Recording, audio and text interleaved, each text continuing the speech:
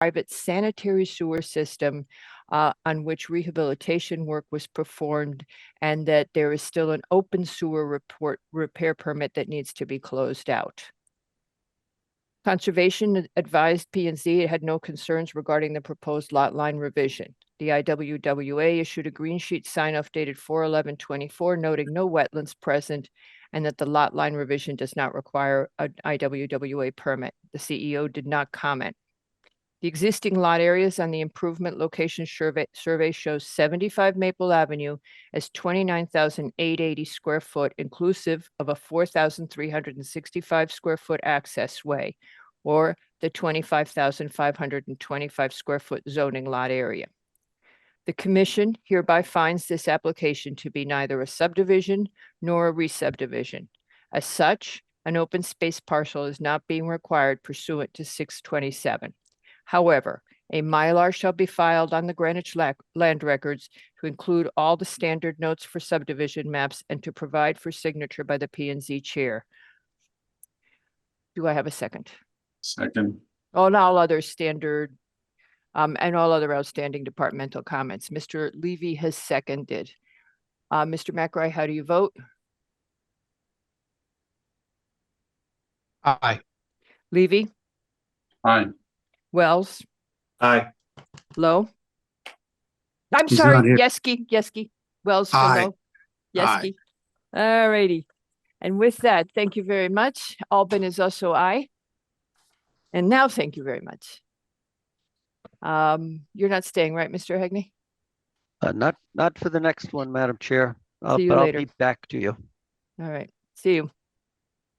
Okay. Mr. Basile, you good? We're opening the public hearing now.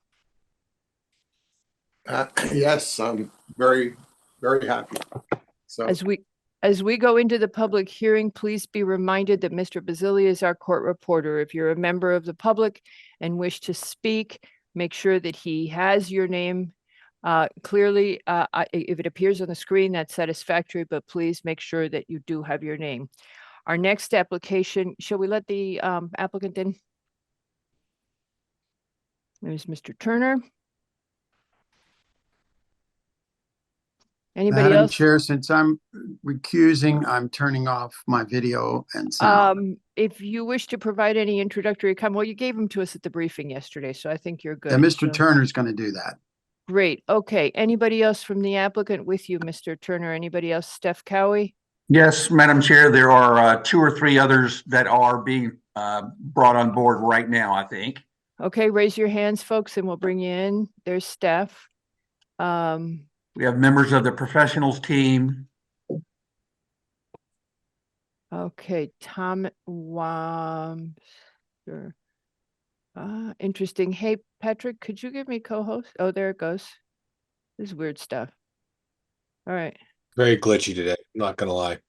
No. Okay. We got one in. We got Tom Wanser, S. Martokyo, Steph Cowie. Who else? You good? Claire Kilgallen. Madam Kilgallen, Andrew White, Yes. and Madam Kilgallen, if you would raise your hand. Not seeing her in the audience. Hopefully, oh, there. No, That's that's Kemp. All right, we Yes. got your whole tribe, but we don't have. Not seeing Kilgallen. Glitchy today. Oh, there we Okay. are. She's She's with with Miss somebody Cowie. else. I see her. Oh, Claire, that's cheating. She's with Miss Cowie. That's the that's- double Hollywood Square. Yeah, that's cheating. We don't allow those things in zoning. You can't have 2 houses on one lot. All right. Okay, Mr. Turner, are you opening this? Yes, Is I am, Town Madam of Chairman. Greenwich Central Middle School Building Committee, application for a final site plan and special permit to replace the Central Middle School building with the related site improvements, including grass athletic fields, vehicular access and parking areas, etc., for a building in excess of 150,000 cubic feet at 9 Indian Rock Lane in the R12 zone.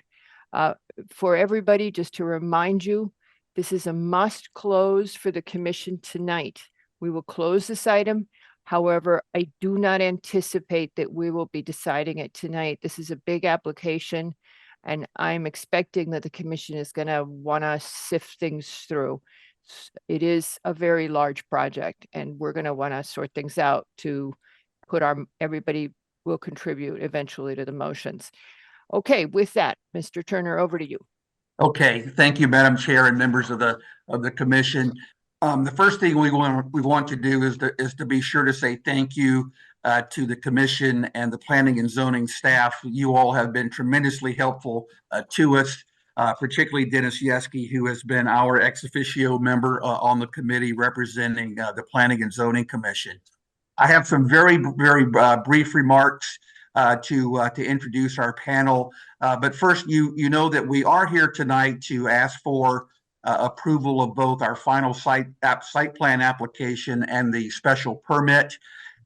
Secondly, the core theme of our presentation tonight, and you're going to hear this again, is really what we have done as a committee and with our professionals, what we've done, the who, the how, and the what to resolve the few outstanding issues since we last were in front of you. And whether it's those issues that may have come from a commission member, from the ARC, from a neighbor, or a town department, or some combination, we're going to be very specific in addressing our process and how we resolve those. And then lastly, I like your term earlier of the tribe. Our entire tribe is in the meeting tonight.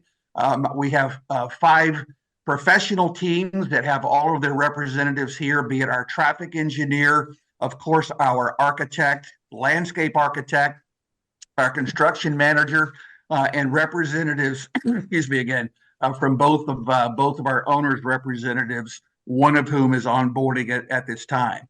So we have assembled our team. We have assembled our expertise to try to close everything as quickly as possible. And with that, to turn it over to the first presenter, I'm going to give it to Steve Martaccio. Steve is the project manager at the SLAM Collaborative, our architectural firm. So Steve, it's all yours. Tony, it all comes to us first, then we hand it to Steve. Is that Oh, okay? I'm very sorry. I missed that. Okay. I'm going to Sorry, hand it to but- Steph Cowie next. Thanks, Tony. I appreciate it. Good evening, Chair Albin and commissioners. We're happy to be with you this evening. I'm Steph Cowie, the CMSBC RTM ex officio representative, as well as the First Selectman Advisory Committee for People with Disabilities liaison. I'm part of the Building Committee's regulatory group, as Tony had mentioned, with Claire Kilgallen, Vice Chair, and Dennis Yeski, our P&Z ex officio, along with a strong bench of professionals with national firms, SLAM Collaborative, Turner Construction, CSG, and JLL, and many more, whose expertise has informed this project through the most of almost the 2 years of its development. We are where we need to be in our process, and we believe we can leave today with a positive result, with a final site approval and special permit by this commission. CMS is a project designed from the inside out according to the Board of Education's educational specifications and direction of the CMSBC committee. And this is for the entire 22-acre campus, not simply the school, complying with security, school infrastructure criteria, and all hazards approach. The Board of Ed has unanimously approved the design before you, and security has the approval of the town's life, health, safety experts. This project includes a stay in place for students using the current building during construction and working on a phased approach. Our project plan has not materially changed since we came to you before you in October of 23 for the MI and the preliminary site plan. Our directive from the Board of Ed is to strictly adhere to ed specs and opening of the school in August of 26. In order to fulfill that requirement, the project must go out to bid this summer as a state project. The entire 22-acre campus, all phases, go out to bid as one public bid package this summer. It cannot be done separately. This is very different from other types of projects. We will break ground this fall. The project has full town funding. The committee has been thoughtful and deliberate in every decision. Tough decisions have been made, including reduction of 8,000 square foot of programming in March of 23, which was modified by the Board of Education at specs. To date, we have considered over 15 million in value management items. As you know, our engagement with the community has been extensive with hundreds of public meetings. We have responded to well over 200 questions through the community forums alone. Those Q&A documents are posted along with all videos and presentations. We are thorough and comprehensive. We will continue to work with our neighbors should there be any ongoing concerns. The record of your commission reinforces what we already know. There is overwhelming support for the project to move forward now. Tonight, you will hear our final items for discussion. I'd like to highlight some of the many positives that the new campus creates. Number one, safety has been paramount in every element of the site. The pre-existing school traffic pains are being mitigated with 60 cars off the road onto the campus for student drop-off and separating the bus flow from other vehicles by having buses entered and exit via Orchard Road. This will be a marked improvement to the flow of the campus. The design addresses the variety of ways a student comes to Central. Externally, the committee has proposed many solutions over the months. Most have not qualified per state and DPW requirements. Today, we come to you supporting school zone speed cameras. We have designed improvements to Orchard with a crosswalk, rapid flashing beacons, and a rumble strip to calm vehicle speed. Additionally, the town, through its safety feasibility study, have taken action to create a plan, and that town work has just launched this spring. Building design, this is a building committee driven process. We deeply considered the recommendations of ARC and worked through many iterations in the recent weeks. What you will see tonight is a result of that effort. Landscaping. The plans show significant investment in the robust plan to satisfy the January 23 P&Z landscape regulations. CMS is the first public school campus to comply with the tree wardens with the effective date of the regulations.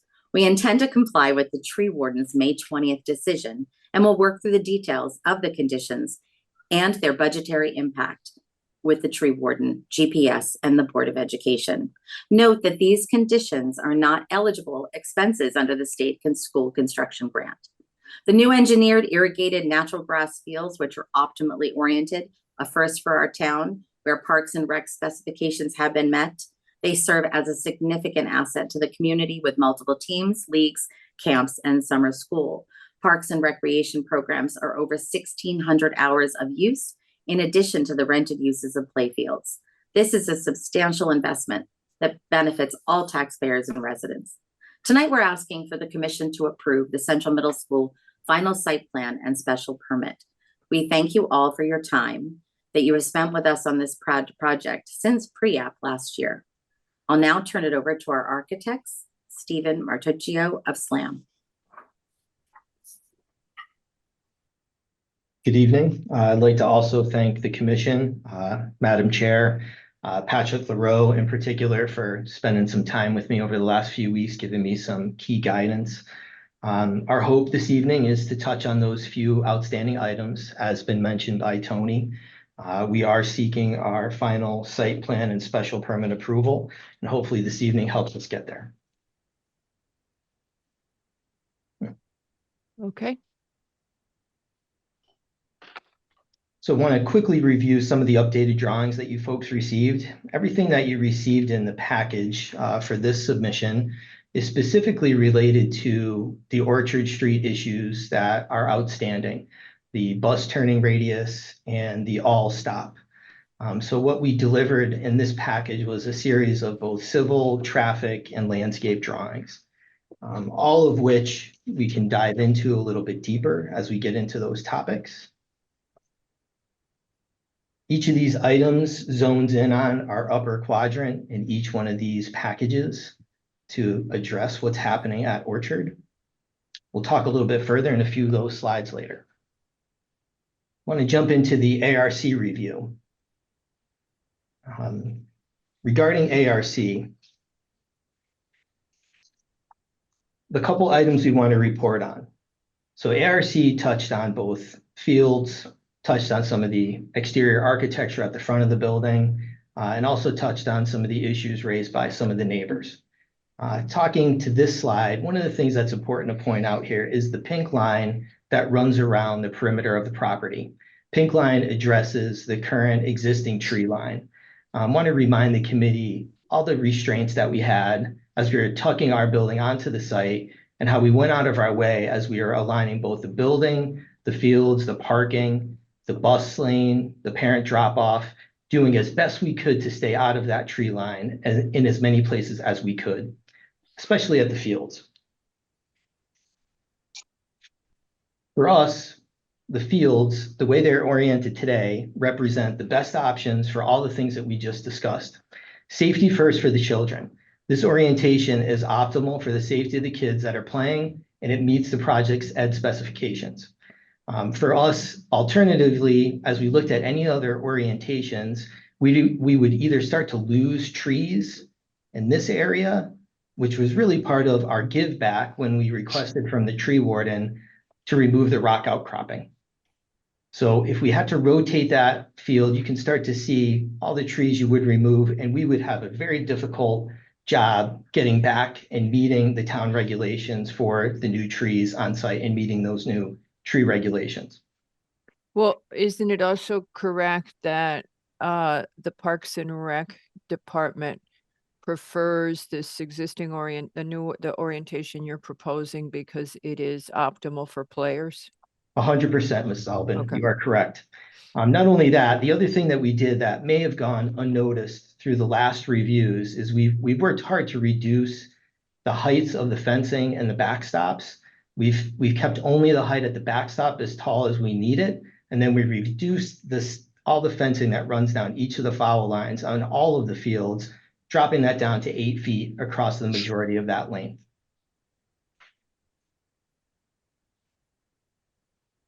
Other issues that came up, canopy integration, the brown parapet panels is the wording that ARC used, and of course 101 Stanwich. So adjusting these facades was part of our charge between ARC and getting to this meeting. Some of the things that we wanted to touch on. We went back to the building committee with more than a few color combinations, design iterations, all in an effort to address the concerns of ARC. Breaking the link, and what you see in the photo up here, and I'm going to zoom in a little bit, you can see that we had stretched across roof screens right to the auditorium facade. And that's the brown parapet comment that came out of ARC. Some of the things that we've tried to do in this next design iteration, part of it is lighting up. So what part came from the ARC suggestions? ARC's direct comment was about the brown parapet banding across the front facade, and that they didn't like the massing of it, didn't really care for the color of it. And I think they were misreading a roof screen and auditorium volume as one element. And you can see in this new image where we've landed, not only did we change some of the colors, but we made an effort to break the roof screen from connecting directly to the auditorium at the front of the building, allowing the mass of the auditorium in the front section of the building to read as the one object that we've been trying to get after. Colors here were important, not only to ARC, but also to the building committee. We've gone through more than a few iterations and combinations of not only colors for the roof screens, but colors for the facade of the building, colors at the canopy. What you see in front of you is where we've ended up. Using the off-white at the underside of the canopy for us was a way to help integrate the canopy. It lightened up the structure of that canopy and better fit in with the glass facade and the beyond. Felt like it was floating, as sort of some of the comments that we received from the building committee. That was our way of trying to address that integration into the facade in a better way. All these moves we feel address the concerns the ARC had offered to us, while staying within our budget, staying within the color palettes that we've been using, staying within the material palettes that the project is used to. All of those things allow us to say to the building committee, we're staying on budget. We're not introducing anything new here, not introducing another material that we'd have to go out and price at this stage of our construction documentation. Addressing addressing 101 Stanwich. We have been in contact with Mr. Lulkin throughout the last few weeks. We've shared in our most transparent way all the information that we can gather related to our site survey. Some of that information does stop at 95 Stanwich, which is one parcel away from Mr. Lulkin's property. But everything we've shown him, everything we've shared is in a good faith effort to give him the best available view of what we think he's going to see. At this stage, the other thing that we can offer, and the things we've been discussing internally, is that along the north edge of the fire lane, we're going to try to take some of the larger pine tree elements, some of the evergreens that we're planting on site. We're going to move those to that area of the site, which will block and engage some of the sight line that Mr. Loken's concerned about. And we're even figuring out how we can move that maybe slightly up the hillside so that we can screen off some of the elements Mr. Loken is afraid he's going to have to look at for the rest of his life. Mhm. Does the commission have any comments so far? All right, moving on. Briefly, just want to touch on the tree hearing that the tree warden had a week ago. I think everybody has seen the letters at this point. They've all been submitted. We're certainly happy to report that the tree warden has allowed us to remove the rock outcropping, and happy to report we're able to put trees back in its place, preserving the nature and the landscape that we're trying to provide back to meet the town regulations. We do understand that there are stipulations that the tree warden has asked for. And as Steph mentioned before, we will continue to work with the tree warden to meet those stipulations in the most budgetarily friendly way that we can. The tree warden has been open to further discussions with us, and we appreciate that. In regard to those stipulations, Patrick, you had discussions today with the tree warden. Is there any comment you have on that? Yes, Madam Chair. The Parks and Trees reissued a letter, or not reissued, I said issued a letter clarifying some of the conditions. It was not the intention of the tree warden to require an escrow, but to create a purchase order separate and distinct from the rest of the items that the building committee is going to be creating for the school, that is just related to the landscaping, and that would be his preference for an effort in earnest to make sure that the landscaping monies are available to plant as proposed. So that's a slight change, but again, the other conditions and the permission to remove the trees as asked were granted in full. So is there a budgetary impact that was not anticipated? I heard that as a concern in some of the email traffic. I My saw. understanding is the purchase order is it's not an encumbrance. It's just it's a bill or an itemized order to purchase, an intent to purchase something. Obviously everything in the government here, right? We send out money specifically for things that we are asking for, and there's an itemized list of services or goods received, and then those get processed. So it's similar to that. But again, I don't believe it is something that is going to encumber money as much as it is to just itemize and break it out and Okay. again, And in the earnest. maintenance portion of the conditions, that's just boilerplate, what is required by our regulations, correct? Our new landscape regulations, the commission can impose the 2-year and maintain that. There's language for keeping required landscaping in good healthy condition, and then there's also language that says, within 2 years, the commission may ask those things to be replaced if they don't succeed. So that it is similar to what the language of our new regulation, our amended landscaping has. I think Okay. this is also practice that they have when it comes to plants that they install in the right of way. Because, so the BET does not have a cause to concern about additional funding requirements on this. My understanding, and I'm sure the committee can give me more of an input than I'm giving, but it is not to take the money right now and put it away for the landscaping. It is to just make sure that Okay. it's marked up in earnest. Great, thank you. Okay, sir, go ahead.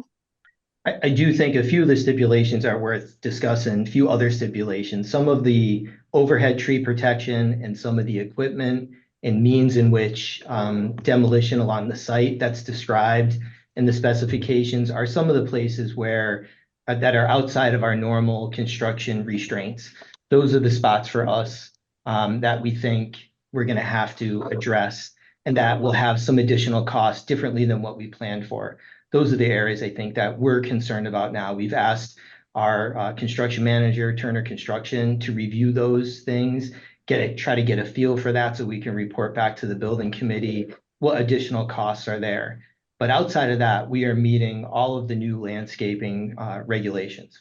So I haven't been able to open that attachment explaining that. Patrick, you said you had resent it. The issue about the overhead power lines is consistent with what we've been encountering with Eversource. We intend to comply with all of his Yeah. requirements. It's Yeah, just, I'm just a yeah. bump in the road for us. Yeah, okay. I'm just saying the school is gonna have to deal with it sooner or later because Eversource comes along and makes that requirement. It's new for them as well, I think. Okay, go ahead, sir. All right, DPW. Yep, want to And- jump back into a couple more of the technical items here. Yeah, and I believe we have an update on this, on some of these DPW issues as of today. Which I'm Right. trying to find. Okay, go ahead. So two of the outstanding items that were left on the table, I think, as we left the last meeting were related to stop signs, the all stop and the turn radii right at the Orchard Street bus exit, and the sidewalk along Orchard Street from the bus exit down to Indian Rock Lane. Mm-hmm. I think at this point, the project has gone out of its way to attempt to address site safety. We've suggested all different kinds of strategies, from stop signs to speed tables, blinking speed signs, the rapid beacons as well, all things in an effort to provide better safety around the entire project site. So I want to Okay. jump into the stop sign and the turn radii. So we've submitted, and I think has been accepted, a revised turning radius right at Orchard. And you can see here that revision. We've pulled our radius a little bit. We've changed our radius, pulled it into our site some. You can see the full-size bus never crosses the center line. So that's a quick. So when you change the radius, you changed the width of the apron? Did we came further into our site to do that? Yes, Yeah. yeah. So what you're doing is you enabled that by widening the apron and widening the curve on it, changing the angle on it, right? Correct. Okie dokie. Correct. The second item that we've also added in our latest submission is the RRFBs at each side of the crosswalk. This is something everybody's familiar with in town. We feel this is an easy add in terms of trying to provide some safety for children making that walk across the road. And it's something that people are familiar with. It's not a nuisance. It'll only flash when someone needs it to flash, and they are solar powered. So it won't be something that is connected to permanent power. I had understood that are we clear to do the RRFBs? This was a suggestion in the DPW comments from our last submission, Okay, that there were other ways to provide traffic safety at this location. So we took them up on it, and we included that in our latest submission. okay. So we are clear across the board to do these. Hmm. Patrick? Yes. Madam Chair, Okay. the RRFBs were a recommended feature in lieu Okay. of the all stop, so not a problem.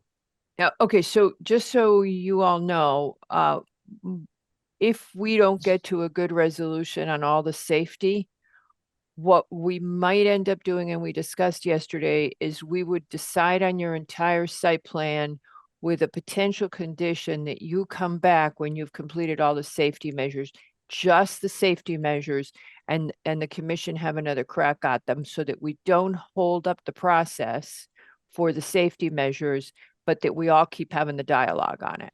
So that's what we discussed yesterday, and that's why I want to be clear, what is an open safety issue and what is, so as you go, tell us what's open and what's closed and what we're still exploring. So that brings us to item 3 on this sheet, and I'm going to jump Okay. to a blow up of this. This is Okay, something we'd thank like you. to discuss this evening if we can. So one of the things we'd like to further suggest to the commission in adding some additional safety is a 2-foot wide textured piece of pavement. We would further encroach into our own site to provide the width. To do so, we would have the rapid flashing beacons. These are something the town is also familiar with. It's located in other areas of the town that are trying to achieve the same thing, get somebody to see a visual cue, slow down in an area that's proven to be to have, speeding traffic regularly to provide a little additional safety to the folks that are going to be crossing the road in this spot. So this is something we'd like to suggest. We think it also offers a small bit of grace area for those buses that are pulling out to assuage anybody's concerns about that. And again, we're pulling onto our site, so we're not going to impact the neighbor side of the road outside of adding a small strip of sidewalk. And this is agreed with DPW, correct? This is not. So this is new to DPW. This is an item that we wanted to put out there. We first needed to get approval from the building committee for the additional cost, as all of this additional work, none of which would be reimbursable. So the project will have to bear this cost. So that cost came in late last week. The building committee took this on at their meeting last night and voted unanimously to try to move this forward with you folks this evening. Okay. Okay. All right, I'm going to jump back into our slideshow.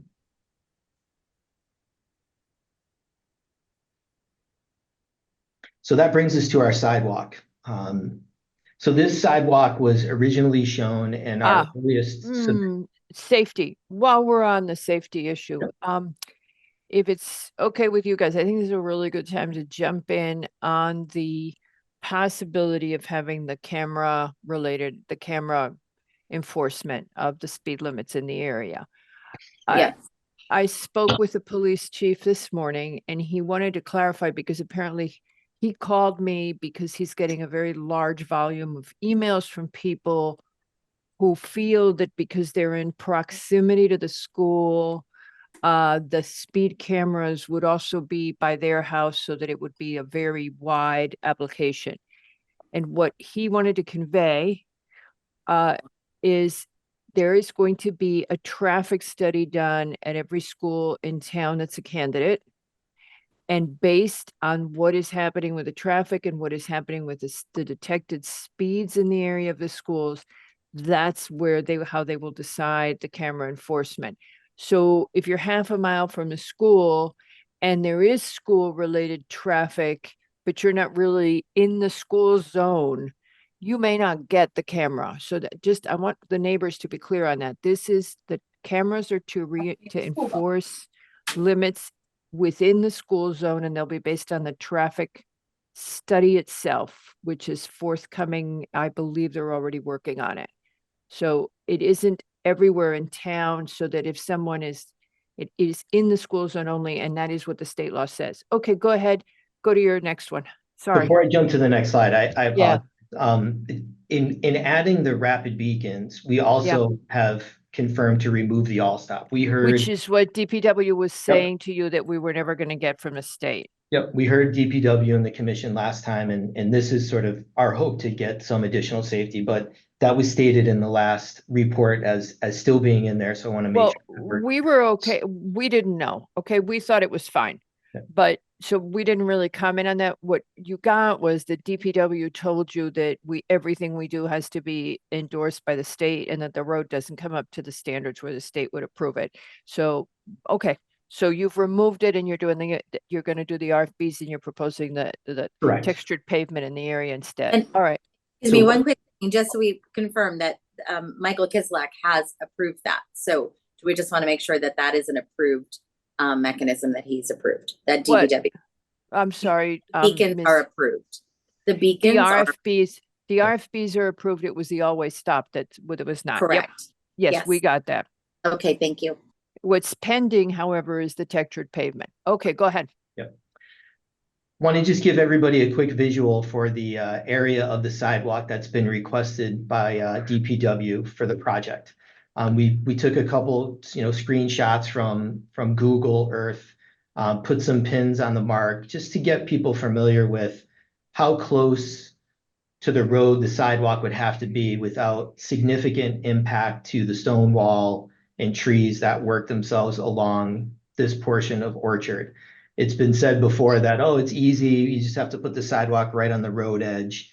And I think that's probably an inaccurate representation of what the ask is here. I think in one of our latest meetings, we had heard, just put it right on the road edge. There would be no buffer between sidewalk and road, which certainly for us feels very unsafe. So I just want you to hold on to these images in your mind as we sort of get to the next slides. Okay, Patrick, anytime you want to start commenting, this is I'm reading about the Indian Rock one. Okay, go ahead. I'm going to jump again out of the slideshow into just a blow up. Mm-hmm. So what we've proposed in lieu of the sidewalk, you can see the gray is where the proposed sidewalk once was. We tried to highlight a few of the areas of the existing site that just to put the one in that we had initially proposed, some of the things that would be disturbed. So any of the green dots are trees that are over a 6-inch caliber. The yellow represents at least the minimal amount of stone wall that some of the neighbors have asked if we can preserve or even improve. That would be disturbed. And that's if we put it right on the road. So if we were to try to gain any sort of buffer between sidewalk and road, you can imagine where that goes and how many more trees from those images we've shown that would be disturbed. So those are a couple of things I think that are worth noting before we even get into some of the options that we tried to provide. So for us, our focus has been not taking anybody down this path. And I think before I jump in, I'd like to kick it over to Tom Healy, principal of Central Middle School, to talk a little bit about operations on site. Yeah, and I think, okay, so Patrick, do you have, before they go to Tom Healy, do you have any comments on what's going on with this?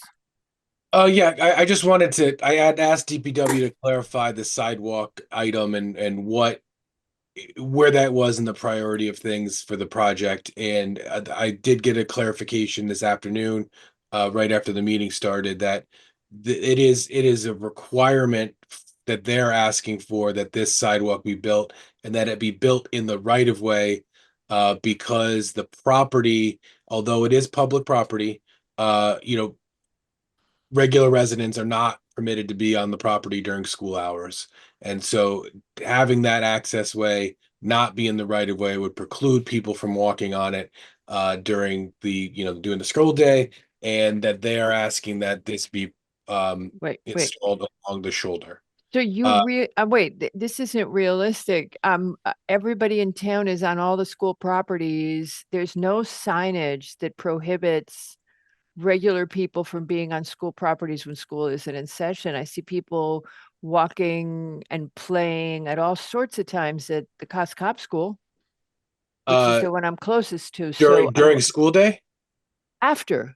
No, I'm not saying. I'm saying during the school day is the prohibited hours, not All right. all hours. Okay. Sorry, next I question. misspoke.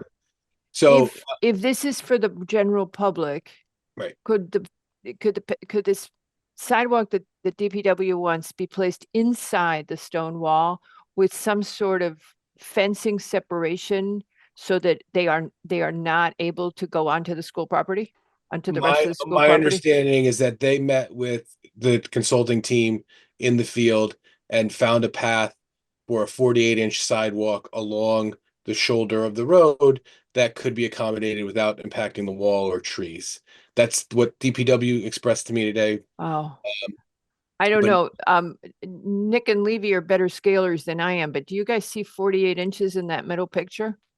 Actually, that's a question I wanted to ask Mr.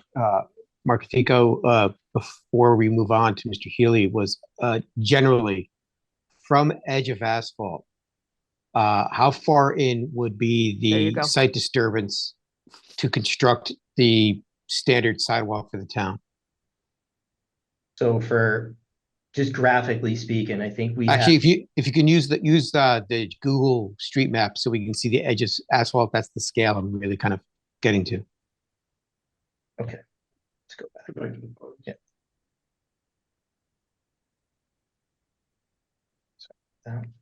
So there certainly are areas that you could have a 48-inch sidewalk, right? P1 down at this end, you'd be right on the road.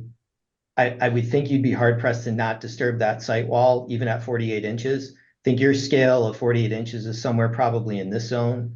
Mm-hmm. In this photograph, I'm not seeing it. Yeah, and I've walked there a fair amount. I'm not seeing it. Right, so, but to actually construct the sidewalk, the curb, etc., how far would you actually have to disturb from the edge of asphalt into the site? Depends on the grading. some areas it was very easy, in some areas she's. But our full disturbance is about a 6 foot wide to 7 foot least, wide berth, when yes. you're talking about how much you have to dig and all that stuff that you have to do to be able to provide both curb on the one side and then whatever we're doing for site grading on the other side. Right, So you're so from looking at edge of, about a 6.5, 7 foot berth going down that roadway. okay, great. That's, I think actually what we're, the question or the answer to the question everybody's having is like, I'm saying, as you're going along Orchard, following the edge of asphalt, it's a 6 foot swath all the way up from the corner to the bus loop, the bus drop. Okay, Okay, all thank right, you. okay. So, comments on that from us? If DPW is requiring it, I only see the two options, possibly making an inner path for the public to, from which they can access the rest of the school, or if DPW has found a way to do it on the outer, then try to do it on the outer, and that would just be an open condition to be addressed. So I think the one thought before you go too much further with it is It's exactly what we're looking for. Go. is if you get into the inner, again, I'll use the photos here for a minute. You know, the Mhm. inner says if you're on the other side of the wall, or say you're on top of the wall, you can start to see More the trees. the larger trees that come down. Yeah, You yeah, know, so one we of the can't do that. sensitive issues, not just in general, was the canopy of the perimeter of the property.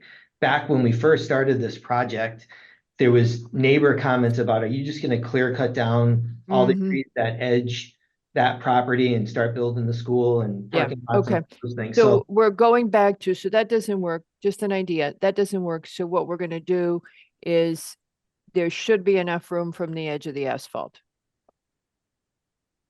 Correct? You could make room at the edge of the asphalt. Okie The dokie, that's, disturbance, that'll do it, you know, there'll still be things disturbed along the way. okay. Well, this is gonna be the conversation with DPW. All right, so this is gonna be an open item, I think. Go ahead. So what we wanted to offer, I guess, as an alternative, and again, our purview, different than DPW, is trying to keep the kids safe. So I would like to kick it to Principal Healy and just let him talk a little bit through the way his That daily. is also DPW's purview to keep everybody safe in town. It's just, it includes the public as well and not just the children, but DPW is trying to keep people safe. Okay, go ahead. I know we've been postponing the Can principal. I jump in quickly? Yes, sir.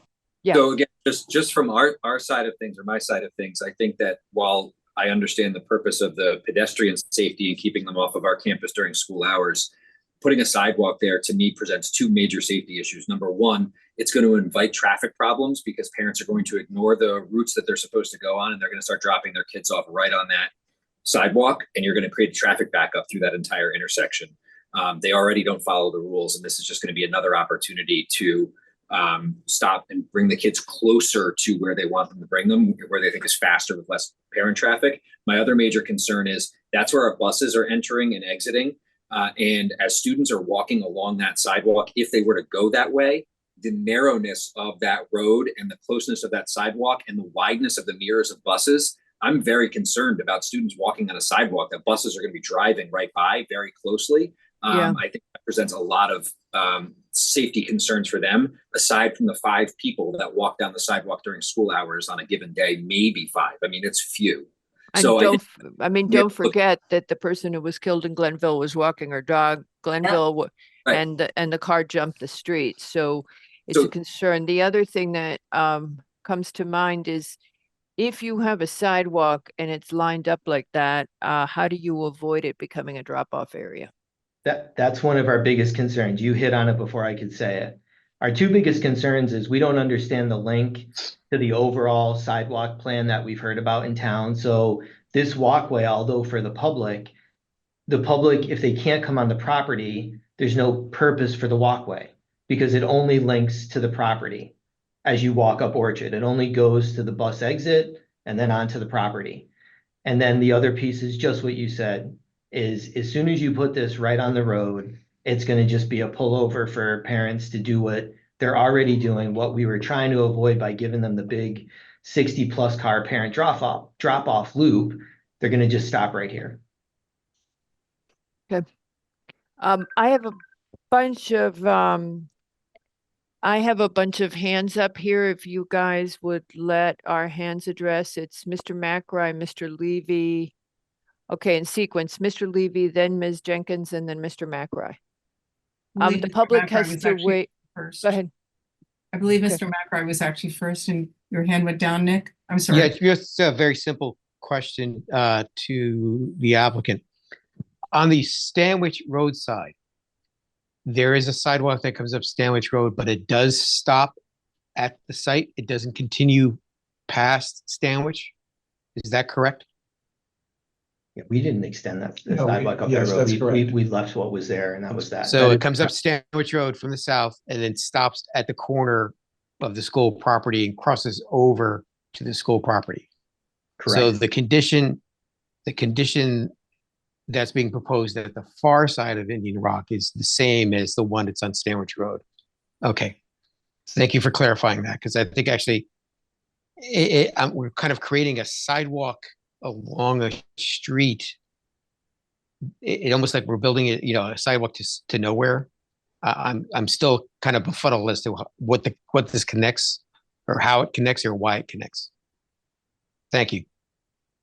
And we had thought the same thing from a building committee standpoint, as well as what the architects brought to us. They said this is a sidewalk to nowhere. It's not going to continue any further north. And honestly, it isn't serving the purpose with safety. It certainly is not meeting the match. All right, commission, keep that in mind. I'm not sure if DPW is making a requirement what our options are, but we can work on this. Okay, Mr. Levy and then Ms. Jenkins. Thank you, Madam Chair.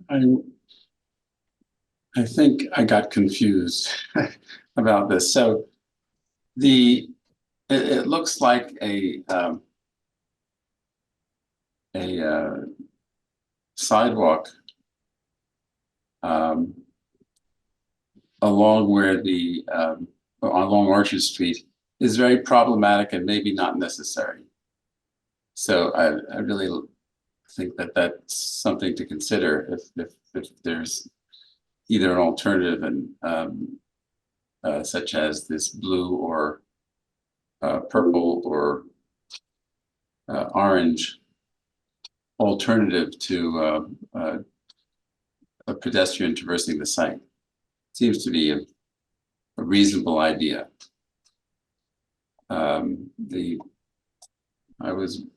Did want to ask about so not disturbing the Orchard Street and keeping it just for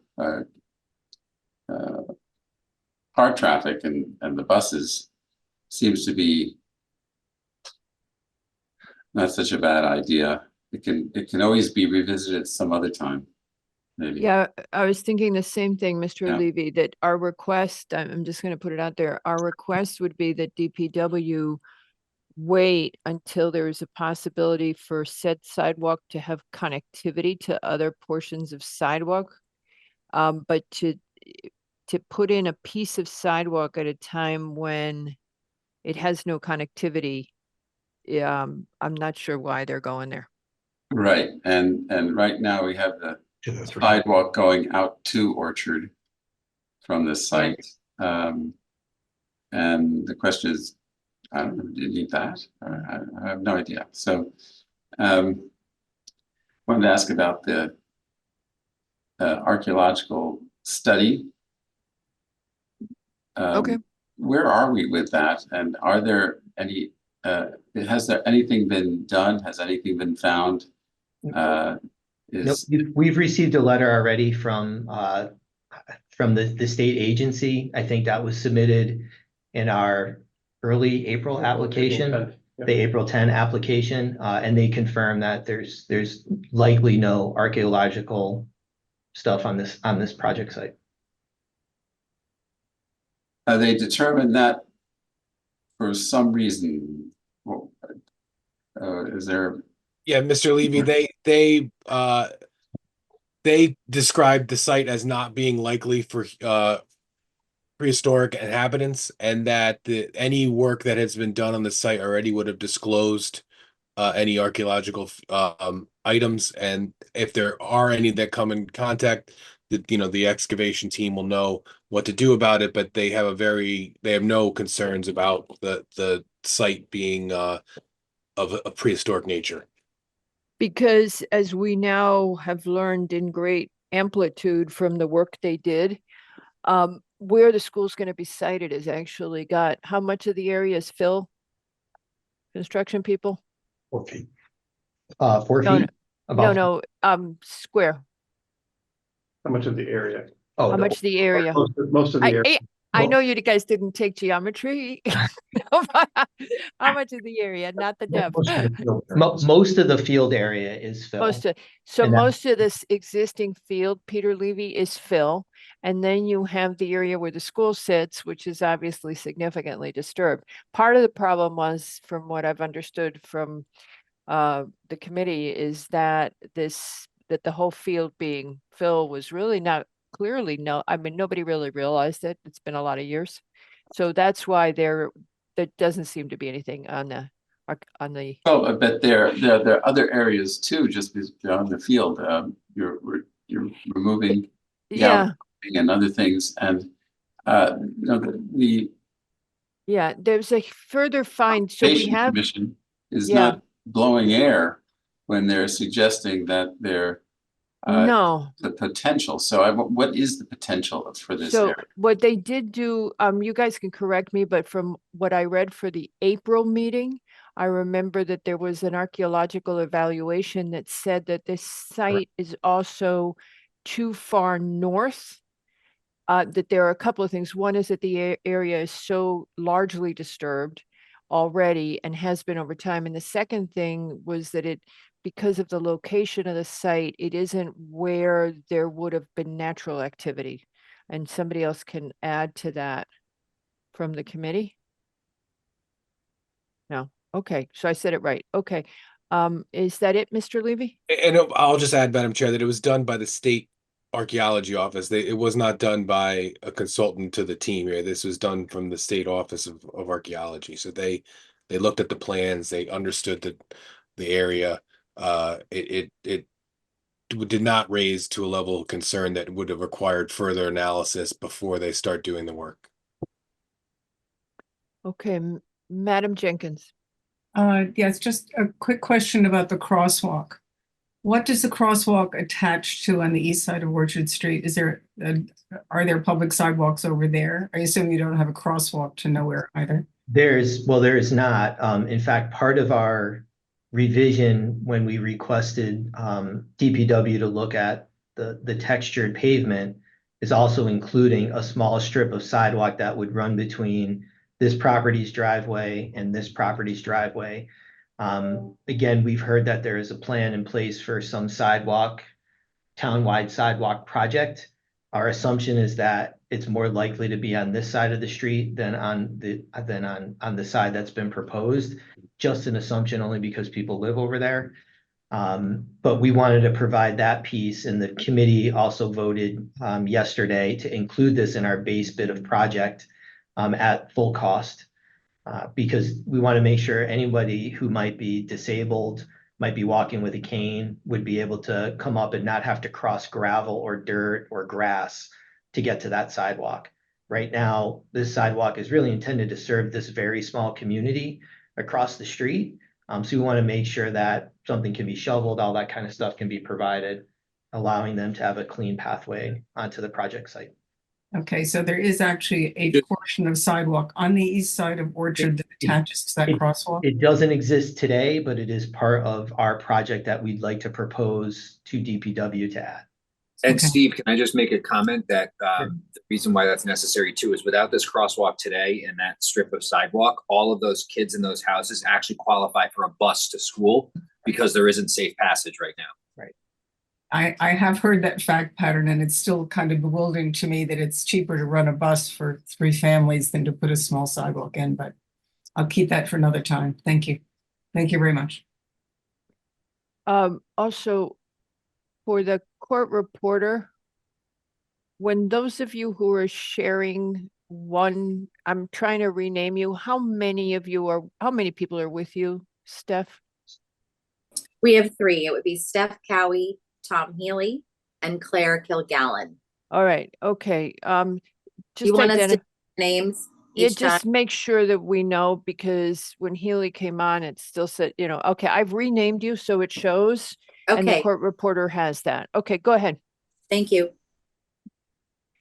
All right, So in lieu of that sidewalk, a couple things we'd like to propose and get some feedback on are a couple of these path options that you see on the screen. This drawing was also submitted as part of our package. We are trying to take advantage of a pathway that the children have already created over generations of time walking to this site. There's a stone dust pathway that weaves its way off the corner of Orchard and Indian Rock right through the site, and sort of dead ends in this area, and kids will walk often along the tennis courts, and this is where the current hardscape is. There's very minimal tree disturbance over here, if any. So we think we can provide a sidewalk here without impacting any further trees, or very minimal trees. Turner Construction, as we spoke with them about phasing between the two major phases of this project, they were already intending on providing a temporary walkway between phases 1 and phase 2 to give the children a spot to come on site before the rest of this site is available to them. So that was the first indicator of, hey, this is a pretty good idea. Why don't we take a look and see if we can do this for real? So what we're evaluating right now is, can we make it accessible all the way from point A to point B? So that's why you see the pink line, which would be our preference, which is to bring it all the way to the bus drop-off and parent drop-off sort of knuckle. The red line would be an alternative if ADA becomes more difficult to bring it all the way along this path. But we think this is the quickest, shortest, safest route to get children on site from this crosswalk at Indian Orchard intersection. Keeps them from crossing traffic. Yeah, and that's right. Kemp pointed out to me in the room here that in both cases, children don't have to cross traffic. You're able to come to this spot here. You can get to this band of sidewalk. Here would be a traffic cross.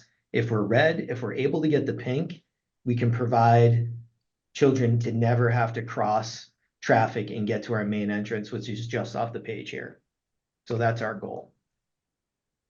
If we were to introduce one of these, we would most likely also take the current blue path and swing that down and make a direct pathway to the crosswalk down here, knowing that the kids are going to do the same thing. They're just going to cut through and walk their way through. And again, we need to review some grading, but we wanted to get your feedback. In our minds, this would be in lieu of the sidewalk up here. If we were forced into having to provide the sidewalk up here, we would most likely abandon both the pink and red pathways. I'm not clear that these are serving the same purpose. This outer sidewalk on Orchard seems to be, Patrick, correct me, it was a DPW initiative for the public and the school. Does that seem right? You're muted. Yep. Correct. I think So, it was, yeah. it was not solely for Yeah. the community at large. It was also to serve the purpose for having the kids being So, able to walk up. I wouldn't even say that these are, I don't understand why you're saying that these are interchangeable ideas. I commission, feel free to comment if you disagree, but to have on-site pathways to make building access on rainy days so kids aren't walking in the mud, and there's pathways on site so you can get kids to the school, that's great. But I don't think it should be considered as an in lieu of a sidewalk that is used by the public on the outer side there. It's two completely different animals. I would say conversely, Yes, Scott. for the sidewalk on the street, Yeah. it winds up in the same place. Yeah, reiterate that it's. And do you it would mean? seem to me, if I was the public, if I was a child, I'm walking up Orchard, I get to Indian Rock. If I continue on the sidewalk on Orchard, I wind up in the same place as if I was a child passing through the site. You know, it's it's interesting because I would think there's going to be, you know, a lot more children passing through the site or up Orchard, passing through the site to get to the school than pedestrians passing up, you know, going up Orchard to continue farther up Orchard. Yeah, this I is don't mostly see the- how that's, you know, when Yeah. you say the public, right. I'm thinking, you know, it's not a gazillion people walking up the street. No, it's And only anybody's on walking up the weekends. street going, yeah, they walk up to enjoy the site because the site now, it's a weekend, school's not in session. Right. They're No, walking or- their dogs, they're playing yeah, tennis, they're doing whatever. People walk up Orchard more on weekends. I don't see as many pedestrians on Orchard during the week. Right. What you're For- trying for to us, do, but I think the bottom line is, Nick, we would agree that anything that gives the kids easy access to the school sounds like a great idea, totally separate issue from a DPW requirement for this outer sidewalk. Great idea to give the kids good, easy access. And that is something they'll use and Right. that And I would think it's actually yeah. anybody other than a child Right. walking up Orchard goes to the school site because that's the destination at the top of Orchard. Not necessarily. I think to your point, Mr. Macri, about, you know, weekend use for other pedestrians, other town users, in an off cycle of a non-school day, to us, this would provide the same pathway that the Orchard sidewalk would provide. In a safer way. In a safer manner. And the other advantage to the project team is that this would be a reimbursable path. Unlike the fully funded path that would be in the town right of way. So there's, to us, that's the interchangeable pieces, I guess, for us from our standpoint. And obviously, we're looking first to the children that come to the site prior, you know, beyond just the public, or first before the general public. We can also continue. Okay, in any event, that part sounds good. I think we have to, it is not gonna resolve, I'll put this differently. If DPW is asking for that thing on the outside, I don't think it's gonna resolve their issue. I think we're gonna have to work it directly with them, knowing them specifically what they're asking. They're engineers. We have to say to them, we don't understand why you want this thing. Tell us why you're asking for it, because it doesn't have connectivity and it has a lot of negatives. And let's see what they say. Ms. Go ahead, Alban, Miss Cowie. That is you, Miss Cowie speaking. we're going to go to Amy Siebert and Jim Michael as soon as probably as early as tomorrow to discuss this specifically about the safety and the placement of it and the Perfect. sidewalk to nowhere. So we'll get back to you as soon as possible. Well, that's the problem, is you won't be able to. Oh, So, in legal talk, this is a must close item tonight, which means the commission can take no further input. This is why we were whining about you guys not coming into us sooner, because now we have to close this and we can't take any input after tonight. So, however, you have Patrick. right. Correct. And Patrick can advise us if something has been resolved. Right. And DPW as staff may be able to do that as well. So you won't be able to get to us, but Patrick has been talking to DPW. What I would suggest is if you're going to meet with DPW, you include Patrick. Yes. I know he raised his hand. I just volunteered him. We So- were already involved. We were already volunteering him. So Yeah, it was oh, okay. So Patrick, if you can work it, because nobody really, and they may have a very good reason for this that we just don't know. right. Correct. Thank you. All right. So Patrick, you good? You've got your hand up. Yeah, Madam Chair, I can hold off till later. No, go ahead. But if the commission was inclined to close any application, we can get department comments as internal clients to respond to comments that the commission, questions the commission has. The risk for the committee with that is that there's no rebuttal, there's no response in kind. It'll be literally whatever DPW says is the clarifying document would be the report submitted back to the commission that would be taken under consideration under a decision. So Yeah, so let me ask you this. On this, it says that it's a must close by 6/4. I believe you told me this yesterday. The applicant could in fact give us an extension to the 22nd? we could leave, if the applicant was willing to, we could leave it open and Okay. come back on the 11th and have all those discussions. I will just say that Miss Siebert is not in the office this week, but we certainly can talk with the deputy commissioner or whoever else. That would work very well. Mr. Turner, you, I believe, are the representative for the applicant. I do believe it would work better if you would give us an extension to the 11th of June. And Okay, cool. Patrick can tell you how to do that in the next couple of days, but having us close this with open safety items, we probably really shouldn't. Okay, let's go ahead. I don't mind as much of a. Fully understood. Fully Okay. understood.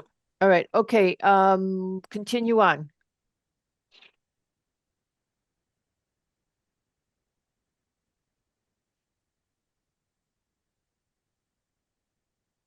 Somebody's mute, or are they just not talking?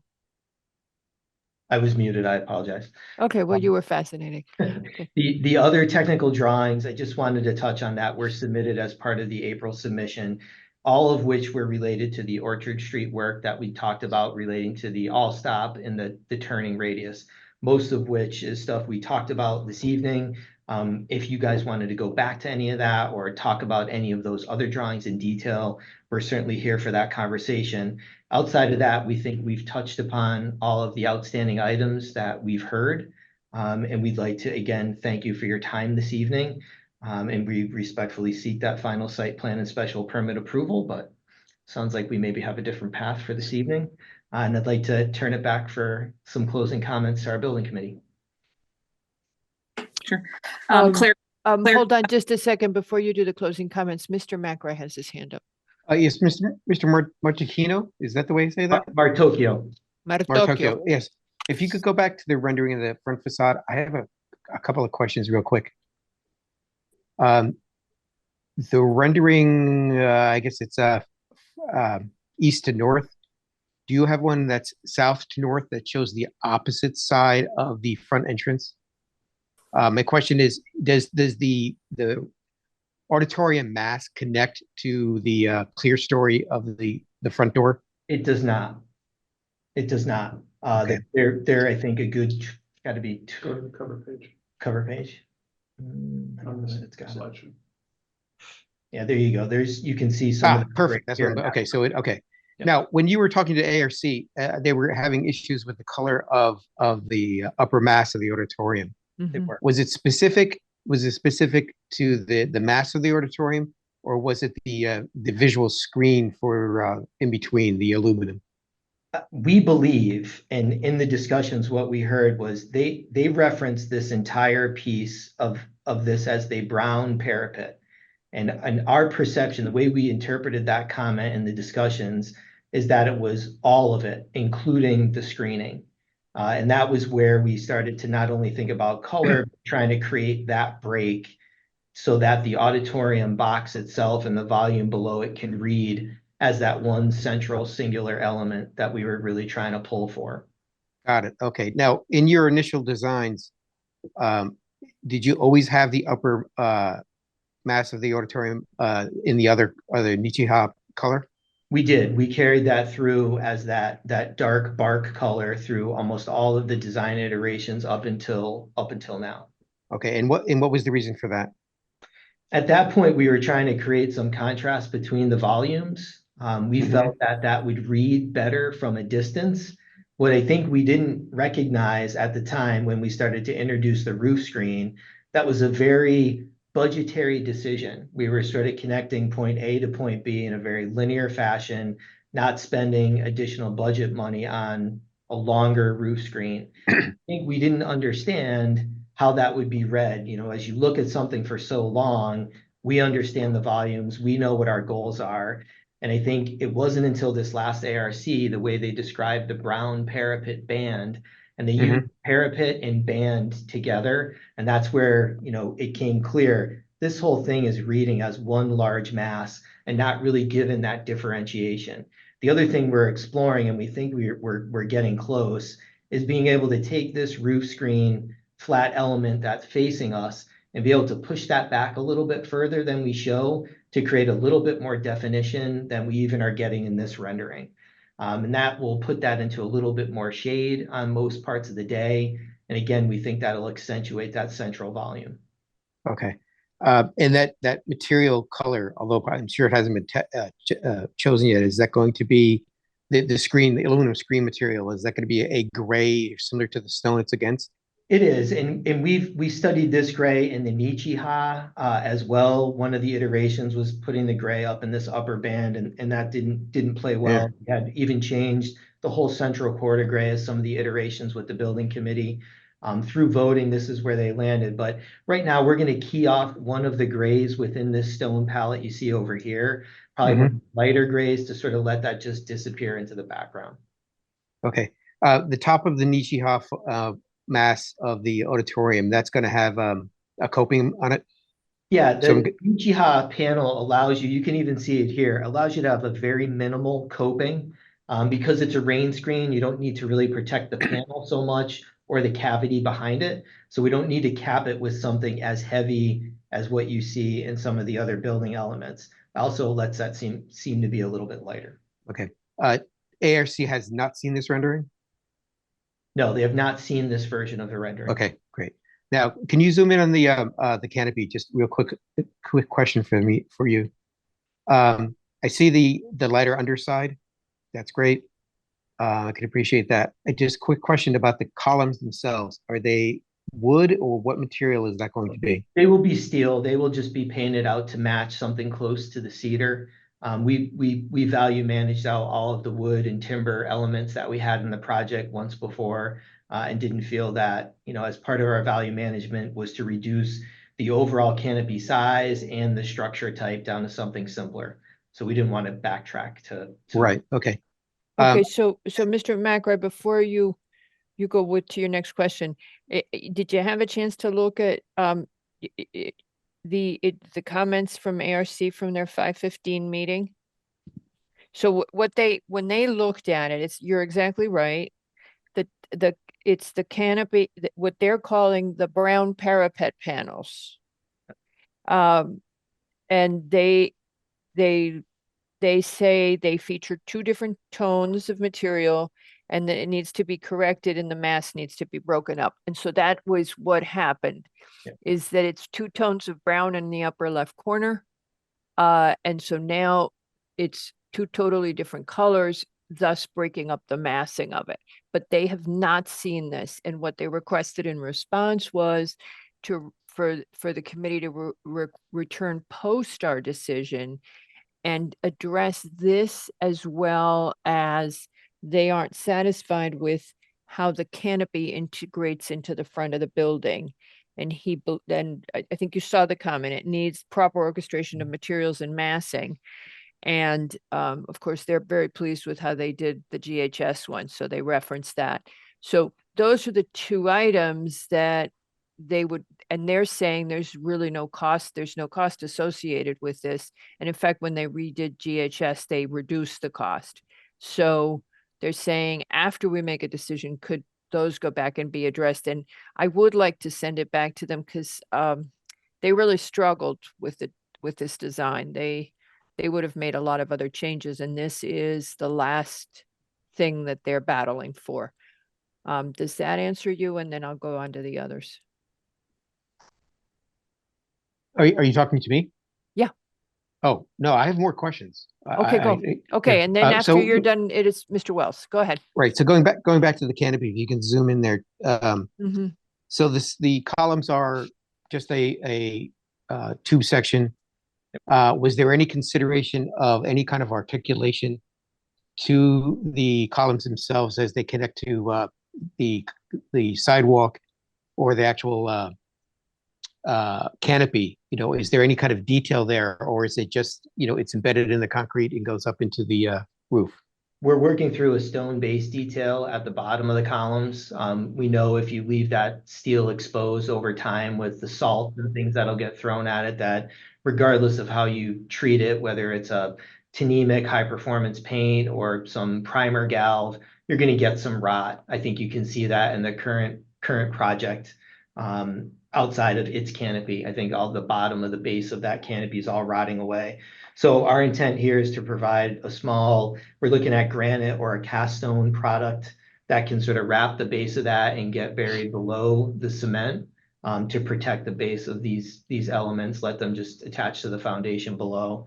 Up at the top, we've explored opening it up so you can see all of the structure. We've looked at different colors of the columns to punch it up and maybe tie it back to the school colors. A lot of them felt forced to us. When we sort of landed on this light underside, we started to imagine when you light that up in the evenings, that this will start to look like it floats a little bit. And I think for us, lightening the look of the canopy is the integration that ARC is asking for. We've stretched the size a little bit to try to reach out into the circle. We think if we go any further, it might get to be, I would use the word gaudy, and get to be overdone. It feels like you start to just try a little too hard. And that's the simplification of what you see in front of you, is trying to keep with very simple elements, a very simple color palette, trying to have something that feels like it's floating in front of the glass box. Great. I think actually your thoughts on the articulation of the base of the column of the stone was an idea I had. Appreciate that. I think actually trying to light the underside of it so it floats is a great idea. I think when talking to when you go uplighting. back. No, we won't do it with uplighting. Okie dokie. We know the new regs. Okay. When you go back to ARC, I think actually a discussion of the darker mass of the auditorium, now that you've disconnected it from the screen, would be more successful, because I think actually getting back to your original thought, it's a receding mass, and as a darker color in the same palette of the other Nichiha, the darker Nichiha, it may be more successful now that you've got that gap on both sides of the mass itself. Okay. So. Great. All Thank right. you very much for your indulgence. Thank you, Mr. McWright. And now Mr. Wells. Thank you, you- Madam Chair. Do you want Yeah, I the just had- rendering up, or do you want to see the people? People's fine, People, but Down. not required. I down think with it's- rendering, because I think we're done with the renderings. Right, I will Okay. stop my share. I can come back if we need to. Okie dokie. All right, go ahead, Mr. Wells. Thank you. I think it's directed towards Mr. Martaccio, and that is, if you could give us an update on the solar panels. Understand your roofs are wired for solar panels, but there isn't currently money in the budget to purchase the panels themselves.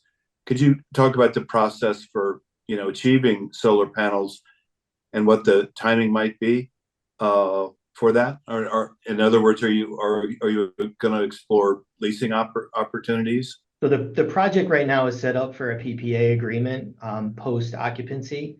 The idea is that we will provide infrastructure that will be able to hook up and be PV ready for when the PPA agreement gets put in place.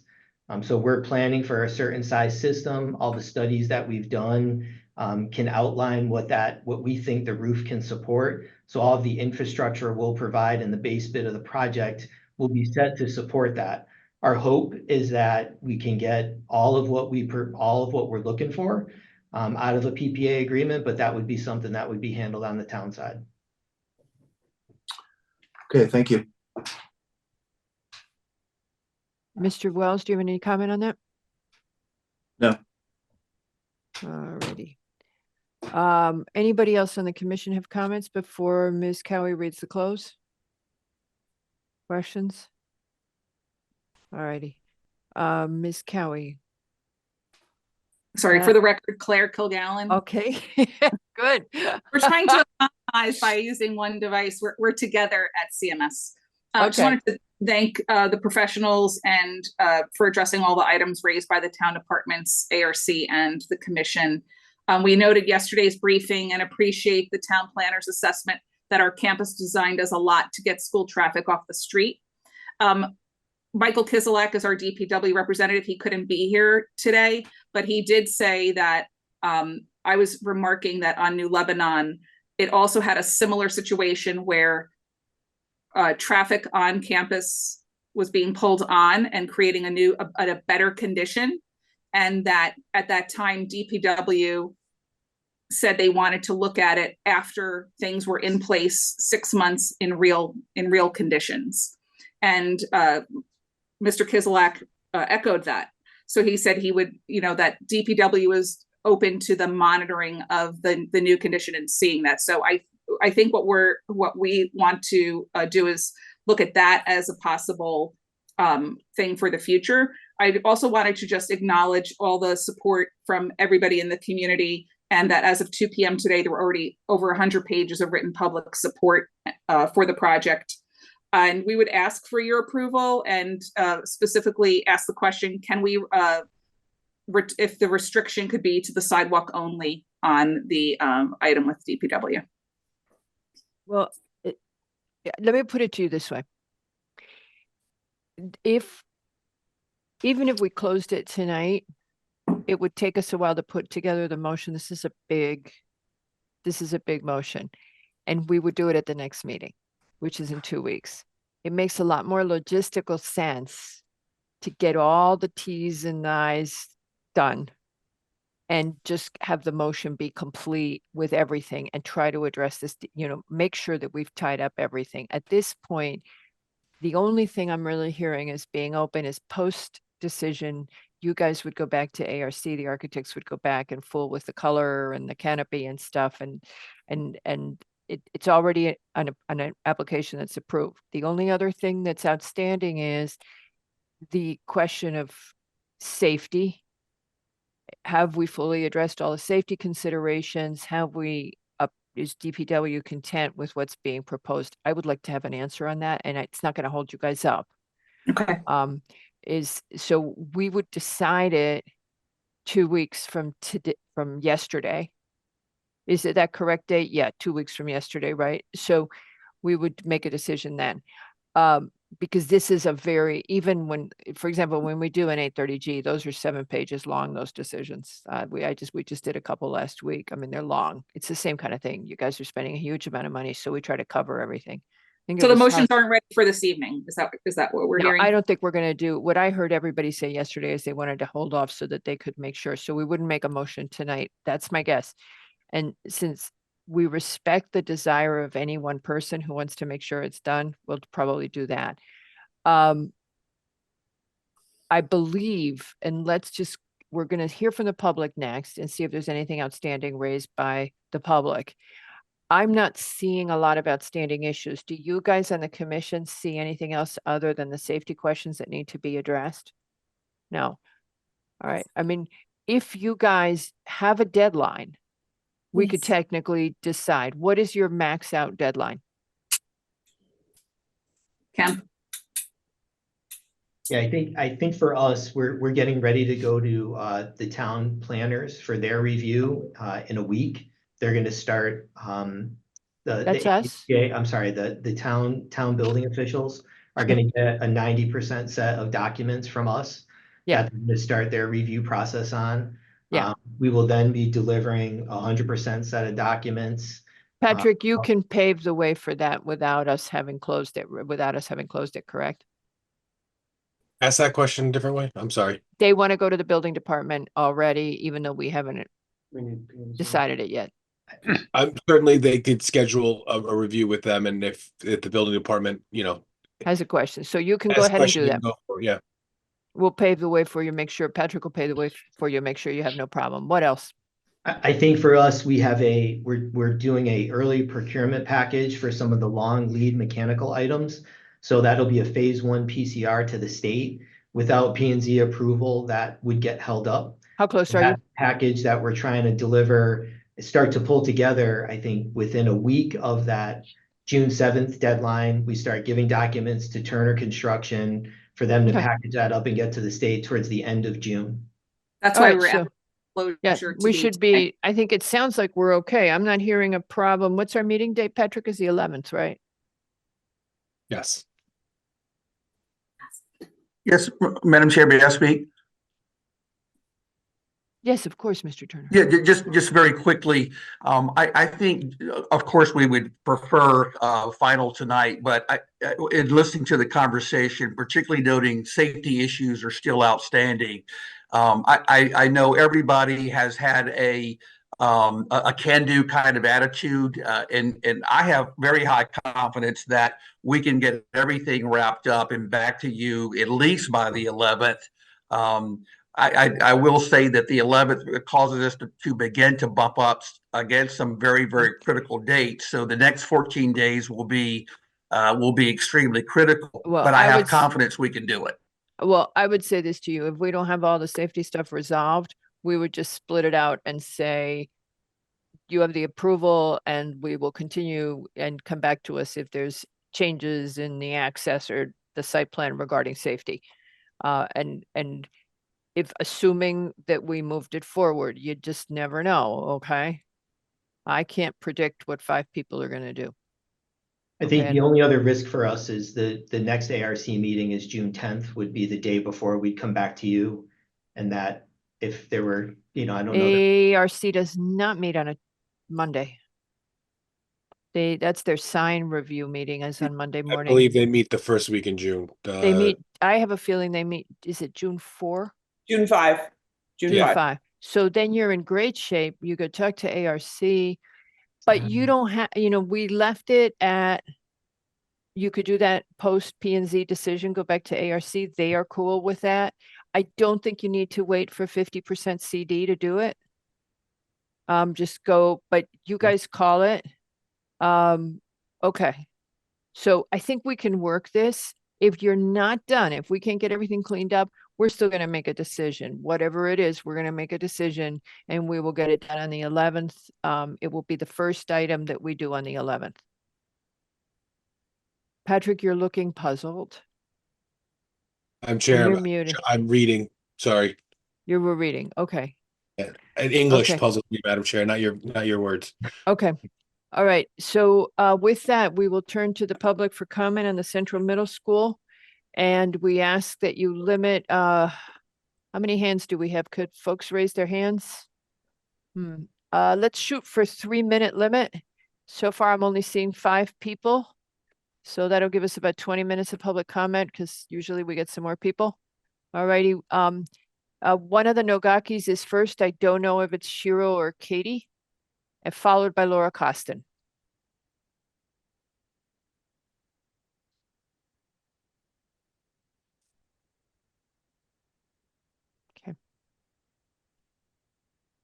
Hello, can you hear me? Yes, Mr. Nogaki, Mr. Basili, this is Shiro Nogaki. It's Shiro.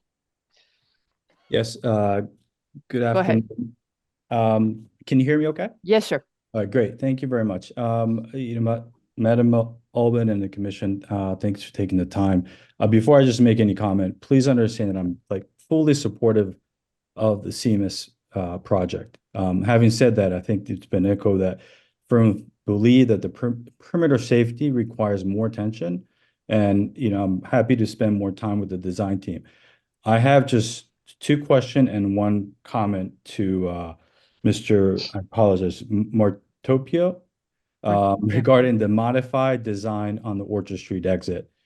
And the first one is or the 2 questions. Does your design consider the turning radius of the construction vehicle and the exit ramp slope? And I guess when I asked the question on the exit ramp slope, I was looking at one of the design on the SLAM on the, I think, C602, and I believe there's about 6 feet of slope. And I want to make sure that my question is, does your design incorporate that? I think the comment is just the gate location. I think encourages people to park near the exit. The same, similar to what was mentioned in regards to the sidewalk as well. So those are just the 2 comments and questions that I have. I know that we like to get this project up and running.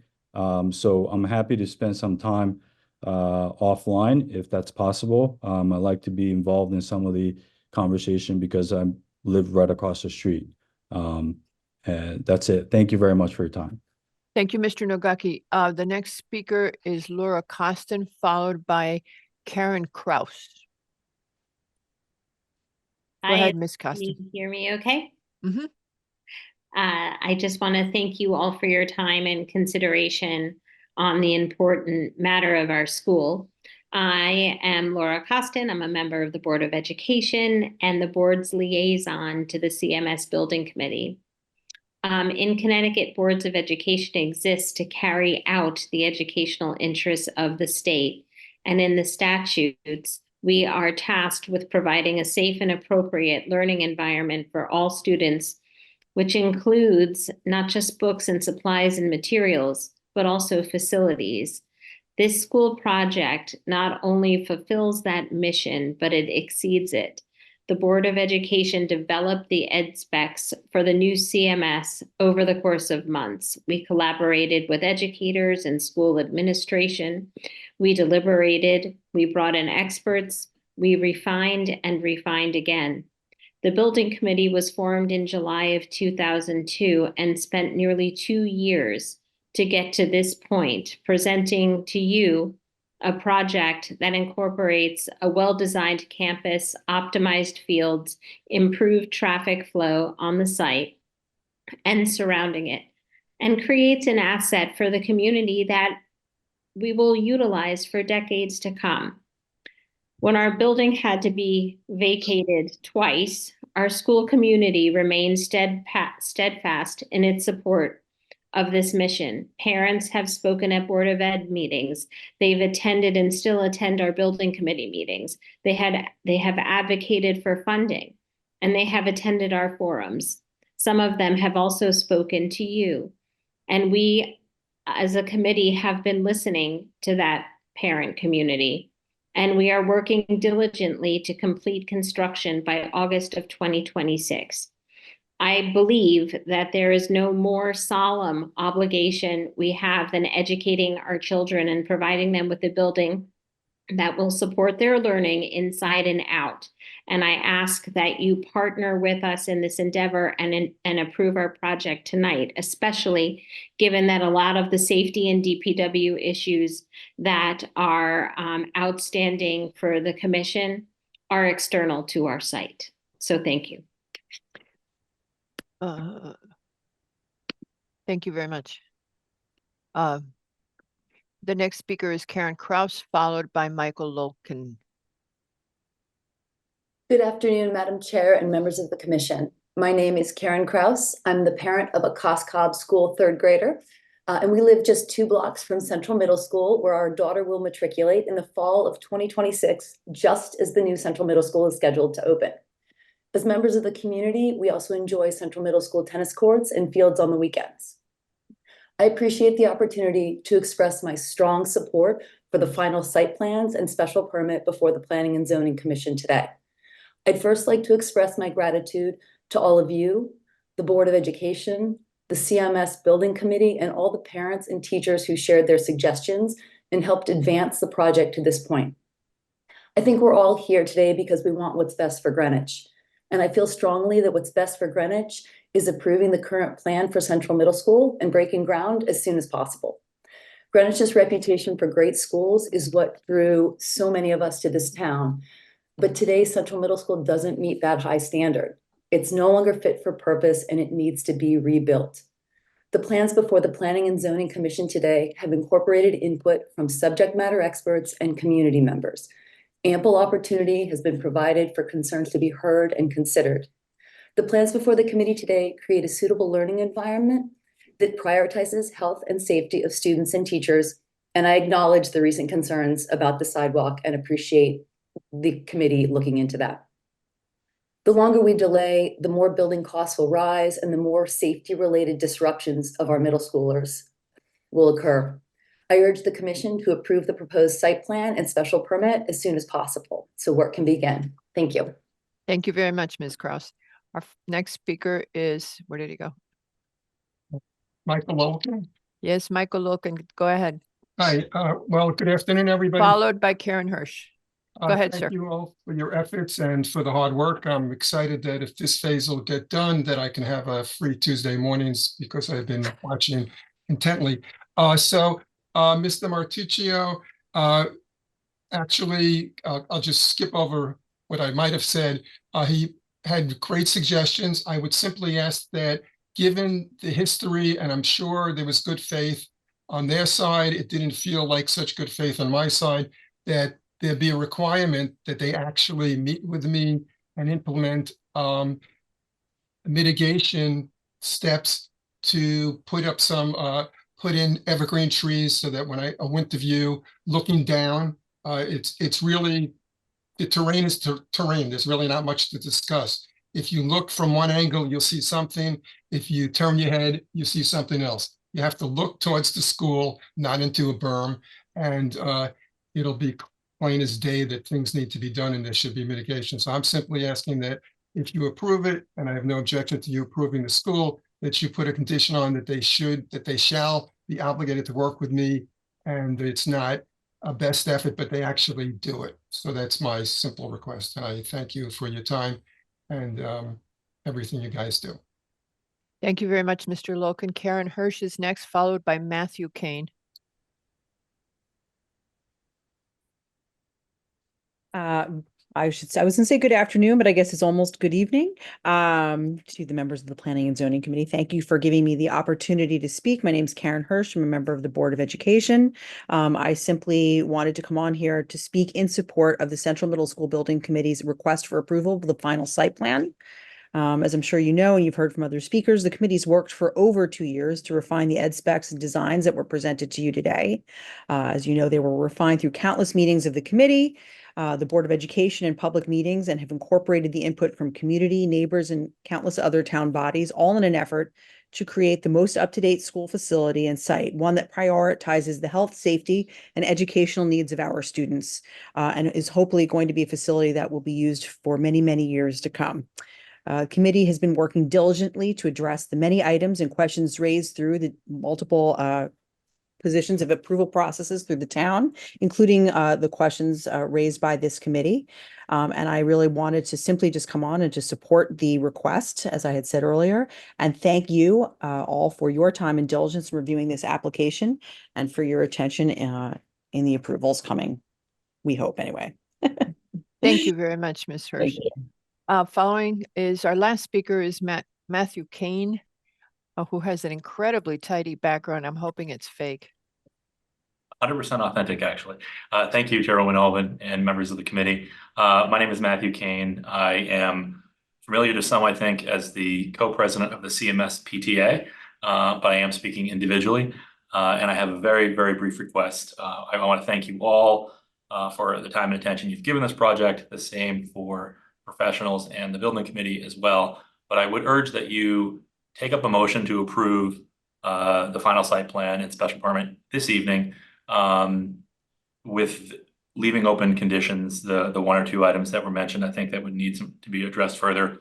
Speaking individually, but on the behalf of many CMS parents that I know and speak with, this has been a long and somewhat tortured process. It's felt unlikely to get to this stage, and I will tell you, for the benefit of the psyche of CMS parents, I would ask that you approve the application before you with the necessary conditions to signal to the community that this project is going to move forward.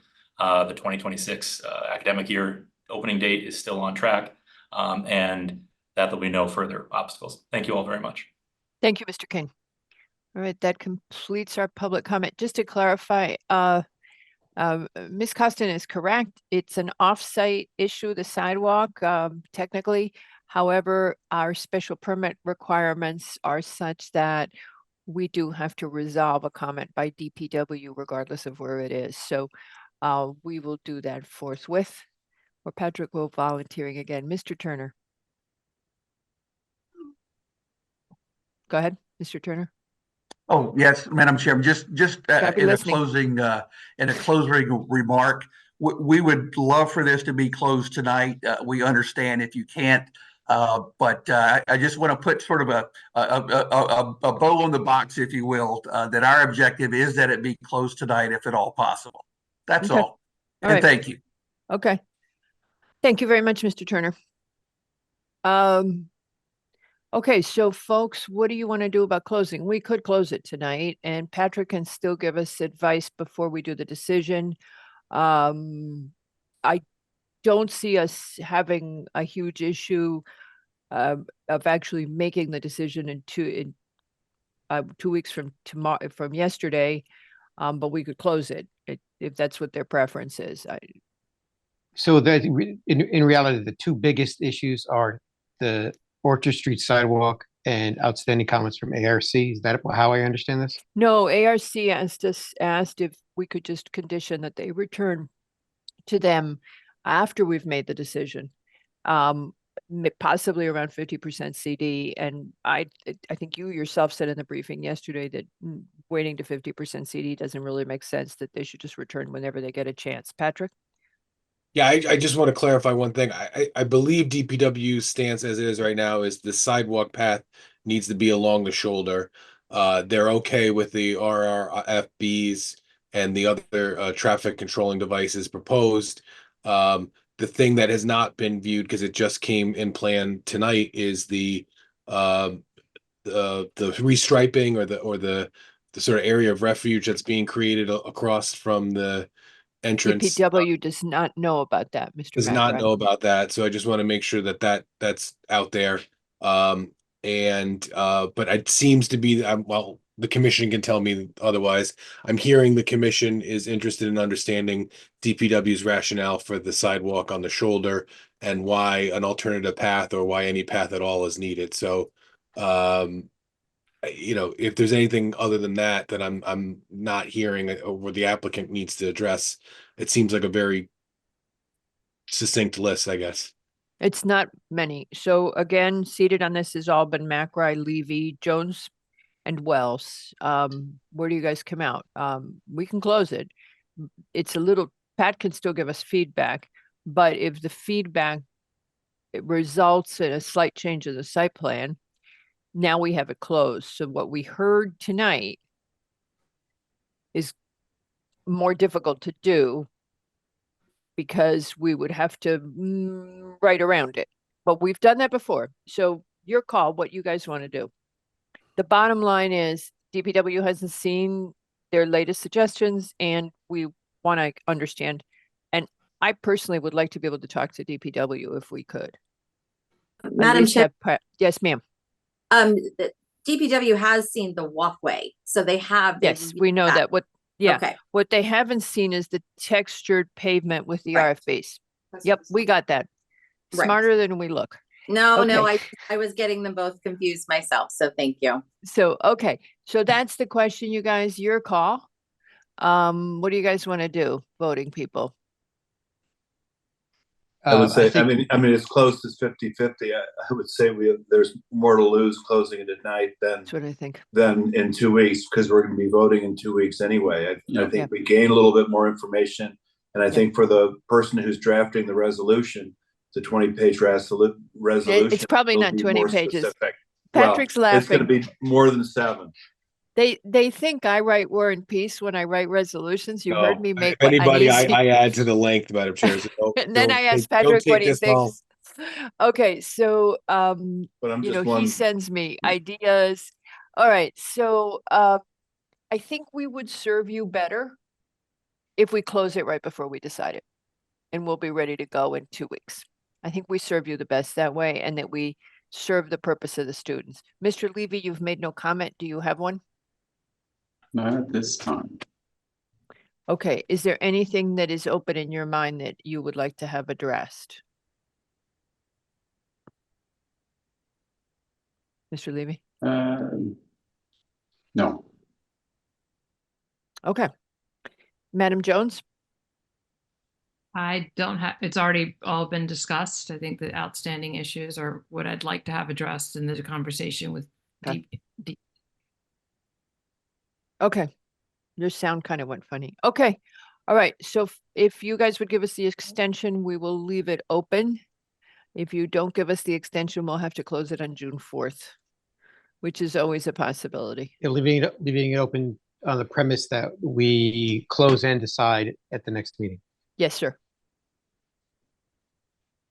Got it. Are you good with that? Yeah, because I think actually I don't believe there's going to be a significant amount of site plan change. It's more of buttoning up this one little aspect, and I want to make sure that the wishes of DPW are actually vetted here. So I think the ARC stuff is actually a couple of lines in our Yeah. thoughts. I don't think the ARC stuff, they wanted to have more impact, but they understood that the school had a certain timeline and they, at the end, have reduced it just to a couple of things that they'd like to comment on after we've decided it. Okay, all right, you guys. So you don't have to bring the whole team, folks.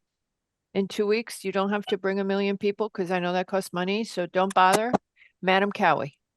So you had mentioned June 4th. We just wanted clarification from the committee. Then you said June 11th. June The 4th is what's on our agenda. It's the must close item. If you had a tantrum and refused to leave it open, you could demand that it be closed on the 4th. But what we're hoping is that you will instead give us an extension to the 11th. It's the way you have asked how you filed it. Okay, Yes, thank you. but we don't want you to have a tantrum, okay? No, we're not having a tantrum. We would just Okay. love to close tonight. You Yeah, know, we'll get it done. Yeah, but I think we've got enough little bits and pieces. This is a big project. Okay, so we'll see you. Please don't bother bringing a whole full team because you don't have to. Just bring 1 or 2 people that, and just because we're not going to have a long conversation when we. Will do. Okay. All right. Thank you, everybody. Thank you for this evening. Appreciate it. Thank you for your time. Thank you. All right. You're beating me, Patrick. All right, one more. No, you got them all. Okay, no, we both hit. There it goes. You got to. Okay, gone. All right, Mr. Hegney's back. Yes, he is.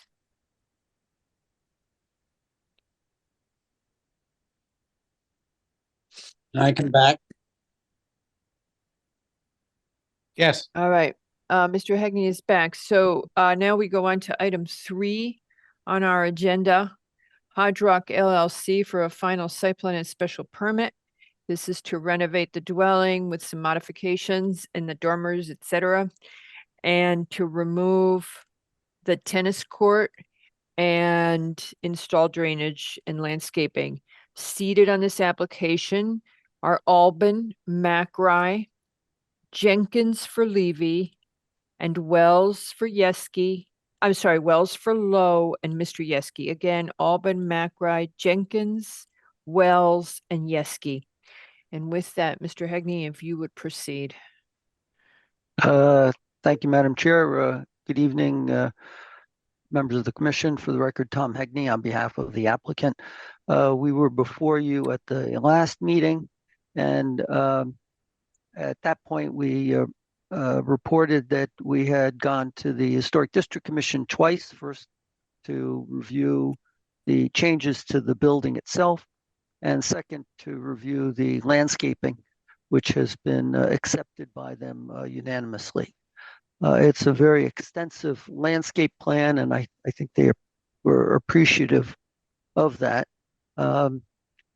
We are actually reducing impervious surface on the site because we're removing the tennis court that was on the site in the rear, and also the 2 detached garages that were added back in the 80s. Were you able to give us an updated? I'm seeing from the staff report that we don't have a proposed green area number. I don't think we had a green area number, but it's all I can say is and Well, you're it's more above the than it is existing. now. Yeah. Okay. All right. Just And asking. and we were adding 2 sports courts or a sports court, and that has been eliminated. So that allows for more of lawn and meadow areas that are enhancing the rear of the property. Okay. I know there was a concern about protecting the 45-inch beach. That is also a focal point of the owners. That is a major feature on the east side of the property, and they want to make sure that's protected. I did submit comments to the May 23rd memo from Conservation that I received from our landscape architects, and I also addressed the declaration of restrictions. There are 3 separate documents that were recorded on the land records. None of them prevent or discourage even, and in fact, I would say encourage the grading and grooming and manicuring of lawns and shrubbery in the restricted area, which is essentially the area from the existing house to the rear of the property. Okay, Um, go ahead. Sorry. I Oh, I get to interrupt. Is it okay? We anytime. Okay, so a question that came up yesterday from all of us, and then Mr. McRae had a suggestion. Parcel X currently technically can only be used for maintenance. You're going to use it for only for the construction vehicles. Mr. McRae's point was that in fact, it really is the only way you can access the construction vehicles. But then he suggested us conditioning you that post-construction, you would return that to something more sylvan, that you would essentially put it back to green so that it is as limited as possible and becomes only the maintenance vehicles. Yes, that's Okay. certainly acceptable. That's the goal. All right. The other thing we had outstanding is we wanted to make sure that you were in compliance regarding what DEEP is doing on the new S&E guidelines. I have not had a chance to review them. I don't know if any of us have. And we actually had asked you that question prior, if you could give it to us prior to close. Did you advance on that? I reviewed it with Mr. DeAndrea. He said that he has also not quite had the opportunity to review all the changes that were effective March 30th of this year. But that the updated landscape plan is that he has, he believes addresses all that would be requested. The entire length of that access way for the construction is a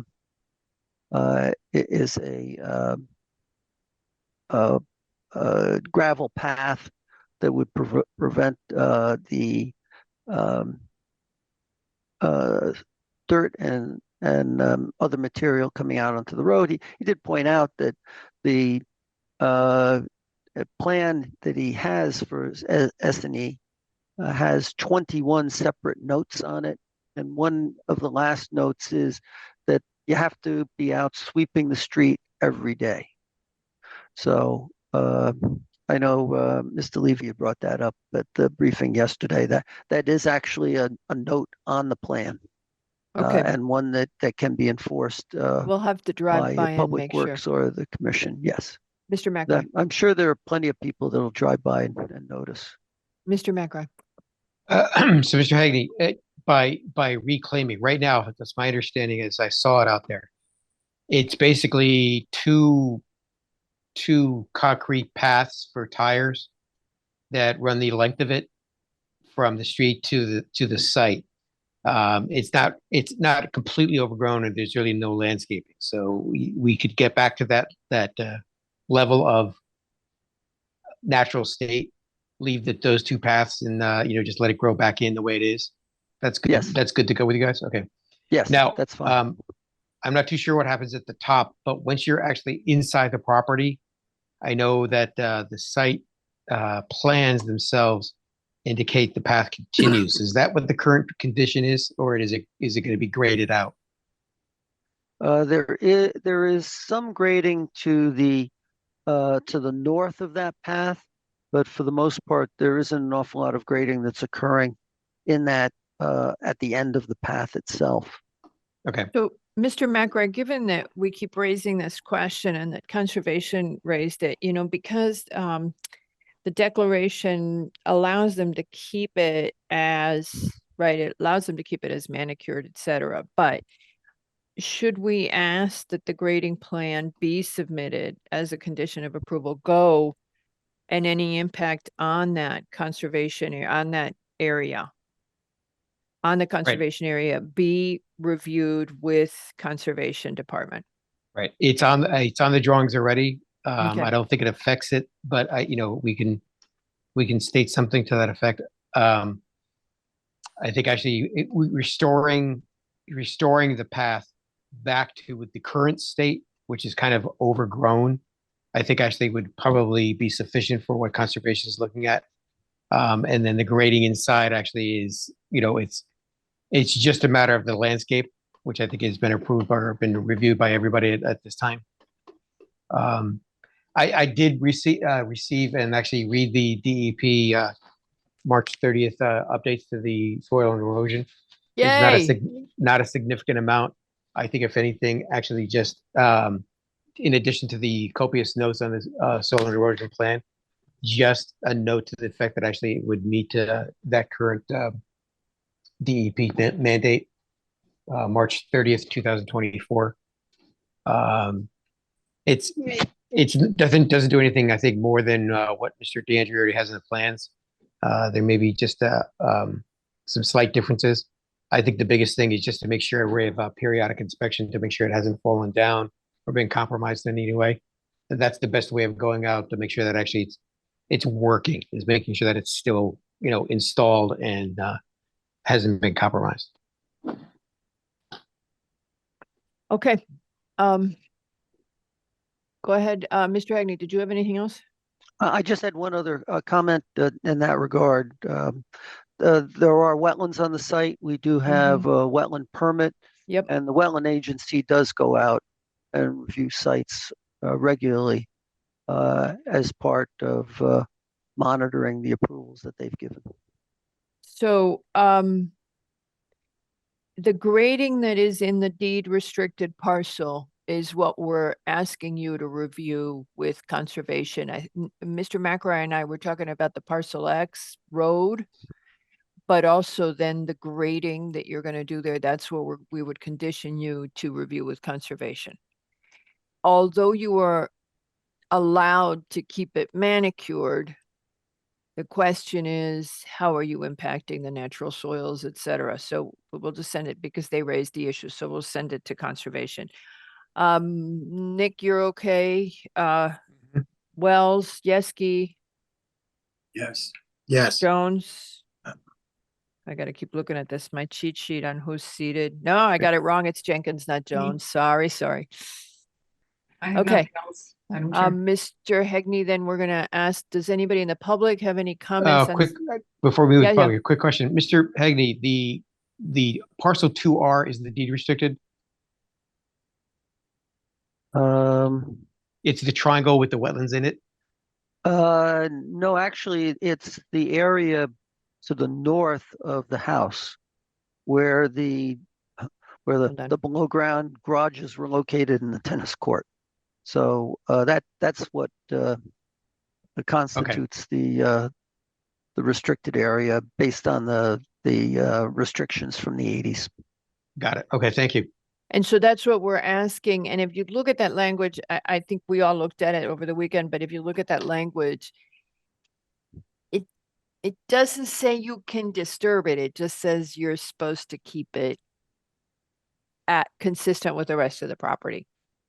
And there was, our architects, landscape architects, I should say, James Doyle, has really worked very carefully with the owner and on developing a plan that will really enhance the yard. And that when you get right down to it, what these restrictions are intended to do is to preserve it as a well-manicured estate. Yeah, and we got so that. they're looking to keep the building that way and the grounds. Frankly, it seems like the grounds have not been quite as maintained as they could have been in the past. Yeah, I want to go. I haven't been on site. Okay. Anybody else? No, we didn't ask for public comment. Does anybody from the public wish to comment on this application? It is Hodge Rock LLC at 17 Hemlock Drive. 17 Hemlock Drive, please raise your virtual hand. No. Okay. We are in good shape. Does anybody object to closing this application at this time? All right, with that, this application is hereby closed, and we move on to the next item, which is Mason Street Partners LLC, which is a final site plan and special permit for 2 buildings on 2 different sides of Mason Street. It's an 830G application. There will be a total of 92 units proposed in the 2 buildings. And the seated on this application are Albin, Macri, Levy, Wells, and Yeski. All right, Madam Jenkins, you will be recusing, and you have a statement, I believe, that you're going to be reading. I do, whenever it's appropriate, Madam Chair. Go right ahead. Okay. I am making this statement as one of the co-chairs of the Affordable Housing Trust Board in order to explain to the commission recent activities by the board with respect to this application. In November 2023, the board approved a conditional commitment for a $100,000 loan to Caspi Development, the developer, for a multifamily development to be constructed at 275, 289, and 295 Mason Street, the subject of this application. The loan approved at that time, I'm going to describe this as Proposal A, covered residential development in 2 buildings containing a total of 94 units. In 1 building, there would be a total of 38 rental units, or 40% of the total project, all of which were to be income restricted for 40 years, or 40%, for 40 years to households whose income did not exceed 80% of the area median income. The rental units would be contained in a 5-story building on the west side of the street, all of which would be affordable. The balance of 56 units were to be high-end, multi-million-dollar condominiums in a structure not to exceed 6 stories, reduced from 7 stories through negotiation with the board on the east side of Mason Street. That decision in November 2023 was approved by the Affordable Housing Trust Board by a vote of 7 ayes, 0 nay. Based upon subsequent conversations between the developer and the commission, the developer was willing to modify the proposal to provide for affordable units in both the rental and condominium buildings. I'm calling this Proposal B. Proposal B reduced the total number of units from 94 to 92. Affordability provisions would be applied in perpetuity to 3 condominium units. In the rental building located on the west side of the street, the total number of units would be increased to 40, and the number of affordable rentals was reduced from 38, as set forth in Proposal A, to 25, for a net loss of 13. The overall unit affordability was reduced from 40% to 30%. On May 15, 2024, the board approved application of the loan commitment to either Proposal A or B, dependent on the action of the commission on this application. That decision was approved by a board vote of 5 ayes, 1 nay, 1 abstention. During discussions prior to that vote, certain members of the board strongly objected to the loss of 13 rental units in order to provide what they saw as a, quote, subsidy, close quote, to 3 qualifying purchasers obtaining the opportunity of ownership at a fraction of the condominium's potential market price. The opinion was also expressed that many AMI households would not be able to afford even the reduced cost of such a purchase. There is no hard evidence to support or refute this last opinion. It seems apparent that some present and former members of the board feel it is their prime directive to maximize the number of affordable units when negotiating for smaller buildings. This project is the first of its kind in Greenwich to include both rental and ownership opportunities. Proposal A maximizes the number of affordable rentals, but excludes AMI households from participation in ownership opportunities.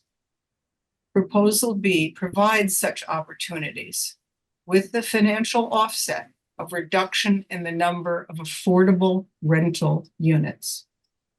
The board, with these reservations noted, has expressed its willingness to support either version of the proposals for this project. That's the end of the statement, Madam Chair. Thank you very much. And then, Mary?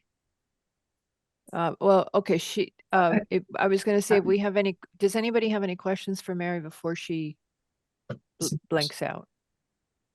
No, okay, all right, so thank you very much. And with that, oh, no, Mr. Yeski does, yeah. Yeah, I don't know what's going on with the buttons. Does the Housing Trust Board understand that this might be setting a precedent? That there's a bit of a slippery slope going on here? Is that something that they considered for future projects? I'm going to be very careful in responding to that question, Mr. Yeski. I believe that there is a sensitivity to the fact that this is the first of its kind. And to the extent that it's the first of its kind, not only with respect to ownership, but the use of separate buildings for a single, in this case now a single application, the board is aware of those factors. Again, okay. They look at it from a financial point of view, as I indicated in the statement. It's kind of where the emphasis is in terms of either number of units or location. Okay, thank you. Thank you, Mr. Yeski. Thank you. I listened to one of the discussions of the board, Mr. Yeski, and they don't have, I heard one member express that it was acceptable to separate, in his mind, that it was very acceptable to separate with significant distance the affordable and market rate components of a project. So I think they are at they do have mixed views on their board. Okay, Mr. Hegney, with that, away you go. Thank you, Madam Chair. Good evening, members of the commission. For the record, Tom Hegney on behalf of the applicant. I wanted to start off having the very discussion that Ms. Jenkins has started. When we first started this with the Housing Trust Fund Board, it was about a year ago. And we talked about what they see as, some of their members at least see as their charge, which is to maximize the number of affordable units in town. And we met with them numerous times, with representatives, with the whole board, and that resulted in the decision from November that Ms. Jenkins referred to.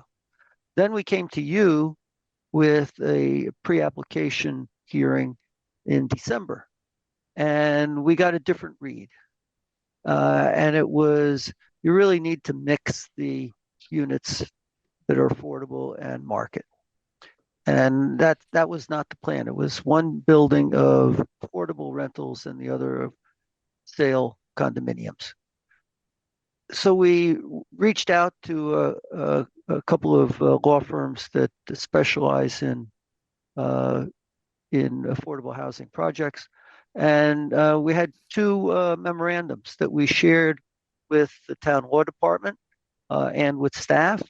We had a meeting with the law department and with the director, and thought that we would come back to you, and we did in March, with a plan that had one market sale unit in one building and the rest being affordable rentals.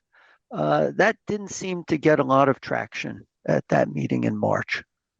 So we went back and had another group of meetings with members of the Housing Trust Fund and their entire board. There was also the meeting that all of you attended with the Trust Fund Board. And that result from all of those discussions was what we have before you this evening, which is an integrated project, 25 rental units in the rental building that are affordable out of 40, and 3 out of the sale unit building that are affordable. And a total of 28 units, which represents 30% of the units that we're proposing. And that's the plan that we would like you to review and approve as part of going through this process. But that it's I guess there are a couple of opinions. One is I think the legal opinion is that there is nothing that prohibits you from approving a affordable housing project where there are affordable units in one building and market in the other building. Whether that is the appropriate decision for you to make is a little different than the legal decision and the legal discussion. And I think that's what's been going on between the discussions with the Housing Trust Fund Board, and frankly, when you've had the opportunity to meet with them and discuss it. So we think that this plan provides the 30% units as affordable and also accomplishes having the units integrated between the two buildings. We first filed this as a separate application for each property. And after the meeting with the Housing Trust Fund, we changed that to have this as one application before you. This is really the same way we handled Brunswick for their upper school on Mar Avenue last year, where you have 2 parts of the campus, one on one side of Mar Avenue, one on the other. And we handled that as one application, even though it's 2 separate properties with separate tax identification numbers with the assessor's office. And we're looking to do the same thing here with this application. I would also point out that, as Ms. Jenkins did, that we did eliminate a floor on the east side building as a result of our discussions with the Affordable Housing Trust Fund. So what we have as part of this is 2 2-bedroom units and 1 3-bedroom unit east side building that are deed restricted in perpetuity, which is another change that was discussed with the Trust Fund Board. And on the west side, we have 11 2-bedroom units and 14 1-bedroom units for 25 in the rental building on the west side. Both buildings would have retail on the first floor to carry the CGB retail aspect on this part of Mason Street, being within a block here of Greenwich Avenue. On the east side, we would have 7,900 square feet, and on the west side, a little over 7,200. On the west side, at the briefing yesterday, there was some discussion about what's the appropriate limitation for the square footage for retail, being the CGB zone where it's a 0.3 FAR. Currently existing, there's 12,536 square feet. Now, this is in a non-conforming use. We would be coming in with a conforming use of retail. Automotive use is a non-conforming use in the CGB zone. And so we would actually be coming in, making it more conforming as to area and conforming as to use. And under the modifications that the legislature has made to Section 8-2 of the general statutes, you are permitted, property owners are permitted to retain non-conforming uses and also not have to go get a variance for those, which is really the big change, and why the Board of Appeals has a lot less work to do than it used to. When we're looking at the overall use of the site, we're going from a non-conforming use to a conforming use. Am I about to be Residential is, interrupted? no, I'm sorry, sir. Okay, I will No, interrupt you. I was I, just I, jesting. I question that argument. I'm just telling you, you're going to a conforming use, which does not conform with our regulations. It is residential may be allowed and commercial is allowed, but you're not in conformance with the regulations. So I think you would be hard put under the law to say that it's conforming to, when you talk about conforming, you're talking about our regulations. You are not talking about the state law. So I think you'd be hard pressed to make this argument that you're making about conformity from a theoretical point of view. No, I was referring specifically to our own regulations, because our own regulations prohibit the automotive use in the CGB zone. And right now it hasn't changed. It's still an automotive use.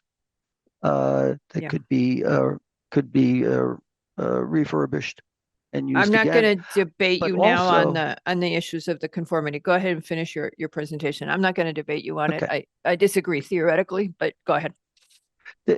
This is a relatively new statute, and I'm aware of that. It's still getting 2017 is the date. I'm fully aware of it, but I'm just saying that my read is a bit different. Okay, very good.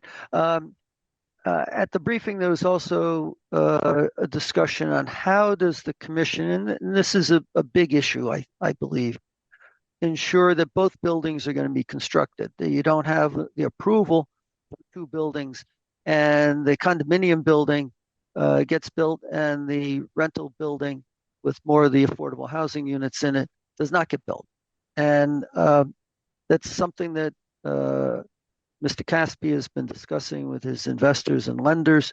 We do understand that this is a real concern of the commission, and we want to be able to address that and believe that we can come up with a plan that would be satisfactory to you as how this would move forward to ensure that both buildings are constructed, not just the condominium building.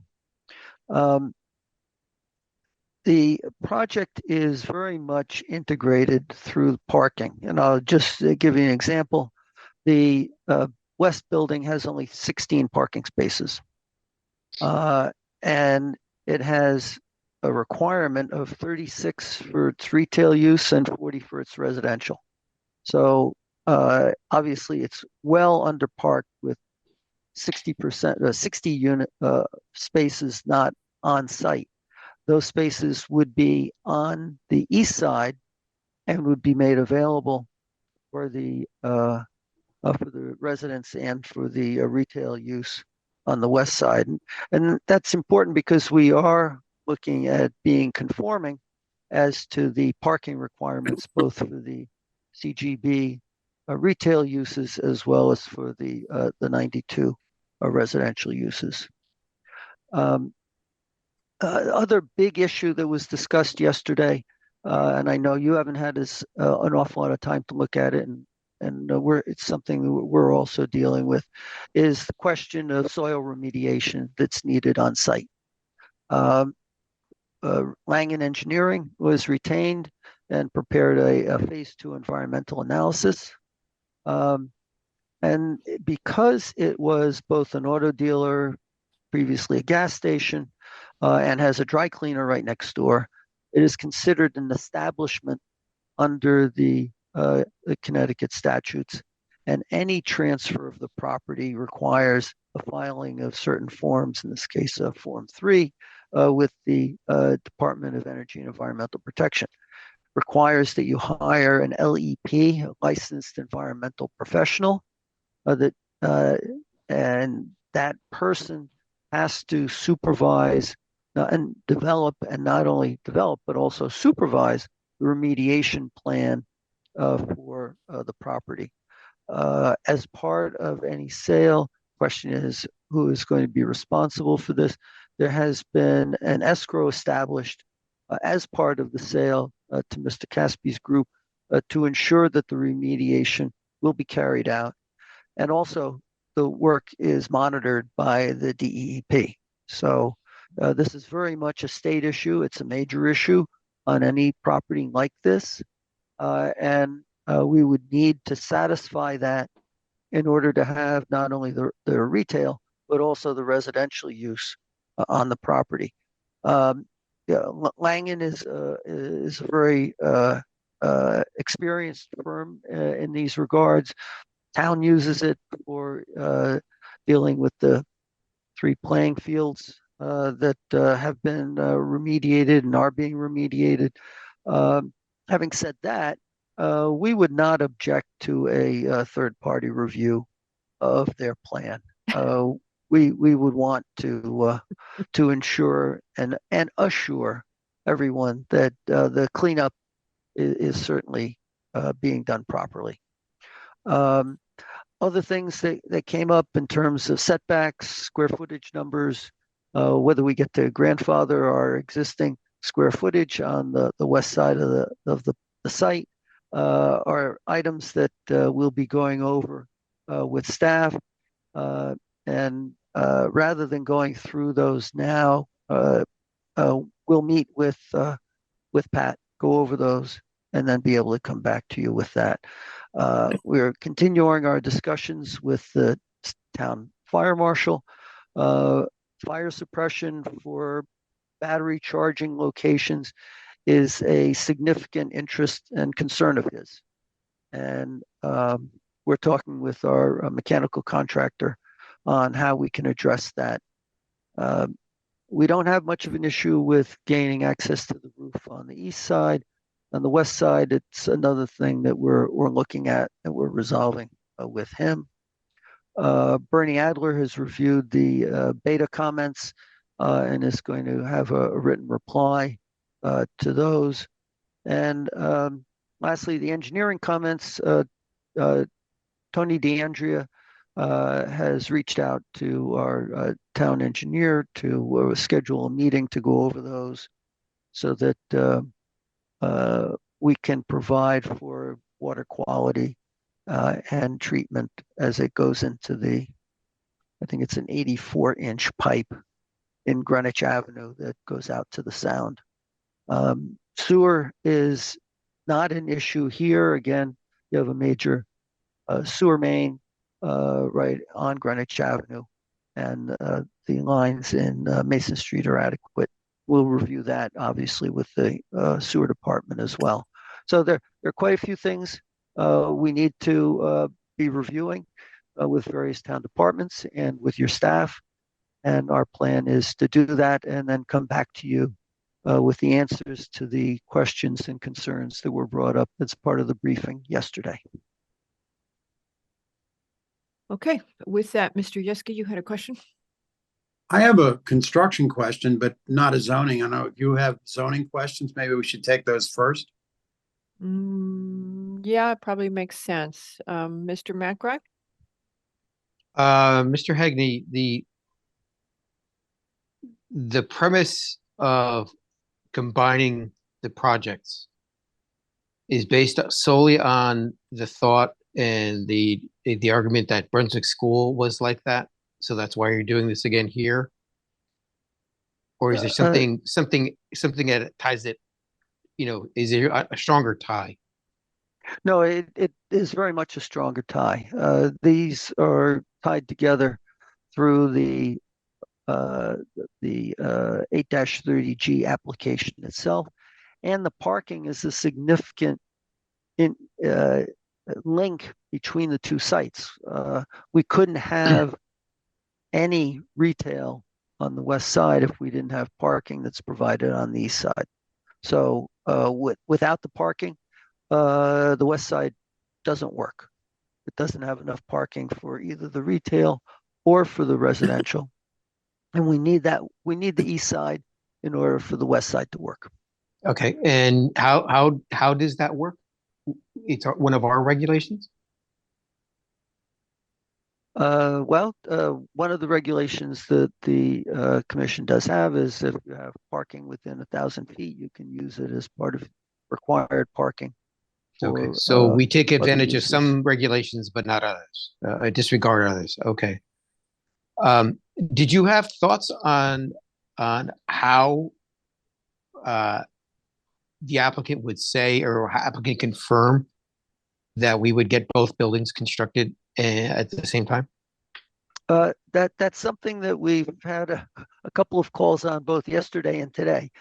I don't have a concrete answer for you at this point, but we recognize that's a big concern, and we have to have an answer for you, and it has to be an answer that you feel is enforceable. But I don't have a quick answer for you today. Okay. And the condos are in perpetuity. That's the 4 units, is my understanding? 3. 3 units. Yes. Okay. And they're in perpetuity. Why was that decision made that these particular 3 are in perpetuity? When we're looking at ownership versus rental, at 40 years from now, the rental building may need substantial renovation, and that may not necessarily be the case with a condo building where you have people investing significantly more of their asset in their home than in the rental building. And so I think the thought there is that it can work for sale, and it doesn't work as well. So you're expecting the building to fall apart in 40 years, and that's why it's not in perpetuity. I understand. Okay. With the consideration is try to be to do the west side as in perpetuity. I mean, it was all about trying to get affordable housing. It seemed to me in 40 years, oops, it's gone. I would think actually having it forever would be a better idea, don't you think?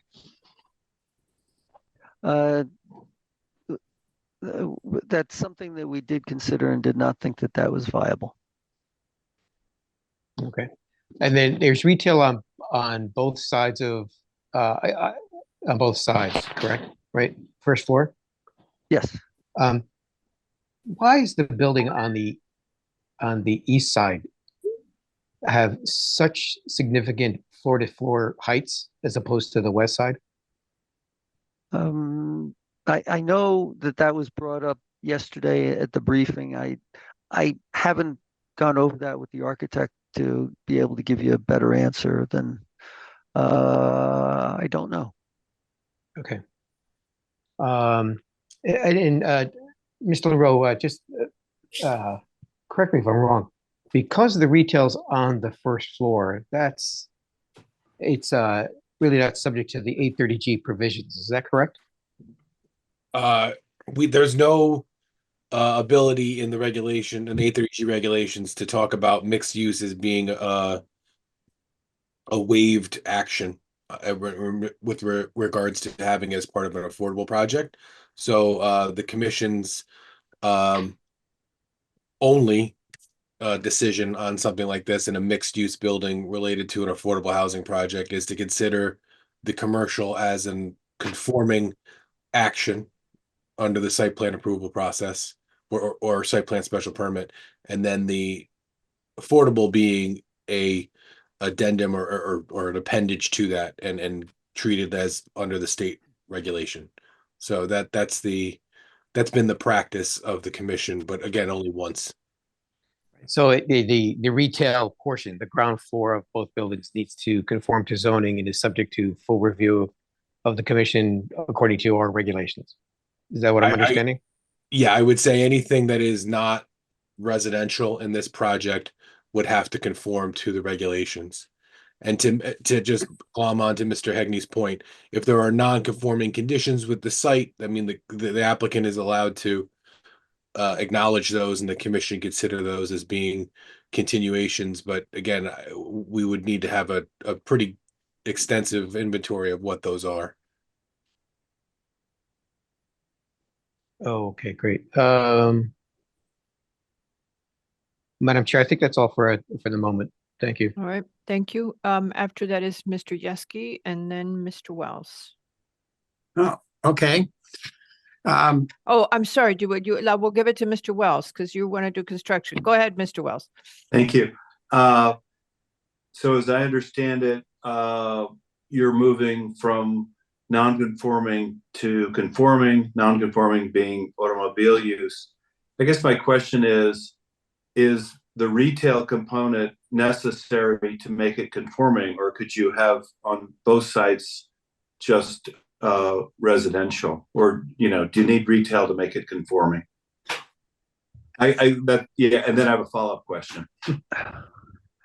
I think maybe Mr. Caspi can speak to this.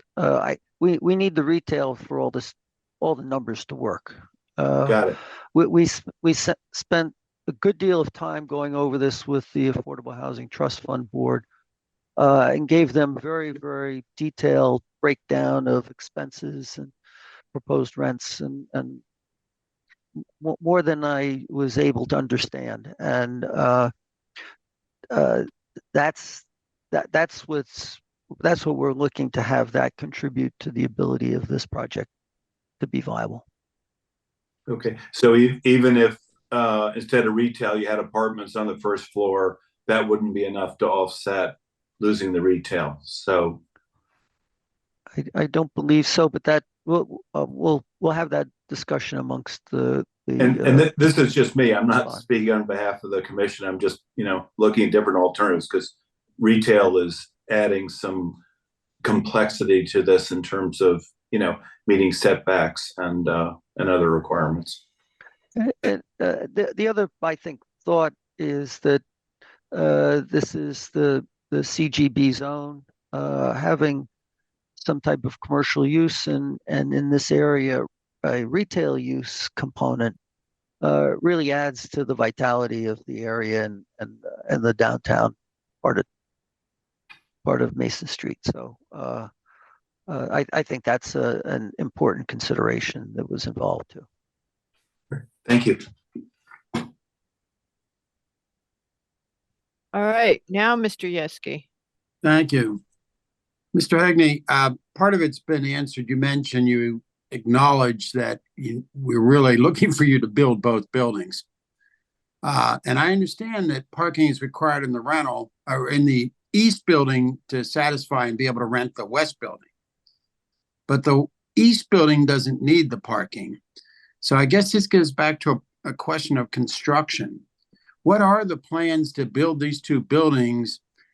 This is a well-traveled intersection. It's huge because Greenwich Avenue is one way. So everybody off the train comes and goes up Millbank. I do it at least twice a day. That is a very sensitive intersection. I was just wondering if there were some thoughts on how they're going to build these buildings. Clearly, we would prefer to make sure the west building gets built. And it isn't because the parking is required in the east building. We get that. But we don't want to see a headline that somehow the west building gets built and excuse me, everybody's getting these confused, that the east building gets built and somehow the west building never got built. So is there a construction plan? Because I don't know of a lot of empty space in that area. Now, maybe you've got arrangements with other folks leasing their space, but these are two large buildings. So I'm hoping you're not going to close the street. New York closes off parts of the streets, but I'm just curious about that whole construction logistics. You must have thought about this. Your developer is a well-known, huge project builder. So I'm just looking for more information to get comfortable that both buildings get built.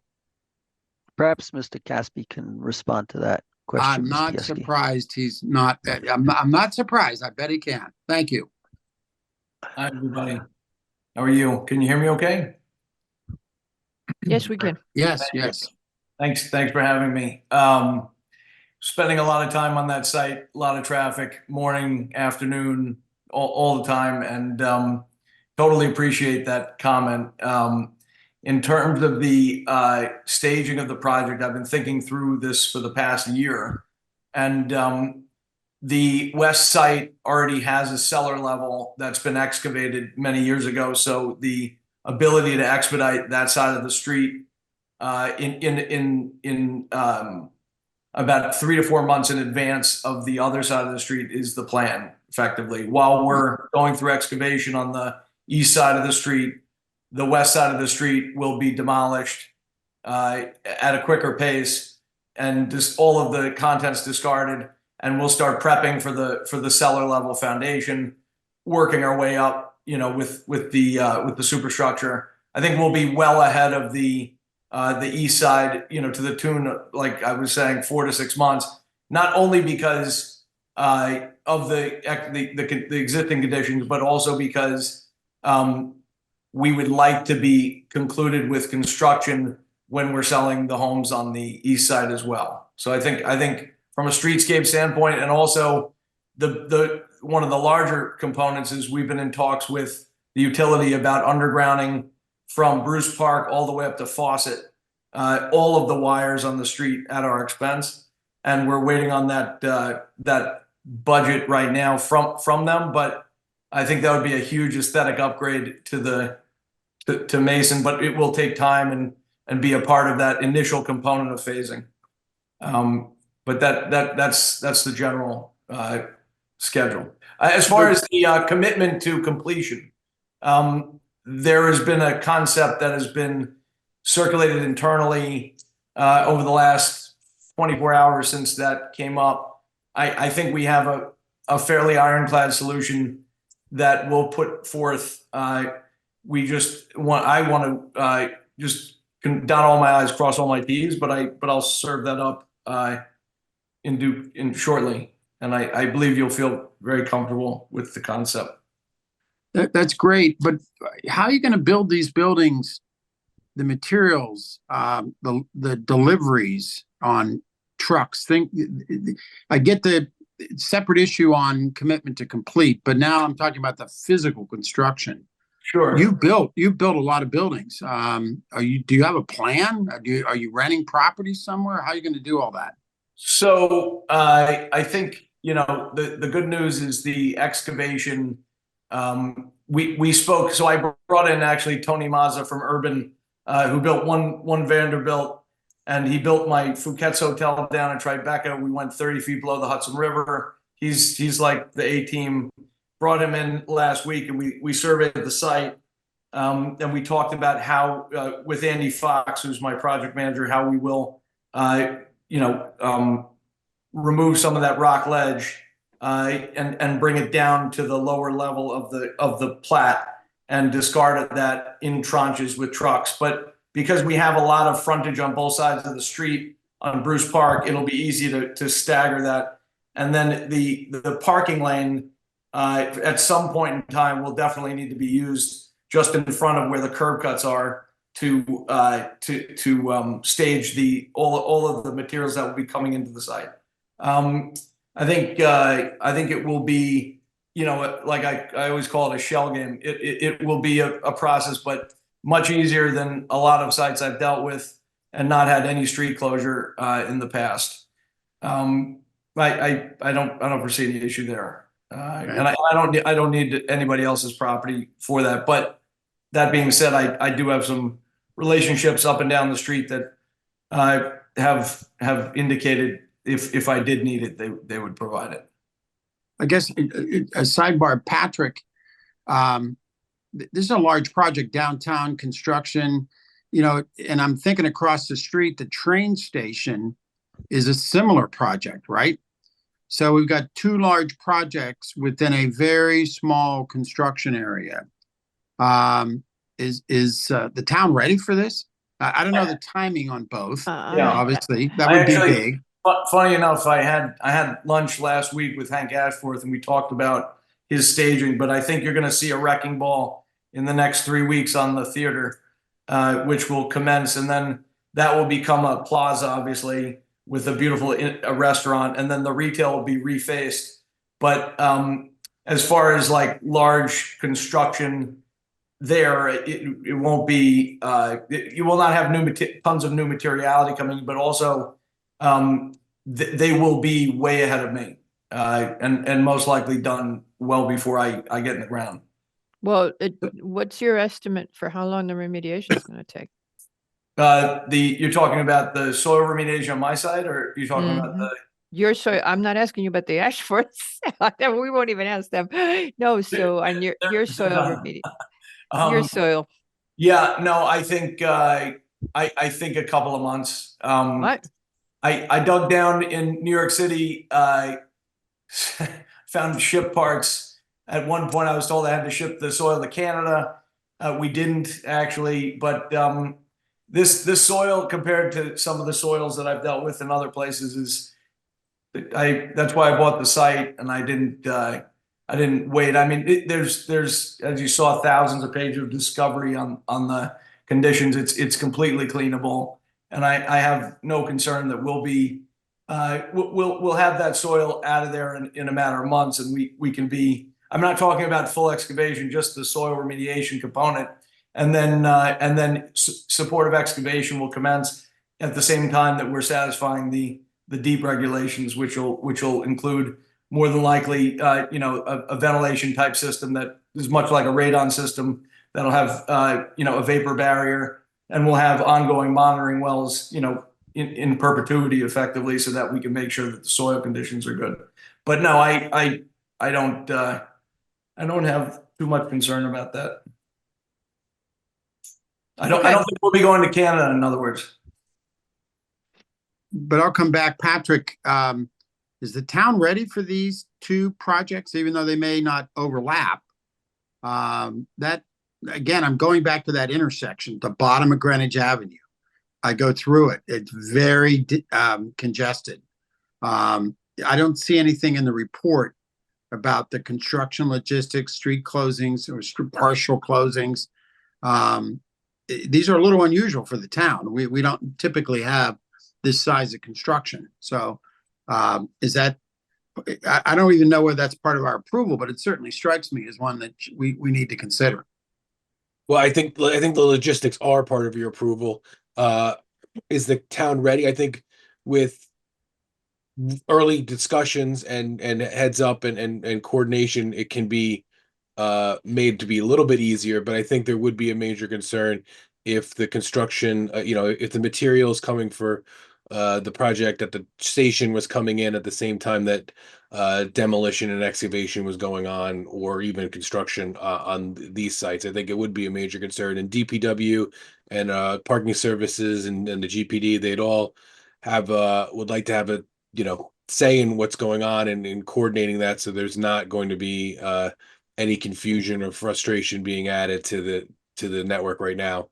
I will say, like Mr. Caspi mentioned, I don't think no offense to the renovation at the station, I don't think that's a major construction project at the level of these that are going to be going on, even if you do east side, west side separately, because their demo should happen shortly. They have a contingency plan to lay down equipment on the right of way and in other places. So they've coordinated in a way that I think is once that gets going, the road will be open and clear pretty shortly. But I think Mr. Caspi understands. I think that we need to understand all the logistics, and I think discussions of road closure and road work and everything else. First of all, it's going to need highway permits, but it's also going to need to be discussed beforehand before anything is issued. Yeah, this is one of these cases that if you add a couple other projects, like Greenwich Avenue, like Benedict Place, like Mason Street, like, all of a sudden we may be in a construction zone for a while. So I don't know, just that's what popped out, and I didn't see anything written. I'm glad we're getting it out there, and hopefully DPW will be all over. It sounds like it's going to be years on these projects because you're bringing in material and you're taking stuff out. And we dealt with it at Central Middle, which is a problem unto itself. They have routes that they are requiring the trucks to bring stuff in and out on, and at times of the day. And here we have, and that's kind of outside the downtown. This is all kind of in the downtown. We So did the same thing on Benedict. We've asked Yeah. Benedict, we we did. asked, one of the conditions of approval of Benedict is that they work with the town to make sure that you optimize as much as they figure out a way of not totally tying up the whole downtown while you're doing construction. And staggering is going to be crucial because Yeah. getting all that material out of there Mhm. and then getting the superstructure up on the west side will largely mitigate dual heavy duty concrete materiality coming in at the same time. So you'll be more than likely topping off on one side as you're just starting to pour your foundation in the other side, which is nice. Okay, well, I got my concerns up. Thank you.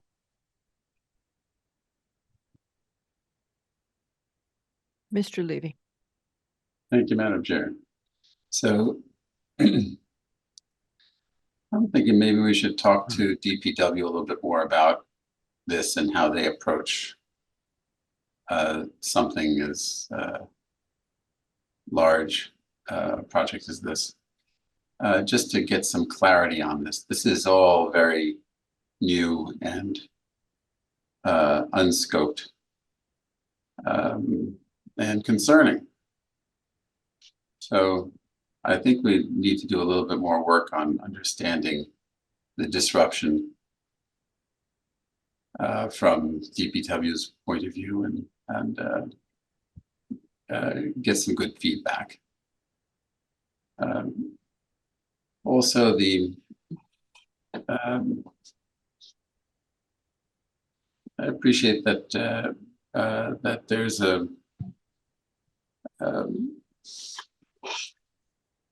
that the retail is an important part of the success of your project, but it causes a bit of an issue with the height. And that's somewhat unsettling because these are very tall buildings, and I think that it's going to be changing the streetscape in a way that doesn't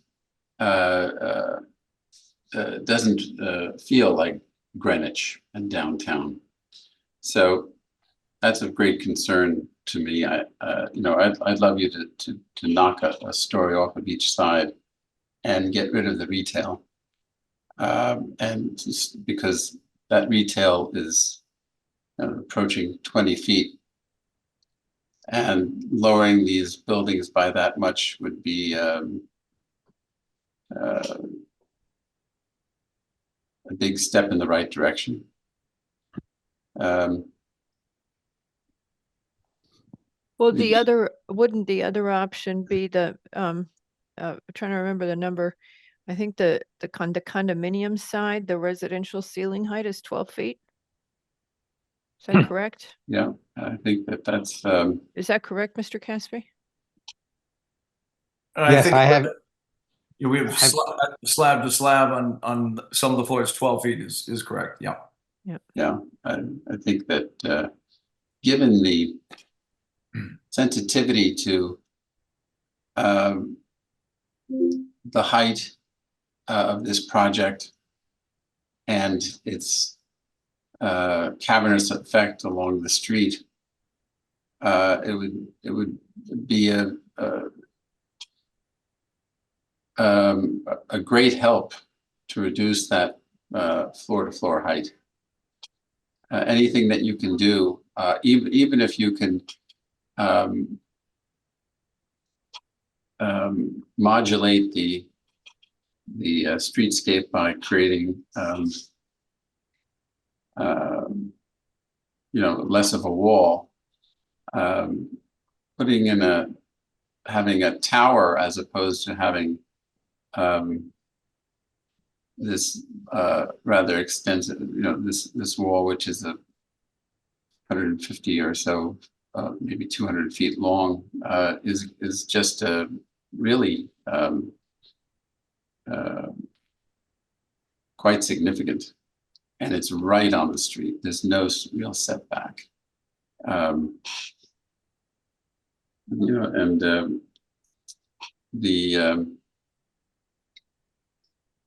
the feeling walking down the street for the pedestrian, I think, is just not going to be very comfortable living in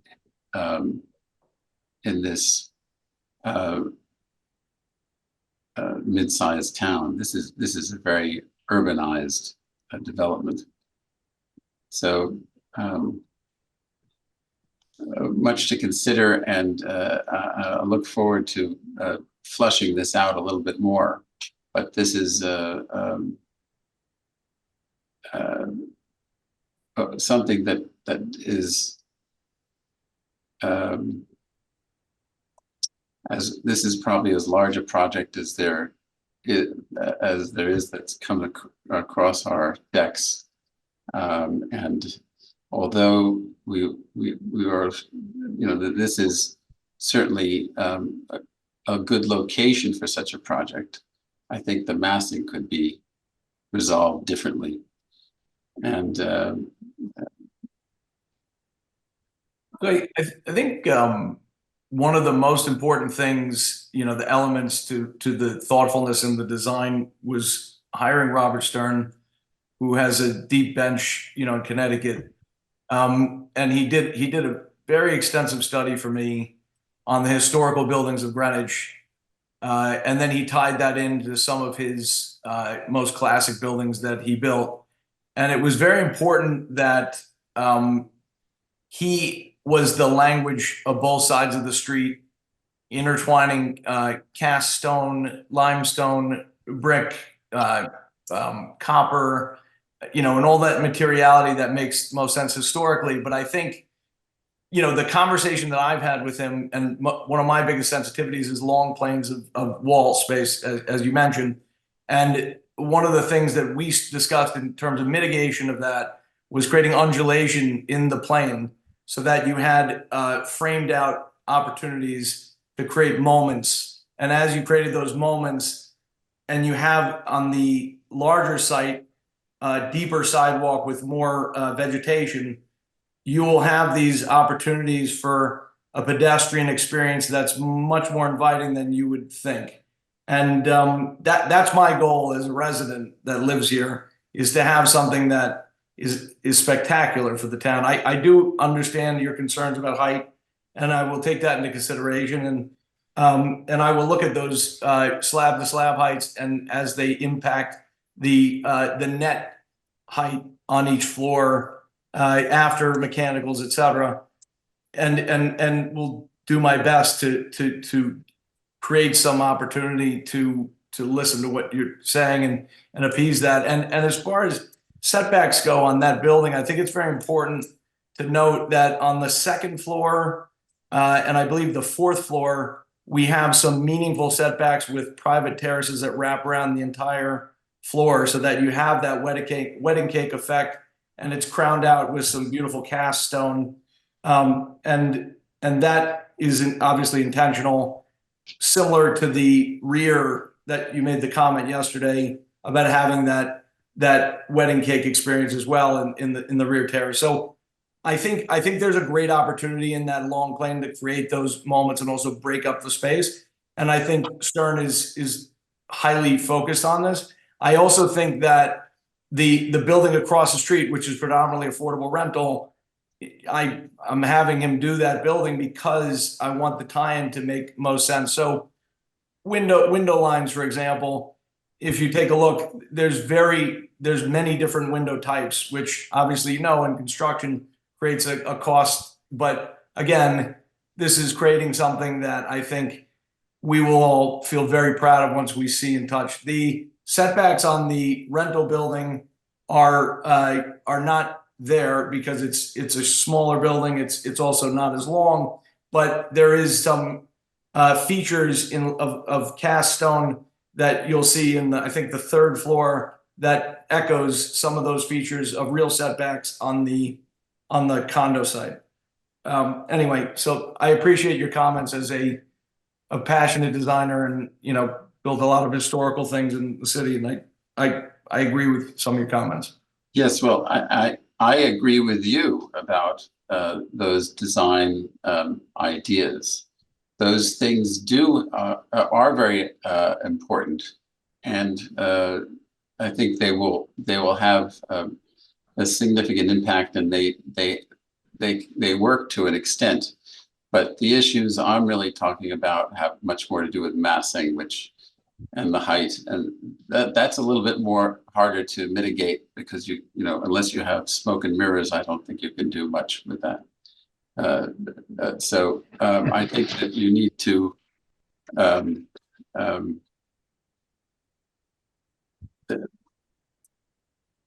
in order to address some of the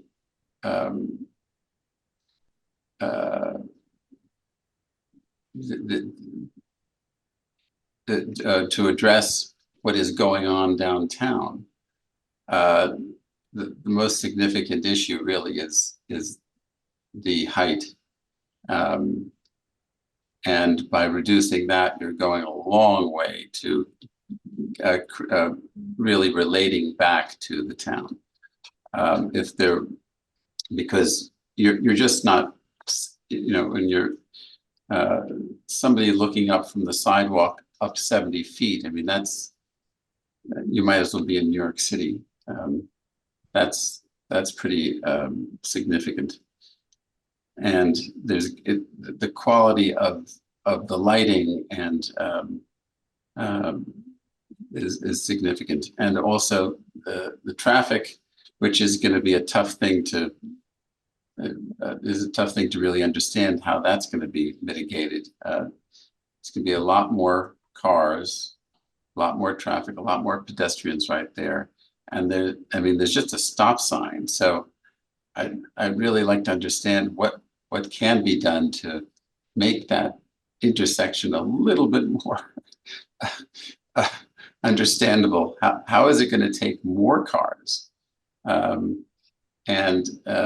crosswalks, and do you need some kind of what is it that you need there to make it safe for pedestrians to cross back and forth? So just like to have much more color on that. I appreciate what you said about the architecture. I agree with you. It's just that that in a vacuum, that's very important. But the real issue here is the height. I appreciate what you're saying. I think, when as a developer, when you underwrite these projects and you look at the feasibility of creating affordability, you have to subsidize it in such a way that it not always makes, for the most boutique property, because there's certain economies of scale in order to provide that. But also, I think there will be a very successful height sensitivity in the development as it relates to the ledge and the setback of the existing grade changes that are happening. And in terms of the east site and the width of the sidewalk and some of the retail opportunities, just to speak about the retail, I think it would be an incredible disservice to the town to not have some wonderful retail boutique opportunities at the base of the entry to our town, and also servicing our local residents that walk and go to the train every day in that area. There are so many creative opportunities to make thoughtful, unique retail that is elevated, creating a vibrant experience that I really think has been overlooked in a lot of projects over the years. And I'm very excited to sort of bring that core expertise of mine to Greenwich, because I think, you know, being a resident, having a million friends in this town, having a million transplants from the city or other places that love the quaint nature of the town, but also would like some diverse retail uses, I think it's an evolution and a step in the right direction for the young families that have moved here and are looking for interesting retail offerings, whether it's health and wellness or fitness, health and wellness, food offerings, boutique offerings that are just, you know, spectacular. And there's a myriad of things to discuss in that regard that intertwines with the experience of both the renters and the residents that own, and all the people that are coming up and down there every day. So that to me is more than just the, you know, an accretive addition to the development. It's not just that accretion, it's the intangible doing right to this community that I feel an obligation as a resident that, you know, grew up in Rye, been here my whole life, and coming to this town since I was a kid. I'm incredibly excited to be able to do something like that in this town, for other reasons. Yeah. Yes, and there seems to be more setbacks from the rear property line than from the front, which is, I wish it were the other way around. Because that would set off the building more nicely and make it an impact. So Do you those are want my to issues. look, Mr. Levy, do you want to look at the buildings? Should we just take a Sure. quick look at the renderings? Okay, let's do that because we're talking in the abstract. And while Patrick is fishing them out, Mr. Caspi, from what we've heard in presentations, a couple of things. A lot of people seek to do 10 feet of in residential. Is that still a solid marketing concept for condominiums? Because I think that's where you're really trying to get the height. Is 10 feet still a good number? Because you had gone to 12 for a reason, I'm assuming. Stern has his designs and his desires, and, you know, can be okay. So look, at the end of the day, it's about, you know, what mechanicals and what mechanical systems we're putting in the building, right? Okay. Well, I know So- people hate 8 feet nowadays. Like so. I mean, everybody groans at 8 feet. 9 feet is okay. Some This people. building, by the way, this Okay. rental building, I believe, is 10 feet slab to slab. Okay, so that's the. Mr. there- Caspi, Madam Chair, if I may. Yes, of The course, west Mr. side, Magra. the west side is 17 feet floor to slab, floor to floor on the No, retail. on the And retail, 11, right? and 11 feet residential. On the Right. east side, the retail's 19 feet floor to floor Yeah. and 12 for the residential. So if one side could be 11, I don't understand why the other side has to be 12. Because he's doing one side. Different mechanical systems, you know, that require more And display. one is condos and he's selling it. One Correct. he's- Yeah. I mean, he's the window marketing it. lines, those all implicate. But So on the ground floor of the condo, there is a mezzanine level that is purely to pick up parking, obviously, to support the program. And so what we have heard from applicants is that they look for a 12-foot clearance on retail, sometimes somewhat more. So again, that's a concern. Now, just throwing it out there, well, I'll get back a couple of other things. So, okay, so here's the renderings. Why do I think I saw a different one? Okay, so Because you did. There is a different one. It is actually that there we rendering. go. That's the east side. Yeah. Right. The rendering of the west side, actually, I'm looking at one that actually indicates the building on Greenwich Avenue. That's the one we really should be looking at. Mr. LaRoe. He's getting there. I remember it being at the end. Drawing A300. There we go. Nope, not that set. This is maybe from the last meeting. drawing A300. It was dated 4/8/24. So that goes to that goes to the question of what's going on with 405 Greenwich Avenue. That's the other thing we want. Exactly. And that shows it very clearly as a section up the street of Bruce Park Avenue, shows actually the relationship of Greenwich Avenue to the backside of the west building. So, Madam Chair, to answer your question on 405 Greenwich Avenue, that will be retained as it is. 2 stories of commercial. It is in the CGBR zone and is within the front and rear building lines. So we are not providing parking for that because parking is not required in that zone within the front and rear building lines. No, I'm aware that you're not required to, Mr. Hegney. The question, so you're not going to make any changes, and we were also trying to figure out, I couldn't remember, did you find it 2017, 2018? There was an application before us, not for the signage on 405? Okay, I keep asking. I couldn't find it in our records. I couldn't find it in our records, and I can't remember, except I remember what I said at the meeting. Isn't that funny? All right. Okay, Mr. Levy, so you've had a chance to look. It went up and down fast. I just wanted to make sure you had re-seen them. They went up and down. Patrick only gave you a nanosecond. So if you had further comment now. The building is a pretty building, but we want it to be as representative of place as possible. And then the place happens to be downtown Greenwich.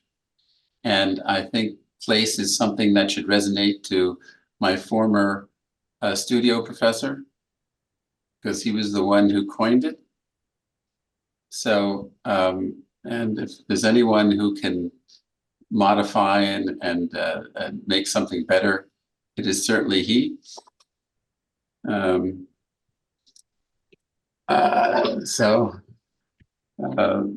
Let's challenge him to work on this a little bit more. But this is a very telling elevation, just showing the mismatch of the size and the bulk in the downtown.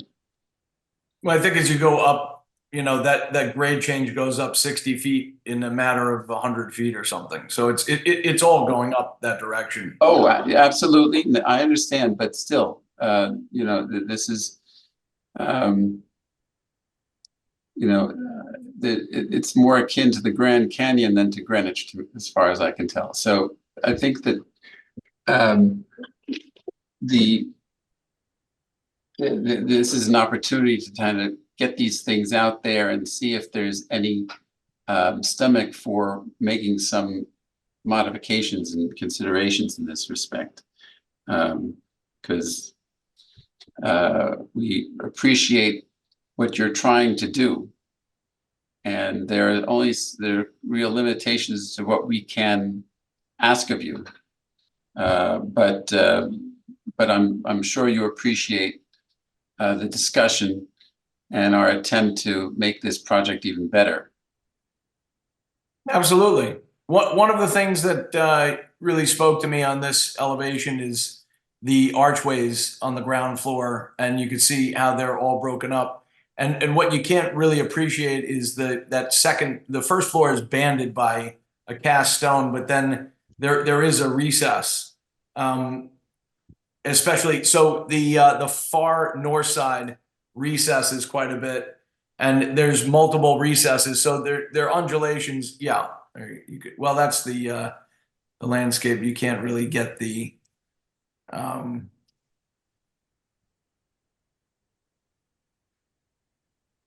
every little bit helps.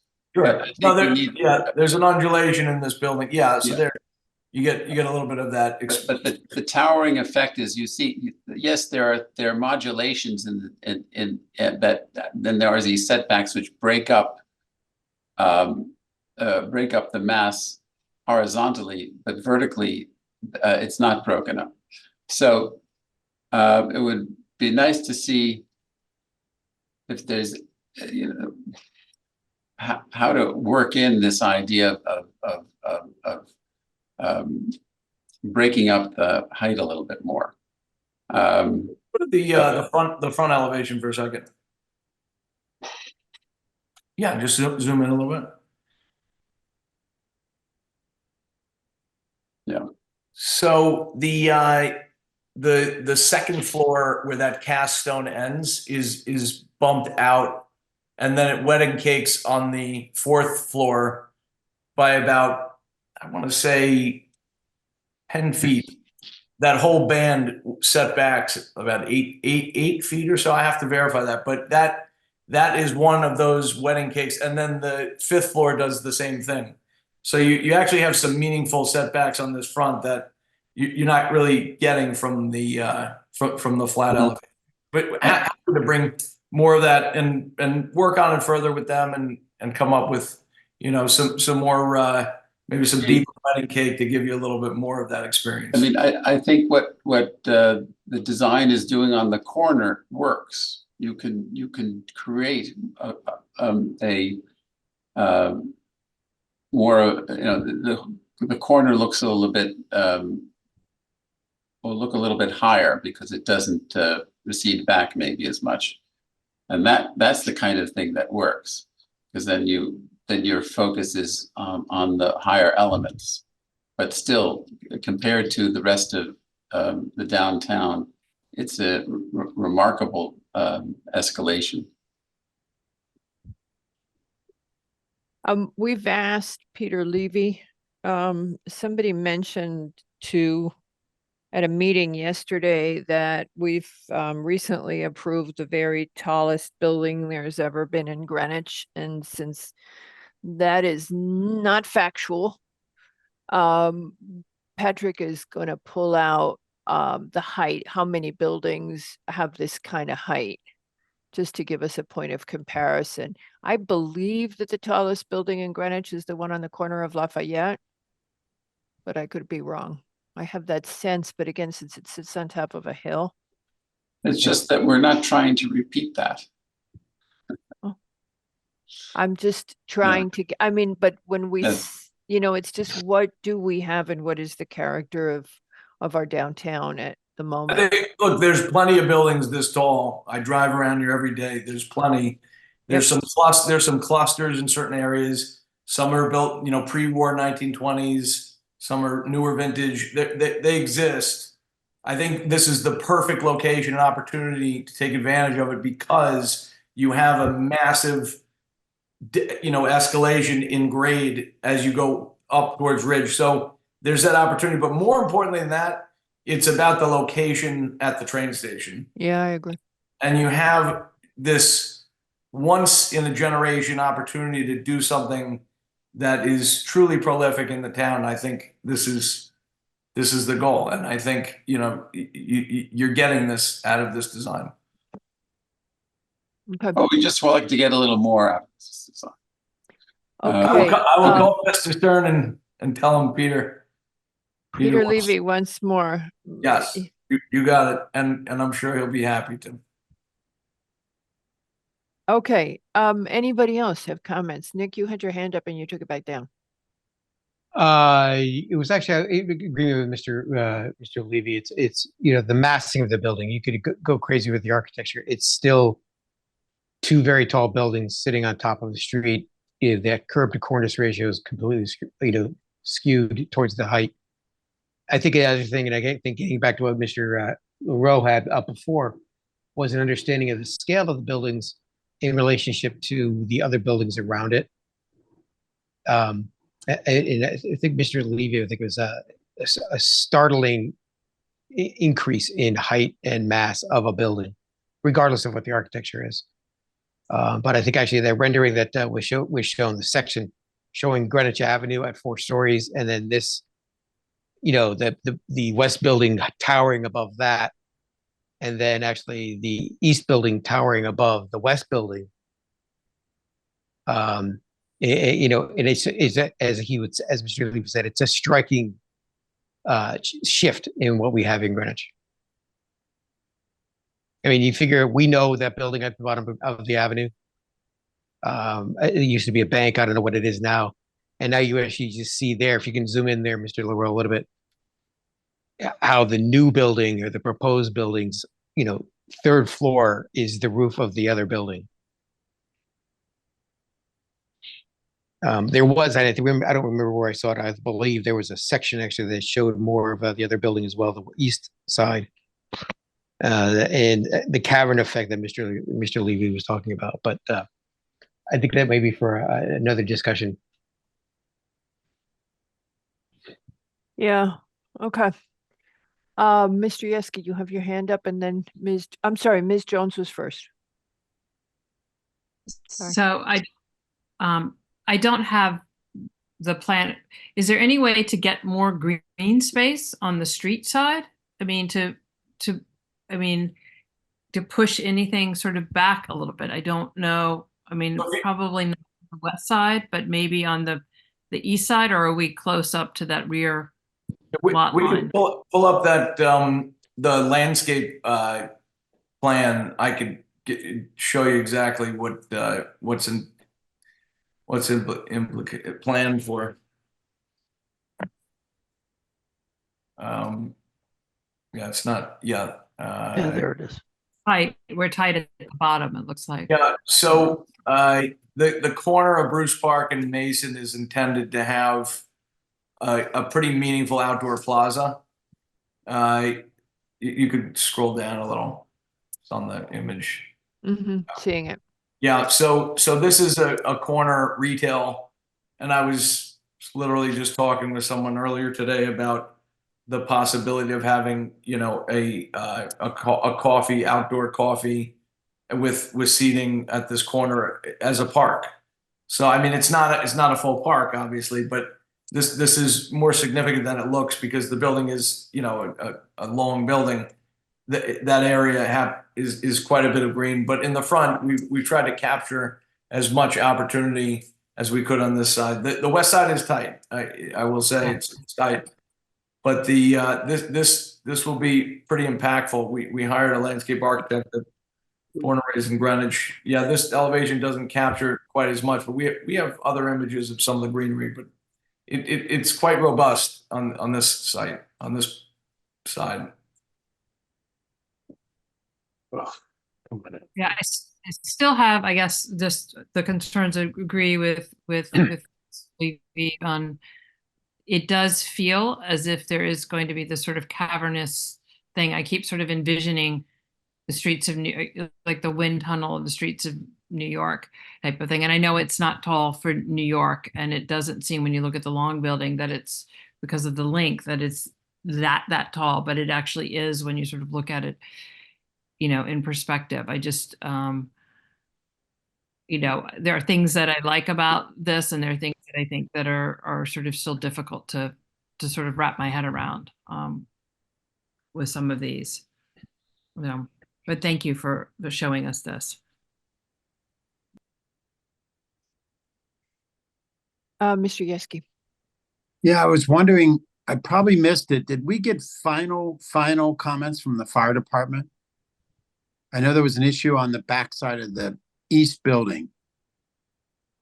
I saw something, I can't remember. Did we get something, Patrick, from?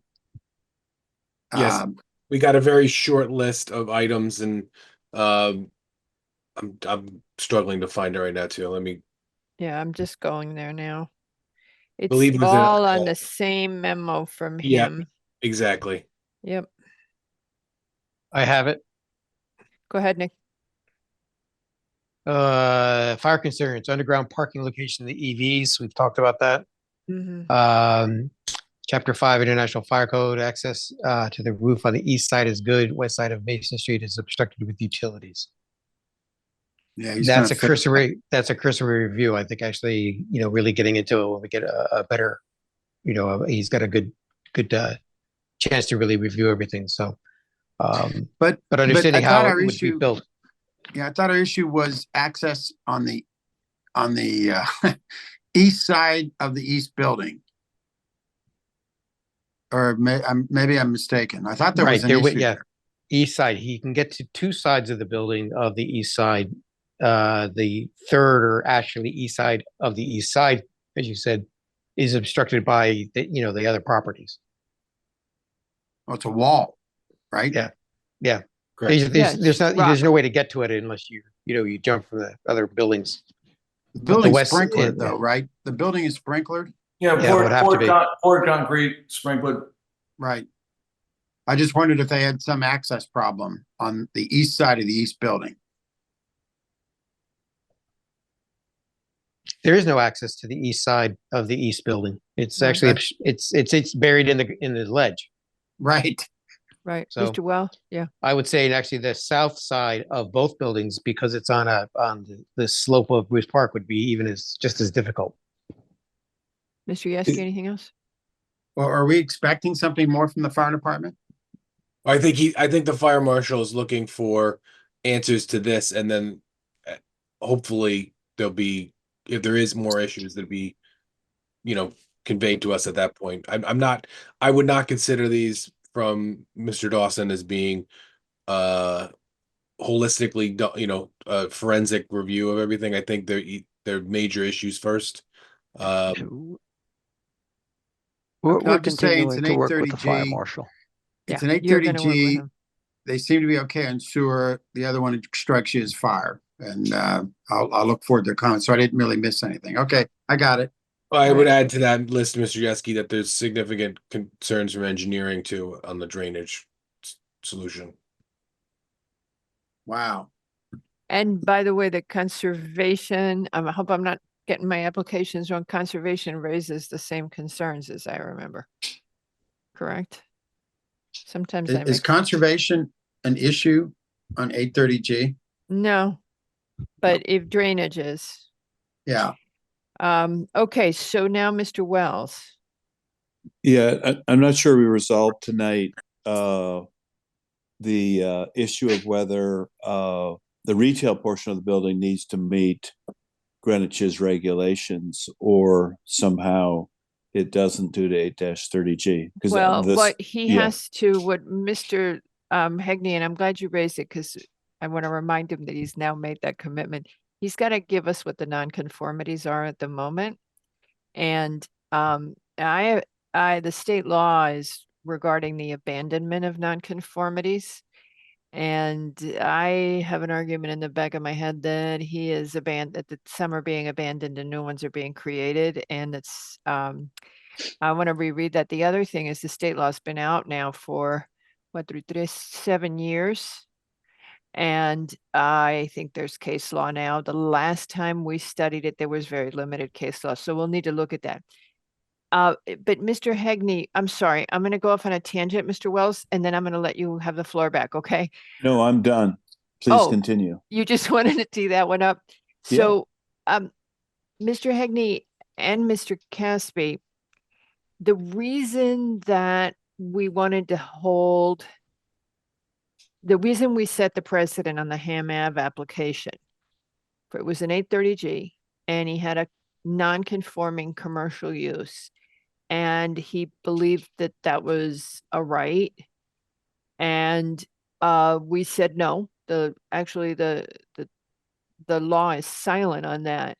And the reason we held to it is because he was going to decrease the street setback, which is basically what we're fighting to do, trying to increase our housing affordability and our options, but to try to keep the scale and structure of the community. And Mr. Levy was very eloquent on that.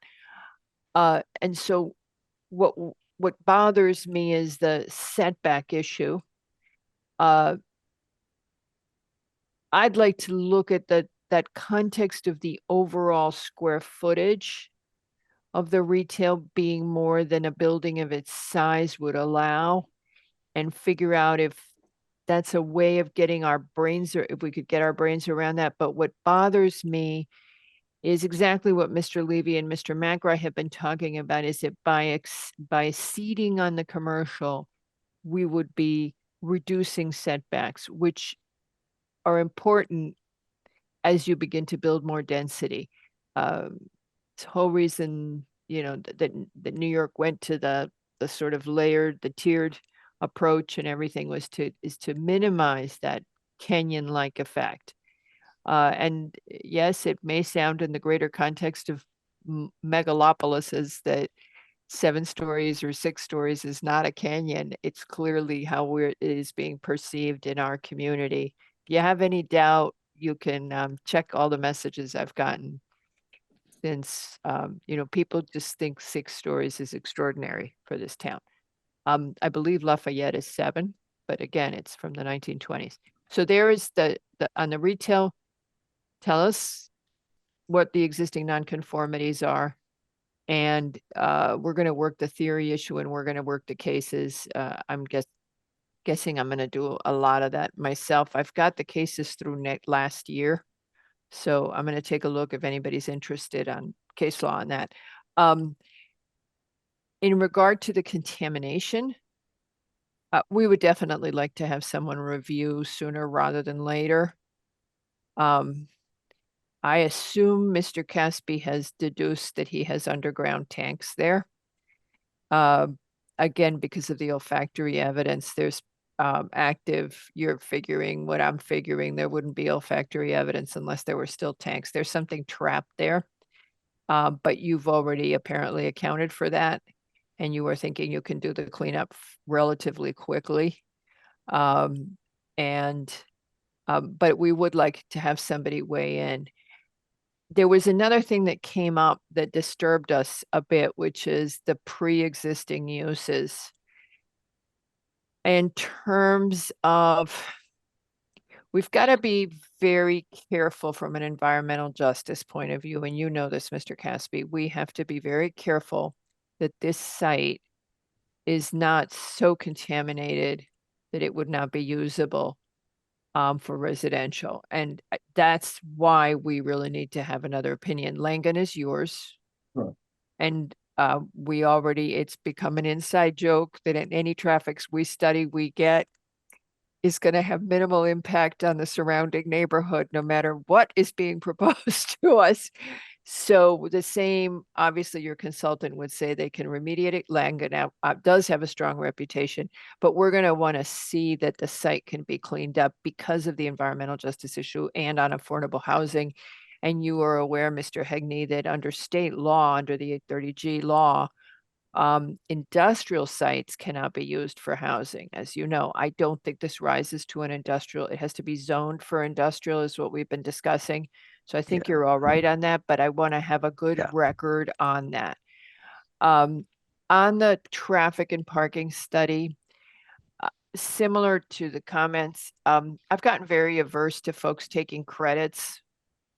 You know, when you have folks making 80% of area median income, there's no evidence that they're going to have lower car ownership than the folks that are studied in very poor communities who don't have cars.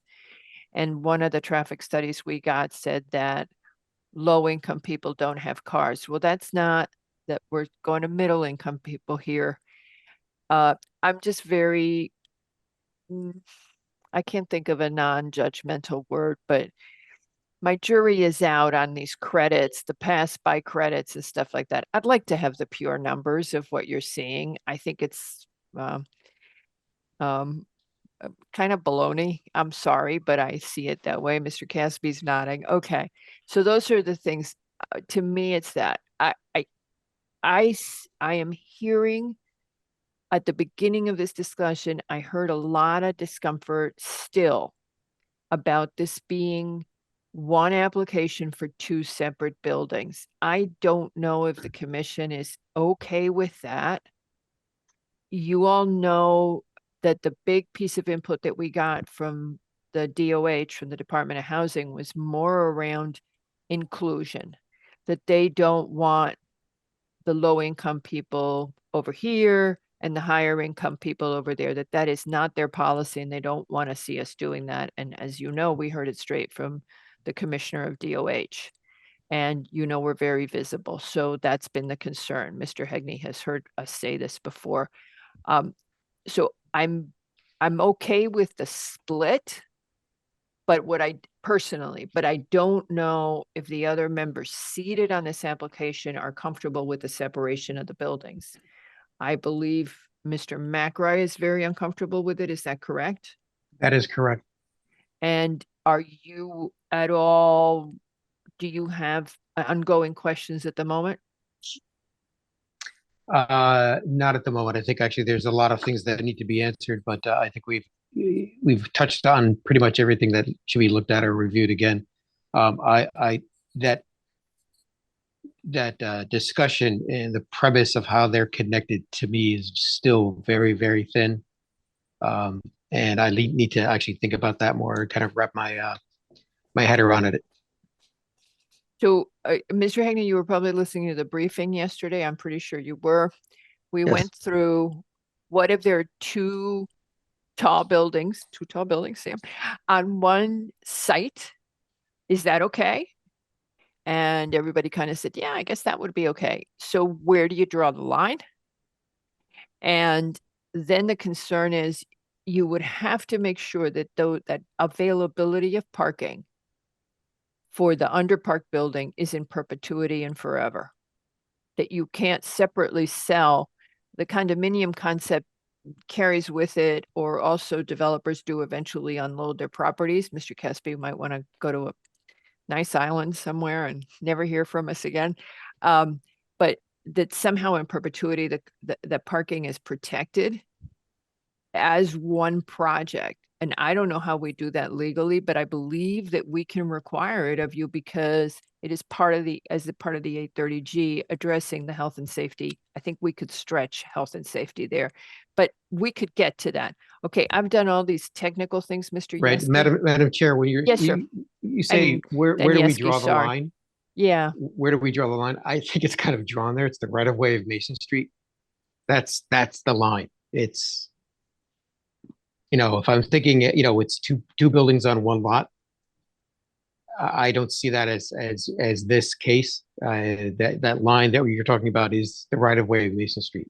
It's two.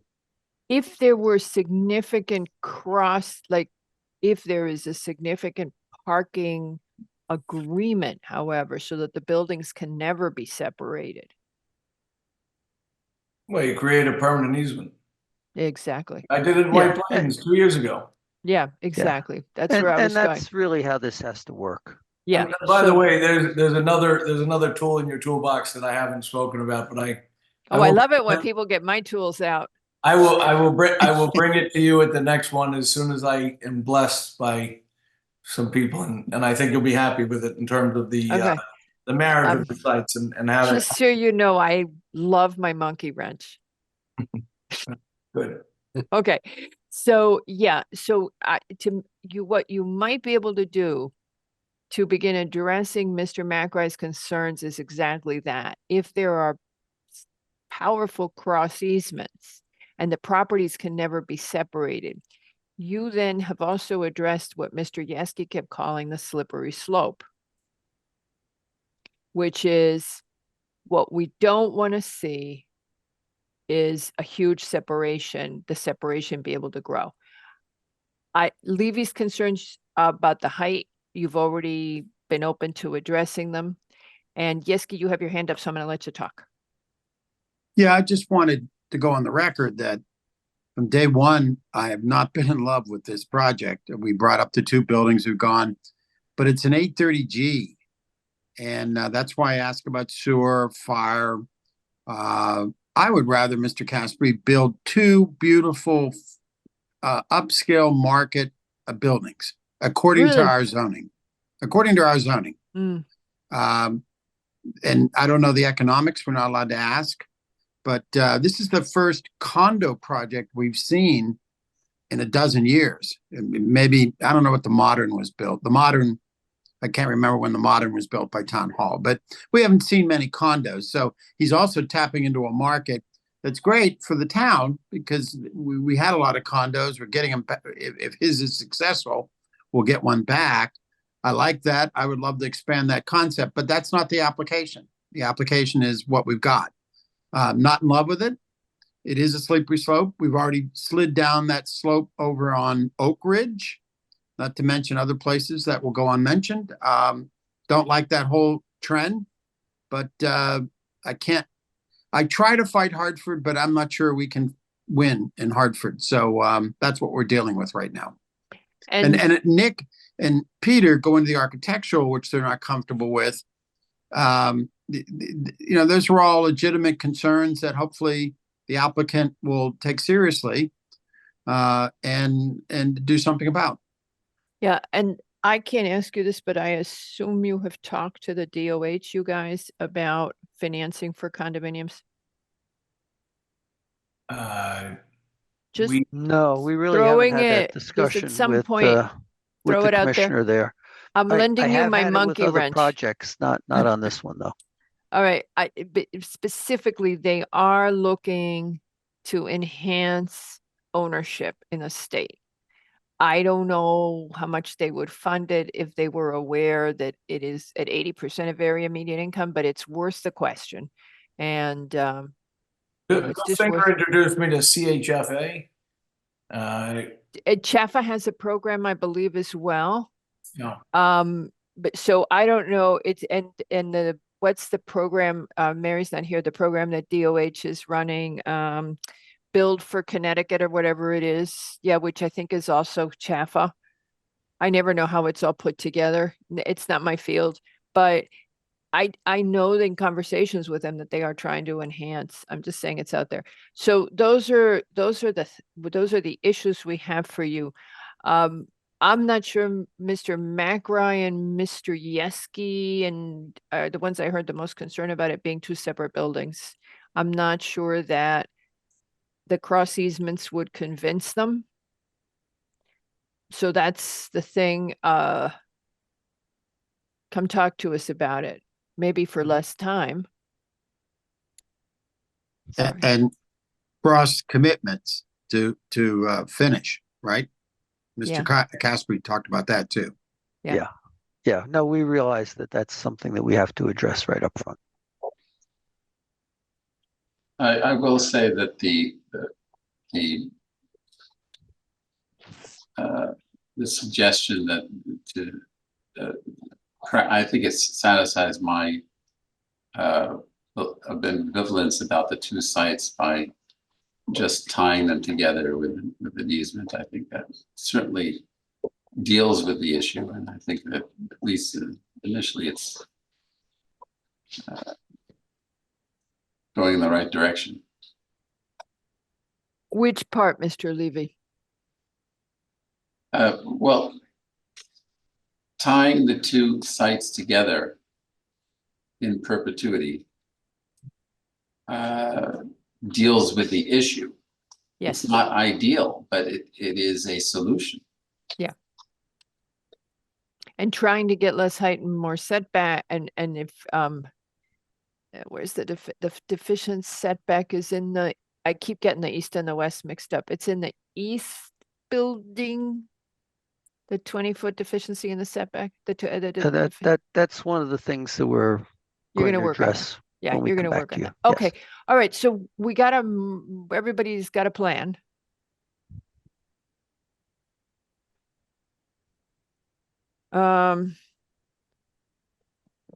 Okay, I thought you had talked, I think you did talk to Build for Connecticut. I'm gonna get it wrong again. Build for Connecticut.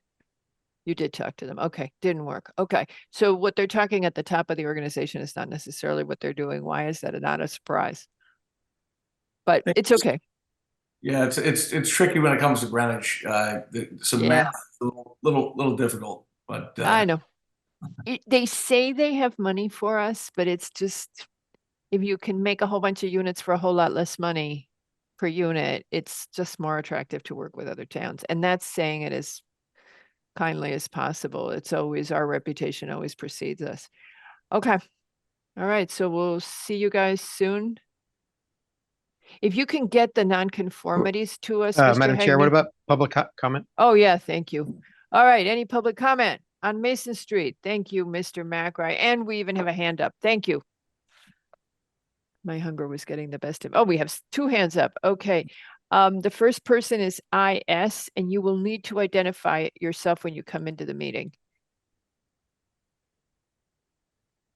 Second person is Karen O'Neill, and you're good. IS, Hi. kindly spell your first and last name. Absolutely. It's Ivana Sabar, Ivana, and the last name is Sabar, Sabar. Thank you. Okay, go ahead. 3 minutes. Sure. Thank you for the opportunity to speak. I'm coming to the discussion having only learned of this development yesterday, so please forgive me if I speak inelegantly. I've been a resident of downtown Greenwich for 10 years and live here with my husband, 9-year-old daughter, and 2-year-old pup. The corner where the 90+ units are being proposed is a corner I drive by every morning to drop my daughter off to school, and I can't see how the current transportation infrastructure, meaning the roads, can accommodate the cars and the flow of traffic that comes with 90+ units. To me, using affordable housing to push this kind of rapid expansion seems like a misuse of the spirit of the law. And as a longtime resident, I'm very concerned that these kinds of developments will destroy the character of Greenwich by exponentially increasing traffic that can't be accommodated by the existing roads. Additionally, downtown Greenwich is already struggling with an exorbitant amount of traffic. Rather than increase the vitality of downtown Greenwich, I feel strongly that it will take away from it in a way that might not be recoverable. Furthermore, these types of large-scale projects seem appropriate for dense living areas such as NYC. I lived in NYC also for 10 years. I loved it, and I still do, but Greenwich isn't NYC, nor should it be. It's also not why people come to live here. While I support development, I don't support unfettered development. A beautiful out-of-place behemoth is still an out-of-place behemoth. As for retail, as an avid shopper, much to the dismay of my husband and a foodie, I'm satisfied with the current retail and food offerings. I've also seen a lot of retail turnover on Greenwich Avenue over the years, and I wonder if there would be a need for more retail space. I urge the committee to seriously consider the impact of this development and any other developments like this that I feel would destroy the character of what makes Greenwich, Greenwich. Thank you for your time. Thank you very much, ma'am. Just so you know, this application is being filed under a state law that pushes towns to develop more density and affordability. And it as such, it overrides our zoning and is not consistent with what the zoning regulations are in the town. The state overrides it. That's why it seems different and out of character, just so you know. If you want to Google it, the law is called 830G, 8-30G. Just Google Connecticut General Statutes 8-30G and you'll learn more. We have an FAQ on it on our website if you're curious. Thank you, ma'am. Thank you. The next speaker is Karen O'Neill. If you would go ahead, and then followed by Victoria McLaughlin. Hi, thanks for taking the time to let me speak. I live on 3 Millbank minutes, Patrick. up Yep. near Lincoln Avenue. And I grew up in Greenwich. I've lived in Greenwich 3 times as an adult, 2 times in downtown Greenwich. And I'm pretty well versed at this point in the 830G. I've spent a lot of time watching all of you and all the hard work you put in. But there are, safety issues, and I don't know that we can allow traffic to be a safety issue. But that intersection, I drive it almost every day. I walk my dog down there almost every day. Between pedestrian safety and car safety, people trying to turn left up the hill towards Bruce Park Grill, people trying to get to the train station, it's insane. We haven't even opened the building at Havemeyer and Millbank yet. I'm not sure how many units that is, but that's going to add a lot of traffic. This will add more traffic. The Benedict Court is going to add more traffic. There's another project, which I think is in scale you have later on the docket on Mason Street, which seems fitting to our community. But the amount of traffic, the parking, if we're not going to be able to beat the state in the 830G, the town's going to have to figure out what we're doing for parking. Because even this project with the retail And those spaces, how are you going to designate which spaces are for the homeowners or the renters versus the restaurants or the shops? Greenwich is underparked. It's already bad. It's getting worse. Every day I see it. Now, Lewis Street during the day is, people parking on the street all the way to Millbank every day. House of Finns parks in the little lot between Mason and Millbank there. I don't see how retail is successful, whether it's on Greenwich Avenue or in this location when there's no parking. And the bottom of the avenue is already a mess for parking. So I will continue to fight at the state level. I appreciate the time and the effort, but I'm really sad, having grown up in Greenwich since I was 8 years old, that that corner is going to be a cavern. It's going to be dark. It's going to be sad. But thank you very much for your time. Thank you very much, ma'am. I've got a question now for the applicant. Victoria McLaughlin, you're enabled to speak. Go ahead. And following is Margaret. This is Greg McLaughlin, and I'm using my wife's computer. Okay. But I spoke to you the last time we had a discussion on this project, and I am opposed for a lot of the same reasons that people on your committee have spoken to: the density and the nature of this project against the nature of Greenwich that brought us here in the first place. But I'm also a contiguous neighbor to this project. And I have some specific issues that I'd love to hear handled. I am contiguous on the northeast corner of the property. And included in that part of their project, they're taking down an old concrete house that was built in the teens, I believe, on Millbank. And it is within 8 feet of another house that looks just like it, which has been abandoned for years and is owned by the Infinity dealer. Now, the north side of this project has a very tight squeeze against the wall that they're going to have to be building. That squeeze, it can't be more than 10 feet between the building and the wall if the wall is vertical. And it would have to go up 40 feet, I would think, at least, to get up to the ground level of this other house that will still be standing. I'm curious how they're going to do that. So my concern is how they're going to do that, the fact that they're going to be blasting, and to what extent. I know blasting is legal, but to what extent we are, as residents, protected from an insurance standpoint. And is that the schematics that I have seen talk about a floor that was reduced, but I'm not quite sure where the floor is. The mezzanine is still there, I think, and the mezzanine is there for economic reasons. But is it 5 floors above the mezzanine that what we're dealing with, or 4 floors above the mezzanine? Anyway, I mean, as an owner, I have a tremendous grudge against this, and all my neighbors who also have spent well in excess of $5 million to sit on the top of Ridge Street, and now we're going to be looking into somebody's living room. So that's my issue. Thank you very much, Mr. McLaughlin.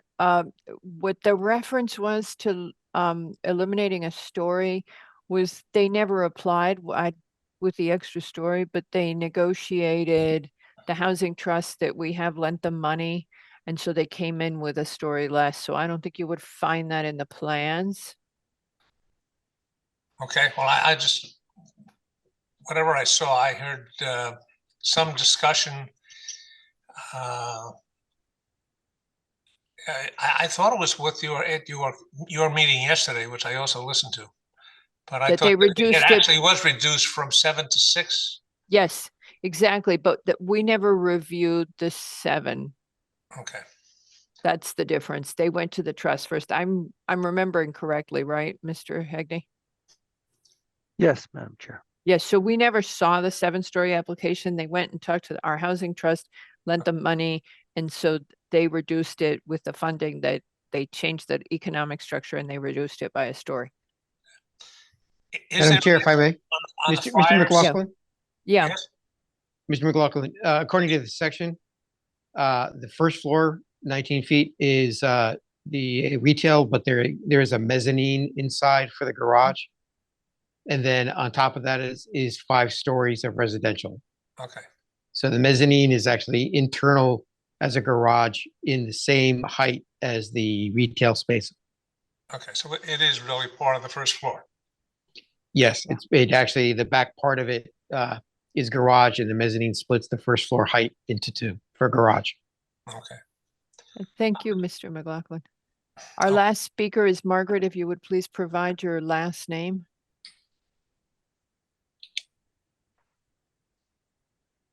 Margaret. If you would unmute. Margaret.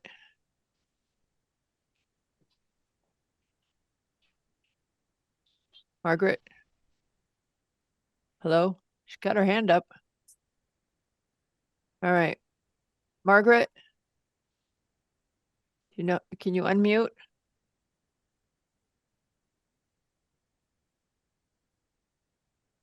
And I click on the unmute button, ask to unmute, and nothing happens. Okay.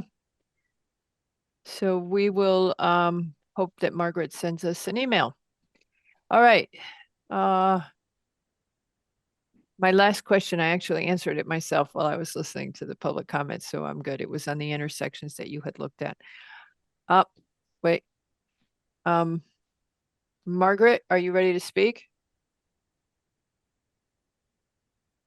Margaret, if you would unmute. Just gotta click on the audio button, probably in the bottom left. Unless they're on the phone. No, she's not on the phone. Well, she could be, but she's not using a telephone number. She's using the app. All right. All right, again. Disabling talking. Okay. So now we can. There's somebody else? That's Greg McLaughlin already. Oh, He still, spoke okay, already. sorry. Yeah, he spoke already. And Mr. McLaughlin just sent us a follow-up text if you want email. All right, you guys, Margaret keeps raising her hand, but she doesn't unmute. Margaret, if you would unmute, last chance. No, okay. I just wanted to point out one thing in regards to traffic. I think everyone, you all know this, but I think everybody really knew that for 85 years it was a car dealership. Yeah. The amount of volume of cars coming through there was insane. I have some great photos from the 1940s that I just got actually sent to me today. Pretty cool stuff. Plymouth dealer. Anyway, just a point I wanted to reference, but thank you all. All right. Okay, so We will work on the issues that we've been discussing this evening. And when we have all that wrapped up, we will come back to you. all righty. Thank you very much. All right. And Thanks. is anybody inclined to eat dinner? Oh, I thought we were taking a breakfast break. Oh, he's funny. Ouch. Okay, so it's 8:04. Let's come reconvene at 8:25. Levy, you have to come back earlier.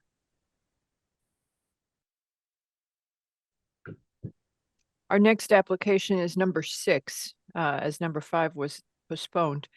Pickwick Properties LLC for a final site plan and special permit for a restaurant use in the southern ground floor space of Building 3 of the Pickwick Plaza campus, located at 1 to 3 Greenwich Avenue. Seated on this application are Albin, Macri, Levy, Wells, and Yeski. Thank you. And Mr. Tessie, if you would proceed. Yes, as you described, Madam Chairman, this is an application for a new restaurant in vacant space at 3 Pickwick Plaza. 3 Pickwick Plaza is located, as you all know, on Upper Greenwich Avenue on the east side. Building 3 has now this one vacant space that's been vacant for a fair amount of time. It's been approved by the commission for a use group 1 use. The restaurant is being proposed, full service restaurant, for this space. I did listen to the commission's discussions yesterday, part and parcel of your staff briefing, and could address each of the issues at this time, because it seems everyone is fairly familiar, at least with the proposed use. Yeah. Go ahead. One issue came up, which was a little out of left field for me, but it came up, and that is that some thought that the primary purpose of this restaurant is to serve as a banquet facility, which is hardly the case. No, we didn't say that. Well, I don't know what Mr. Macri's comment about, we've seen this ship sailing before. Mr. Macri, defend your own honor. I give you. Well, it's not about finally, I can understand his point, but let me just get to the point. The whole business about banquet use came to me as a result of the pre-application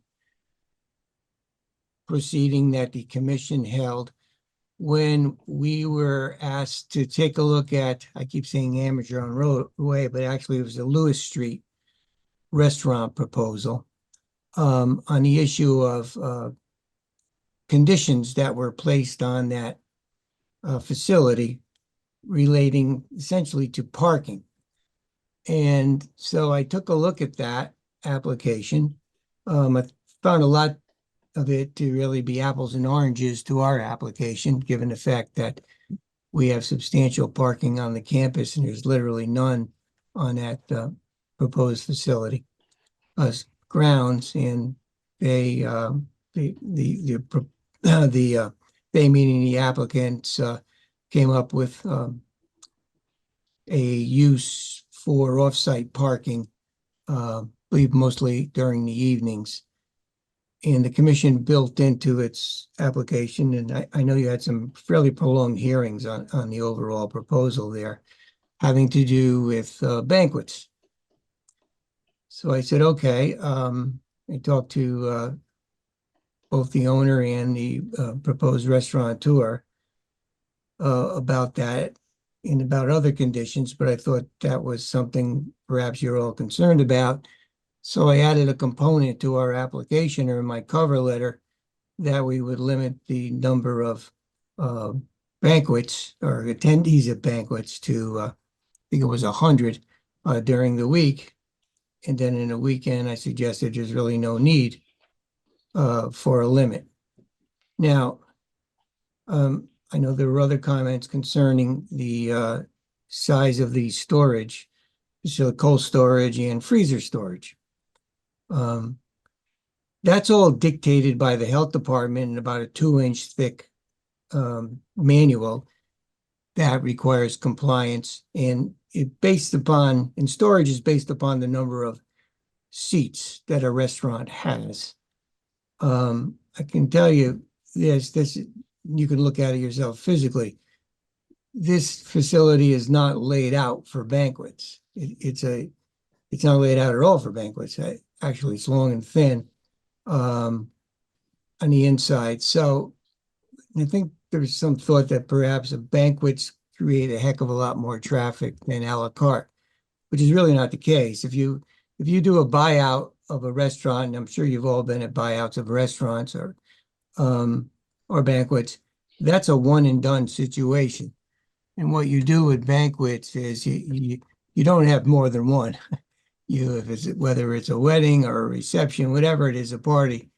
So if you sit there and think about it and say, well, okay, this restaurant has, actually we have about 118 seats, actual seats indoor. And we have a sushi station, as you know, which we count as bar seats, and also a bar interior. But that's what you have there. And if you were hopefully having a busy evening on a Friday or a Saturday night, you're going to turn all those seats over at least twice. And of course, if you're operating your outdoor facility during the season, you have another 60 seats out there. So you're actually talking about 400 to 500, or let's say 400 because not all seats fill up. But you of patrons, and in an a la carte menu, unlike a catering menu, you have a lot more items that you have to keep in storage and be ready to serve. For a catering menu, as you know, you've all been to those affairs, and you'll have two or three entrees, salad, and an appetizer. It's a much easier. Mr. Tessie, before you go on, I really have a question for you. Yeah, sure. As you said, yeah, the health department has a food service package. I'm quite familiar with the food service package, and the kitchen is sized specifically, and actually will indicate the amount of seats that the kitchen can handle in terms of cooking line, storage, et cetera, et cetera. I think the reason why I actually dropped the stinky fish of the catering on the table is I do not see the direct connection from the garage to building 3. Is there a direct connection from the garage to building number 3? Yes, That's there a yes is. or no question. The answer is yes, and I did. Through an elevator? Where in the garage does it go to? Because I don't Pat or see Tracy, excuse me. on the plan. Excuse me, Mr. Macri. Pat or Tracy, can you pull up what I emailed you earlier? We'll start with the garage. There are 3 sheets basically. Okay, this is this shows the 3rd floor. I'm sorry, building 3, the ground floor. And we're going to get to the garage, but this just points out in the rear. You'll see that in red, that's going to be that's the restaurant rear door. And that door will lead out to the lobby where you have your elevators, and there's also a stairway which is to the east up on top. There's a fire door there, of course. And so you have your stairways and your elevators. Now, if we go to okay, this is East Putnam Avenue. There we go. Thank you. That's East Putnam Avenue. And East Putnam Avenue, you come in, obviously. You'd make a right-hand turn, whether you're walking or driving, and you go down that ramp, then you go down and you make a left-hand turn, and that takes you to level B. Now we can go to level B, which is the 3rd, which is one more. Okay, if we orient it counterclockwise, there we go. We come down level B, and there we circled. I had somebody else write these things so you could read them, read these. But that's where the elevator bank is that you saw with the first exhibit, and also the stairway. Go back to that, please. Where is it? The circled area is the same elevator bank and stairway that we showed you with the first exhibit. But that's on level B, one below the one right off the street. Correct. Yes, that's the way it's laid out. Right. Okay. I used to take it all the time because we occupied space on the 3rd floor. Okay, so the premise of the restaurant, Building 3, yes. in the argument that you're presenting tonight, is that you have more than sufficient parking to support 210 seats in a garage underneath the building. That's the premise. That's the argument right here, right? Okay. Well, there's no. Now I'm a question about patron. that. How do I know to go to off the street into a garage to level B to get to the parking to take an elevator up 2 floors to the restaurant?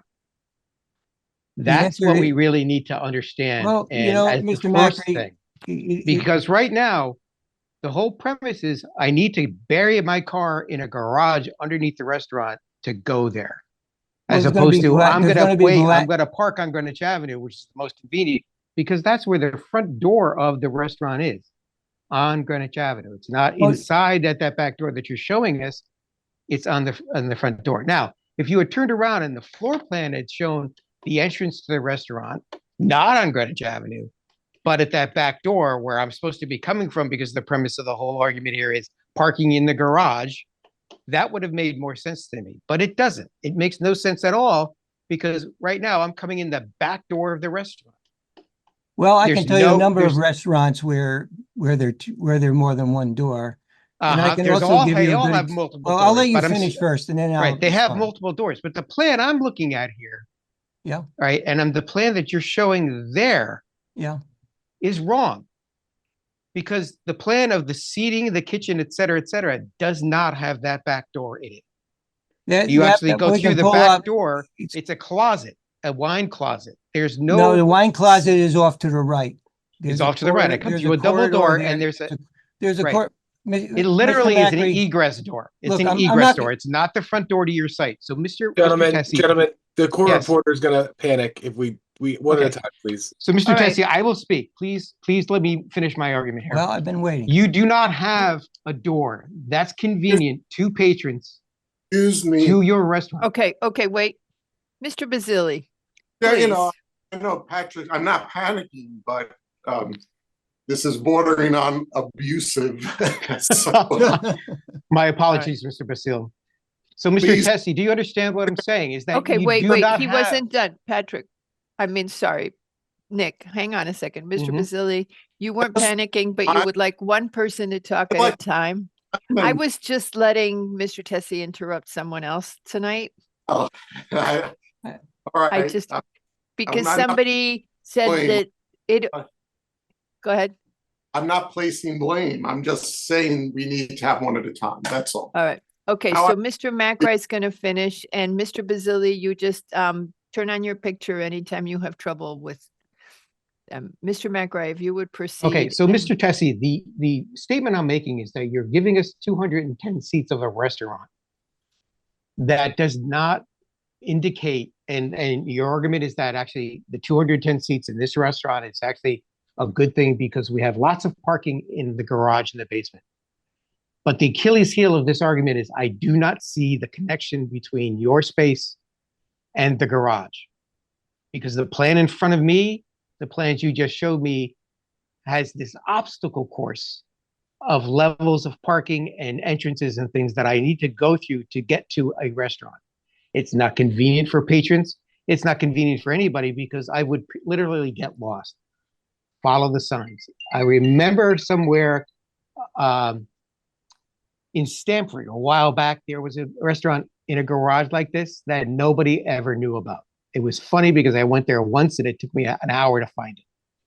So Mr. Tessie, I believe this application needs to start with that and address that as a specific thing before we get into anything else. Is how do patrons get to the basement garage and get up there and in a logical way that would make this application, according to the parking and the way that you've laid this out, work? Because right now, as I see it, it does not work. Patrons will not want to go into a garage 2 levels down and hunt their way to find a back door of a restaurant that doesn't show up on the plan.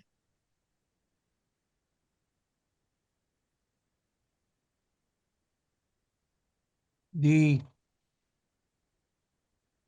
back door or rear door will have signage, obviously, so that is easy enough. As I said, there will be access through the lobby with signage for the restaurant. That door in and of itself will identify the restaurant. So it's literally that simple. If someone if it's a nice day and they want to go for a stroll, they can find other ways. They can go out through the lobby to the front door. But there Okay, are Mr. Tessie, two if I doors. may Let interrupt. me may I finish? Yeah. Thank you. Okay, there are many restaurants that have front and rear for a lot of reasons.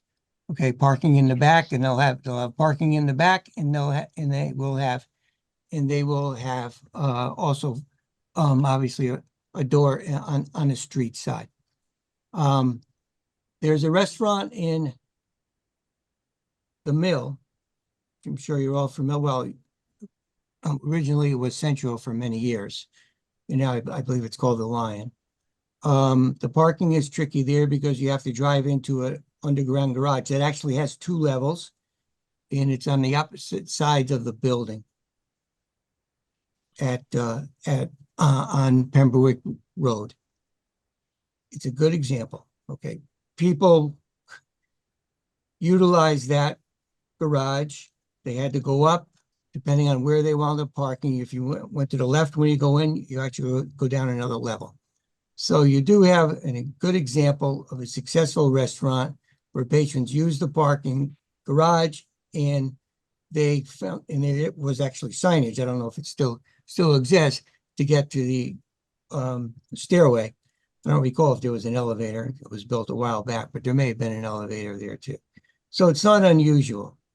In this case here, as I said earlier, and I graphically showed you, the entrance is off of East Putnam Avenue. And yes, you go down 2 levels where there'll be a valet, and there will also be signage as needed to direct people. People generally find their way, okay, to restaurants that they want to enjoy. And what they do is, yes, people try to find the lowest common denominator, but one thing people like to do, especially when they have reservations, is to make sure they get there on time. So I don't see this as a major point. I mean, if you're going to take that point, you know, people going to Pickwick Plaza in that particular building, because you have on the left side a financial institution, you've got the same issue. Okay, so if you're going to have retail, we agreed to use group 1 on that right-hand side of building 3. The restaurant seems to be the best use, and it's an allowed use. We have the parking. Is it right exactly there? No, but but you have the parking on the site, and you have the garage, and you have the ability to walk in the restaurant from the lobby. So okay, Mr. Tessie, if I may interrupt, can't you have your the door? question, your statement just now, walking into the restaurant from the lobby. On the plan in front of us, if whoever's indicating this, if you can zoom in on that door, if this was the main entrance or an entrance to this restaurant, why don't I see a hostess station? You're not going to coming in the back door. There are plenty, because you walk in. I just walk in the back door and grab a seat. No, you don't. So now I think one of the biggest issues I have is that we had discussed this a while back. I believe it was a pre-app, and this specific issue came up. We're back here again with the application in front of us, and it still has not been resolved. I'm finding that I'm wasting my time having this argument, because right now I'm looking at something I looked at before. We had specific issues you need to resolve. Here it is back in my lap, and I don't see those issues resolved. Okay. I think, so I think what you really need to do is actually sit down, go through this detail. If you want me as a patron to come to your restaurant, it's got to be unbelievably convenient. Lion Restaurant is unbelievably convenient. Yes, there's a garage, but I walk into the front door. I don't walk in the back door of the service interested in. I walk into the front door. I was there for the other day for a wonderful lunch. I walk in the front door from their parking garage because it makes it incredibly easy. I drive in, valet can take my car. There's lots of great signage. I walk up one set of stairs and I'm at the front door. No problems. It's got to be that convenient, or else this starts to make no sense to me at all. So, Mr. Tessie, I think from my opinion, we need to really address that before we go any further. Thank you. Okay, and then while Mr. Tessie's taking a breath, Yeski, then Jenkins, and then Levy. Okay. Yeah, at the risk of trying to focus on an issue, Mr. Tessie, you've mentioned a couple of examples. I'd like to quiz a little bit more on that, having been involved. You mentioned the Lewis Street 200 plus restaurant that I think is still being planned. I saw some construction, then it kind of stopped. Our concern there was the parking. I went down and counted the spaces in the rear parking lot. It was 200. They wanted 200. They had rear parking privileges because of the rear property line. I understand this building does not. Is that correct? That's correct. That is So correct. number one, you're in violation of our parking regulations. You're making the case about the parking garage. Mr. Macri just went through all that. But to use the Lewis Street restaurant as an example of a restaurant that is similar is just not correct. Number two, the catering. You said a couple things that blew me away. You did limit the banquet to 100, but you didn't see the need on the weekend. Is that what you said? That's exactly what I said. Yeah. That Lewis Street restaurant, our biggest concern was the weekend. Saturday, putting 210 cars in the parking lot on a catering event. You don't see that as a potential problem for this restaurant on a Saturday? It's not what I said. I don't want to interrupt you. Do you want me to No, answer? I'm asking a question. I'm interruptible. Okay. I just All didn't right. understand what you said. First of all, I didn't bring up Lewis Street restaurant. It was brought up by the commission, by commission members Oh, okay. during the pre-app. And that's Okay. the only reason why I brought it up, Mr. Right. Gill. So just to make that clear.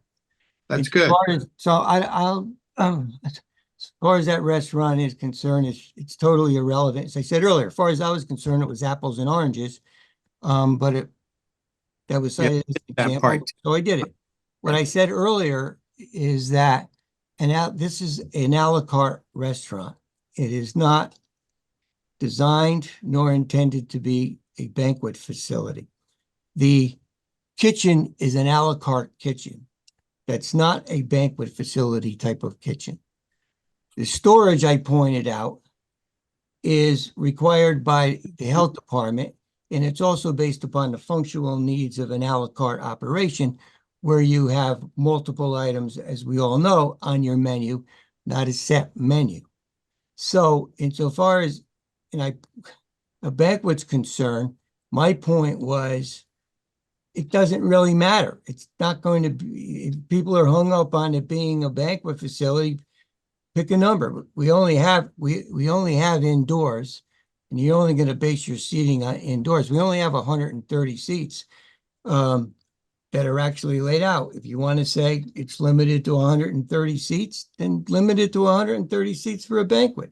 I was No, pointing out an a la you carte can- operation is going to do much more than that. If you want to make it during the weekends, make it during the weekends. I just didn't think it was relevant. But if you Well, think it's that's relevant, my question. I'm happy to agree to that condition, Mr. Yes. Okay, My Mr. question Jesse, said you stop didn't Now, think talking. you it was- said, now, hold on, let me finish, please. Mr. Yeski, you said we were in violation of the parking requirements. We're not in violation of the parking requirements. We've proven that we have 400, on any given day, 400 empty parking spaces on our property. We are required under the regulations for the CGBR zone. And by the way, whether or not you have a rear building line, even if we had a rear building line, this commission, because it's over, 20,000 square feet, the campus would still have the power to dictate parking requirements because of the size of our overall building.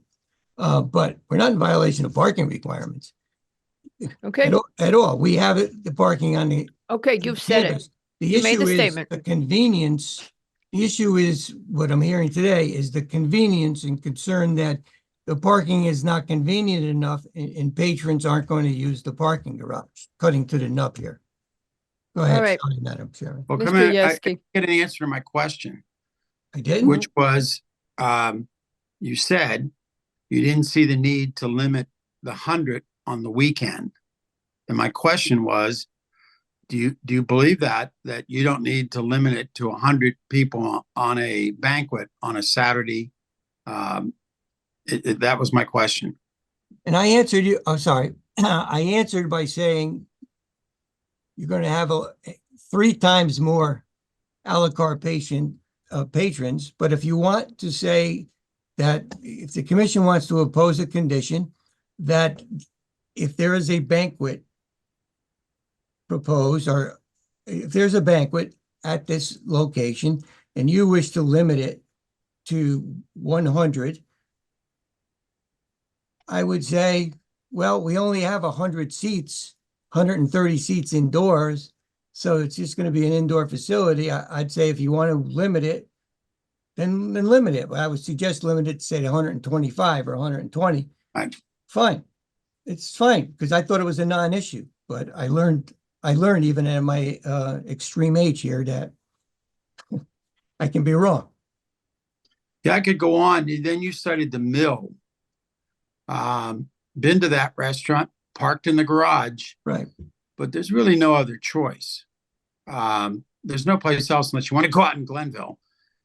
To use that to convince the commission that there are similar facilities is not really very good. What the big issue here that Nick's at, I'm at, which is if you can't ensure that the vast majority of the people coming to the restaurant are parking in that parking garage and not on Greenwich Avenue, then I think we do have a parking regulatory issue. And I don't know how you're going to do that. He's harping on, rightfully so, a front door or an elevator. I get it. But the real issue here is people are just going to park on Greenwich Avenue or anywhere they can. And it's 200. And by the way, if that Lewis Street goes in, that's a block down. That's another 200. So you are really stressing the parking environment on the upper part of the avenue, which is already stressed. And that's got to be a concern for the commission at this point in time. So I'll end there. Well, let me just respond by saying this. It is highly stressed there. There was a Blackstone, you've got another restaurant, you have a very popular Blackstone's up on Putnam, but yeah. I know about Putnam, it's the same principle, where you're going to park. Right. In fact, in fact, there is no parking on Greenwich Avenue.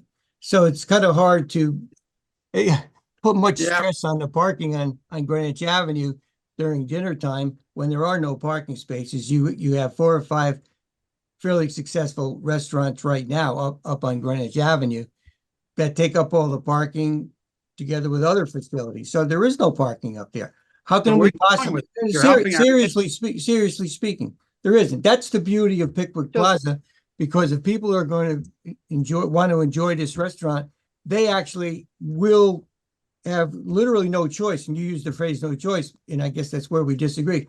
I believe they have no choice but to park in that parking garage, because they're not going to find parking on the avenue because it's so stressed. How many spaces are going to be available? 1, 2? And another thing we bring here, which we haven't talked about, which is very important, okay, is parking for employees. Okay? Yes. We have parking. That's not an issue for employees. We have plenty of parking on our site for employees. And you're talking about anywhere. You can ensure that those employees park in that garage. They have. Well, they're smart though, park there, because there's nowhere else for them to park. They're smart if they park there, because if they don't, they're going to get fired. Well, they're not going to get. Well, we can say that. Last point then. But it's tough to find employees. Mr. Tessie, please. Go ahead. I'm going to start muting you because you keep talking over the commissioners. Please. We were just having a good conversation. No, you interrupted. Mr. Yeski was in mid-sentence and you talked over him once again. Please, Mr. Tessie, just try and try for. Okay, now Mr. Yeski's trying to say something. If you would kindly let him talk, and then after that, Mary Jenkins, followed by Peter Levy. Thank you. Go ahead, Mr. The other major point I wanted to make was, you're absolutely right, Mr. Tessie. You just made our case. I love it. Thank you very much. I hope we can get a recording of that, because the problem is when those people come to those other restaurants and there's no parking, because those 150 are on Greenwich Avenue next to your restaurant, those restaurants go out of business. And we made this point on Lewis Street. It isn't just your restaurant, it's the town. The commission is worried about the whole town. The thought is, if you consume the parking on the upper part of the avenue, you're going to force a whole lot of businesses out of business. And you made that case very eloquently. I want to get the words and look at those, because it basically is making our case that we have to be concerned about the entire avenue and the entire town. And if you consume spaces Those other businesses don't have the customers. They're going to go away and not shop, and that destroys the economic viability of the town, which is in violation of the POCD. So thank you very much. I was trying to get to some points. Hopefully we made them. Thank you. Okay, now we're going to go to Mary Jenkins. Mr. Tessie, I'd like to explore the rear entrance, which I had not actually seen before. I had thought the main entrance to this restaurant was on Greenwich Avenue. The elevator opens into the lobby of 3 Pickwick. Yes, it does. Will the lobby doors from the courtyard there be open at all times? Will there be someone sitting in that lobby to let people in from the outside, or the only way you can get into the rear entrance is through the elevator in the lobby, which might be locked at some point? The door, you're talking about the door on the north side. Don't ask me directions. Okay. If I was On the other side of the restaurant. So I'm specifically saying the door in the lobby. If I'm walking into 3 Pickwick to visit the offices there. Yeah, right. That'd be on north side. I go from the garden, I walk in. Right. Will that outside door either be marked with restaurant signage and be open during the restaurant hours? The building door, not the internal rear door, the building door to the lobby of 3 Pickwick. There'll be restaurant signage on the wall or on the door of the entrance to the restaurant. There wouldn't be restaurant signage in the exterior of the entryway, because there'd be no need for that. If someone's coming up the plaza, they wouldn't be coming from the garage. They'd be coming probably from Greenwich Avenue, and they would go in the Greenwich Avenue entrance. Okay, so that answers your question. I think you've answered my question, which is people will not be walking into 3 Pickwick through the lobby door from that little garden. The only way they will end up in that lobby will be by the elevator. I believe that would be the practical answer, yes. Okay, so the answer is anybody who comes in the rear door can only come in the rear door because they are coming up from the garage. They could utilize that door during the business day.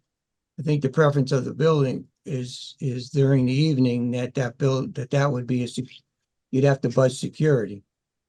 Okay, I'm sorry, I think I just got 2 different answers. I'm just trying to decide how much traffic will come to the rear door of the restaurant at what hours and through what door. If the issue is unresolved in terms of whether somebody can walk off that beautiful little plaza there, I have to say, after your pre-app, I went to the plaza and faced that door and tried to figure out if I could make the connection between being in that beautiful plaza and getting to a restaurant. It would have to be very specifically marked. So what I'm hearing, and you can correct this or correct it later if the facts change, what I'm hearing is the only access to the rear door of the restaurant is going to be from the elevator from the garage. So if people do not know how to get to that rear door from the garage, the only apparent entrance to the restaurant is on Greenwich Avenue. Yes? I hope you followed that. No, I think I followed that, and the intent of that door, the rear entry, which would have signage, would be to serve the people who are parking in the parking garage. Okay, fine. Is the rear entrance ADA compliant? It will have to be ADA compliant, yes. So you'll have 2 ADA compliant. And the elevator and the area in the garage to the elevator then also has to be ADA compliant. It is now, yes. Okay, fine. And it's considered to be a fire exit? That door into the restaurant, a fire exit? Yeah. I don't think so, because you mean a fire exit from the restaurant? No, yes. In other words, It wouldn't be because the restaurant has direct access to the exterior. There are three doors. Actually, I think they exist today, at least two of them do, on the south side of the building. So you'd walk right out if there were a fire. That would bring you into the building as opposed to out of the building. I'm just trying to envision that if you can't, if for example, the lobby of 3 Pickwick is locked at any hours or otherwise. No, well, the lobby, there is I can show you on the other, on the on that floor plan that shows the floor in the elevators, you'll see that there's a fire door where the stairway is, and there's a door from the lobby into where the stairway is, and then there's a fire door leading to the plaza outside. That's shown on the building 3 overall floor plan. So that there is a fire exit from the rear of the restaurant that does not require people to go toward Greenwich Avenue to get out of the building. Yeah, they're doors to the out to the plaza. There are 3 of them. I just have to say that even if it's ADA compliant, anyone who's mobility challenged, and I have somebody in my family who's mobility challenged, the idea of walking to get to an elevator, taking an elevator and having to do all of that, that's going to be the person parking in front of your restaurant, because it is too much. It's too much. It was required for the building. You know, I'm just saying that the building itself requires ADA compliance for all of its elevator banks. And I'm saying. And I think what I'm saying is ADA compliant is probably not the highest threshold in terms of attracting certain people to a restaurant. If I have to struggle with somebody with a cane or a walker to get there, I'm not going to go there. I'm not going to go there. I'm just, again, I think I'm saying what you're hearing other commissioners say, which is we're concerned about your client's business as well. And this just seems so awkward and so difficult. And I think I've probably said enough, and I'll let Mr. Levy talk. Mr. Levy, if you would go ahead. Thank you. I was thinking that there's probably a good story to tell here about what this restaurant is, what this restaurant is, and if one of the things about announcing the restaurant is what is the procession. So if you're everybody drives down to the avenue, but a lot of people try to get out of the car, walk up the street, and enjoy the atmosphere, and find their way into the restaurant. And it's a nice outing downtown. So this is a little different. This is going into a garage, but you could still create a story about it. There's something that can be compelling about this, and it's signage and making sure that the routing is well marked and well lit,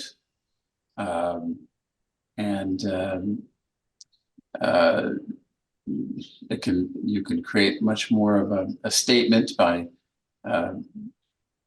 building out the garage area where this restaurant access is, and also as you come up the elevator, or even in the elevator as you come out into the lobby, there could be a real entrance.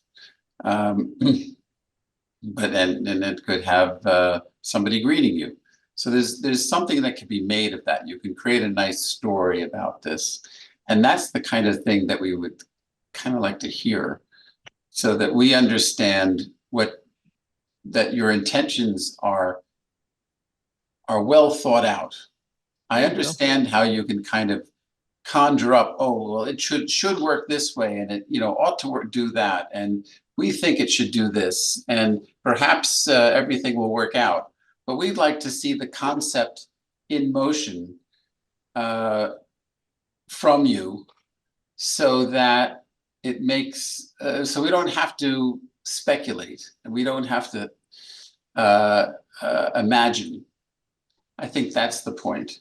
And I think that access from Greenwich Avenue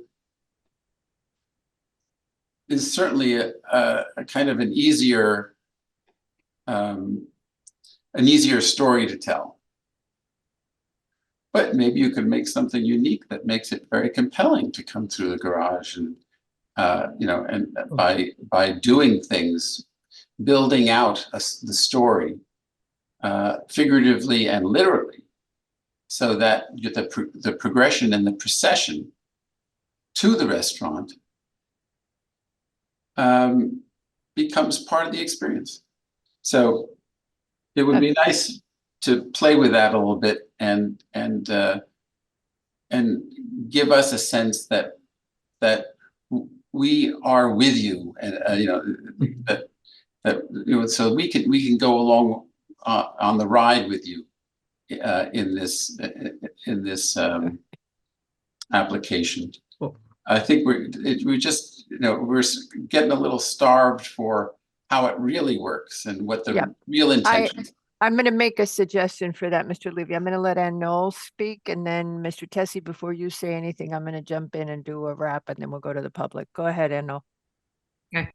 So I am looking at the plans that were submitted for the restaurant, and then the supplemental things that were submitted today to show where the rear entrance is. And I'm trying to figure out exactly where that door is in the plans that were submitted, because it looks to me that if you're coming up through the elevators, you've got kind of a meandering way to go.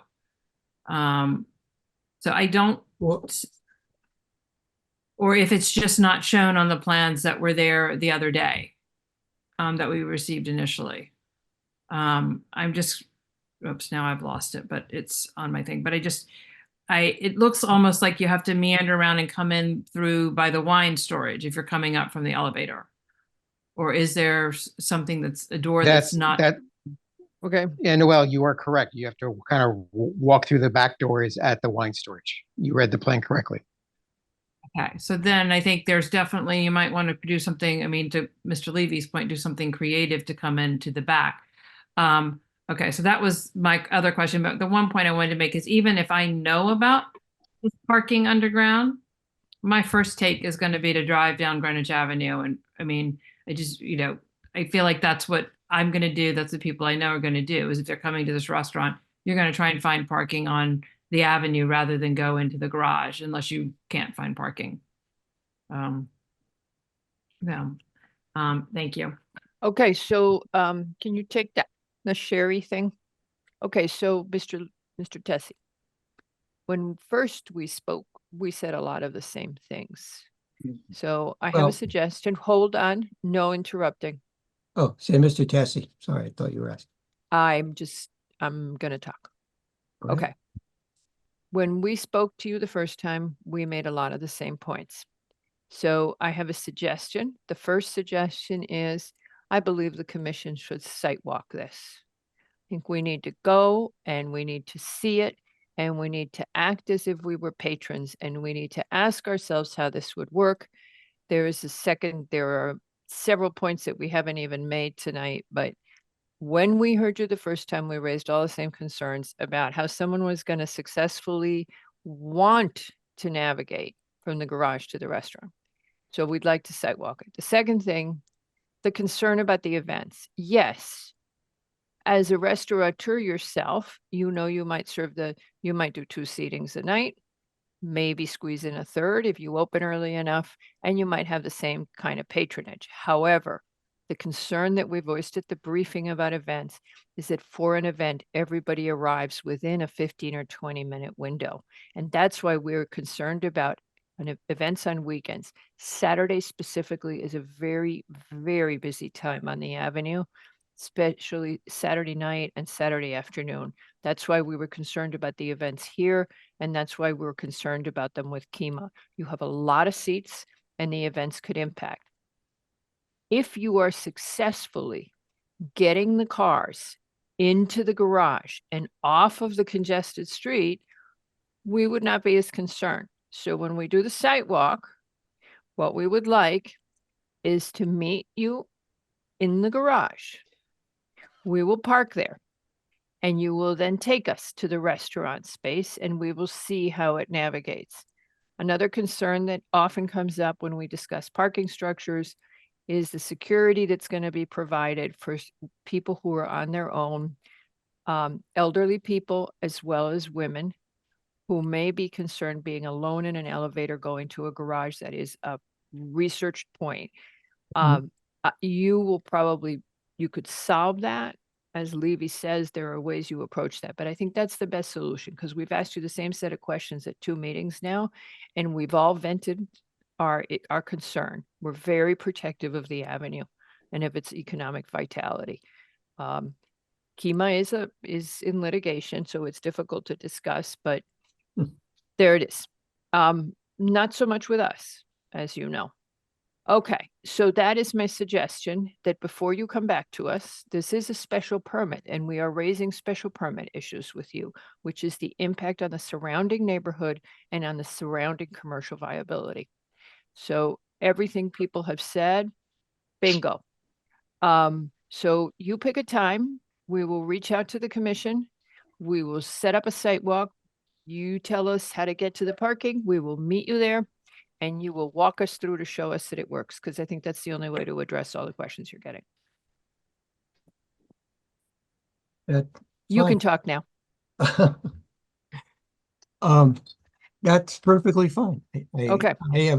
I did want to make a couple of points. One was simply that, as I said earlier, to I think Mr. Macri and also to Mr. Yeski, again, with regard to banquets, that's not an issue. If you want to oppose, you make a good point. If you want to impose a limitation, 7 days a week, it's perfectly fine. Okay. That's not the primary purpose of the restaurant. And then because of the number of seats, go ahead. Some of you may not believe this, but you should, Madam Chair, because you were on the commission. We actually had a restaurant approved about 10 years ago. I know. And it was a restaurant that was going to be primarily outdoor. It was going to be seasonal primarily. And it was going to have, I think, 80 seats in that plaza area. And the issue of the the access from the garage was not to the level that it is during this go around, and it was even more difficult to get there, but we showed the way. May I tell you why? You're dealing with a totally different environment today. No, I'm just pointing that out. That's all. But I also wanted to note that we should have that walkthrough, but the parking will be by valet. It'll be by free valet. Because we didn't want people driving around. The owner does not want people driving around patrons driving around the garage. So for security purposes, there will always be valet service only there. Oh, go ahead, Mr. Yeski. I'm sorry, we're interrupting you. Yeski wants to say something. Go ahead. Oh, I'm quiet. Well, no, we just keep getting into questions. I mean, did I hear you say the restaurant was 80 seats? The one you're talking about is another one of these examples you're bringing up. No, I was just pointing out that I was just making the point. Was it 80 seats? I believe it was approximately 80 seats. I'd have to check. It was 10 years. And how many seats are this restaurant? 210. Man, I'm really tired of these examples. The valet we can get into about the police department and everything else, but to equate 80 seats to 210 is kind of like if there was a boat, you're allowed to have one boat in Greenwich Harbor, and your one boat has 210 and every other boat has one boat. So well, and I just looked it up and it says in our staff report that it's 24 seats. No, it was 24 seats was in, I'm sorry, Margaret, the 24 seats was indoor because we had to have 20. It's only been 20 years, Mr. Tessie. My name is Margarita. What did I say? I don't know. Whatever. I'm sorry, Margarita. No, Madam it's, you Chair. can call me Alban, but if you're gonna mispronounce my first name, don't bother. Okay, Okay, now, all it right. was 24 seats plus outdoor dining. Now you're going Right. to Mr. Yeski's point, you're going to 210, different animal. I didn't Your- bring it your up as a approval- comparison. Your didn't bring it up as approval a was in comparison. please don't talk for a sec. Your approval was not 10 years ago, it was in 2009. Long time ago. 15 years ago. Time flies. 15 years ago. Okay. A I lot said has about 10 years changed. ago. Mr. Yeski, you still have your hand up. Please go ahead This and then is Mr. Wells. ridiculous. And then we're Lowered gonna it, so- stop. Mr. Yeski, are you done? Okay, Mr. Wells, go Yeah, I ahead. did. I lowered it. Didn't it? Did it go down? Yeah. Okay, Mr. Wells, go ahead. Just a quick point. I don't see how valet is going to work.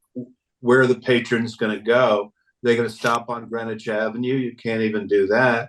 Are they going to stop on Mason? They're certainly not going to stop on Putnam Avenue. There's no place for the cars to assemble to get valeted out. That's like, you know, having a valet at Grand Central in New York. You know, good luck with that. I don't see how Mr. that's doable. Mr. Wells, the valet is down at the elevator bank, as I said. It's inside the garage. Oh, No man. one's suggesting you're going to be valet on Greenwich Avenue. I said earlier, the drive, point- where do you drop off your car? Where do you pick up the valet? Well, Is we're it gonna have a site one way visit, to and I'll get you show you. back here? Well, you're gonna do a site walk and everybody's gonna see it. And you guys, it's obligatory to go on the site walk, okay? No excuses. It's obligatory. We all have to see it and how it's gonna work, okay? Because everybody's suggestion. asking the same question. All right.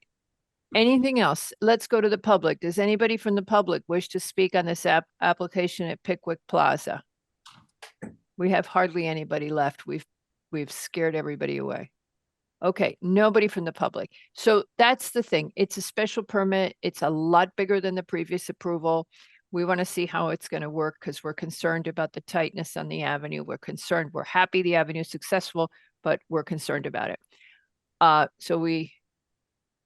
It's funny, sometimes you dream of being successful, then when you get successful, you're worried that you don't want to lose it. So, and you don't want to have tight parking. Okay, so Mr. Tessie, would you like to make some closing remarks before you depart? Nope. Okie Just let dokie. me know if and when you all want to have a, You site tell us visit. what's a good date, coordinate it with Patrick. So, Lowe is back next week, but he's not seated, so it doesn't matter. So anytime you've got us, just let us know. Is anybody got travel plans? All right. And Noel has travel plans and, But later in June. okay, so we'll try to get it done soon. Okay. Hey, Patrick, we can bring the new CEO. All right. All right, Mr. Tessie, are you done? You're done with us, right? I think you're done with me. We're done with each other. Thank you All very right. much for your time. Thank you very everyone, much. and, hopefully we'll have good weather next week on the time you pick. I'm available all week. All right. Thank you. Okay. All righty. Who's got our next application? It's the Greenbergs at Byram Shore. I believe it's Mr. Malone who's representing them tonight. Oh, he must have had a great time watching us all night. There he is. Hello, Mr. Malone. Good Okay, evening. so our next application is number 7, which is to consolidate 4 parcels into one 1.0460 acre lot located at 35 Byram Shore Road in the R20. Seated on this application are Alban, McRae, Levy, Wells, and Yeski. Good evening, Madam Chair and members of the commission. For the record, my name is Ted Malone, professional engineer with Redness and Mead, representing the applicant, David and Catherine Greenberg, for the property at 35 Byram Shore Road. The applicants are seeking to consolidate 4 parcels into one, totaling 1.406 acres within the R20 residential district, partially within the FEMA coastal flood hazard zone. The property is considered landlocked for zoning purposes and is bounded by residential properties to the north, west, east, and the Byram Harbor to the south. The existing single-family residence was constructed in 1997 pursuant to Planning and Zoning Commission Approval 1779-C, obtained in July 1997, and was constructed pursuant to building permit number T-24-1. As part of that approval, parcels 2 and 3 were granted from parcel 4 to parcel 1. The property is accessed through Byram Shore Road through a 20-foot private right-of-way. Access through the right-of-way to the properties to the east will be maintained.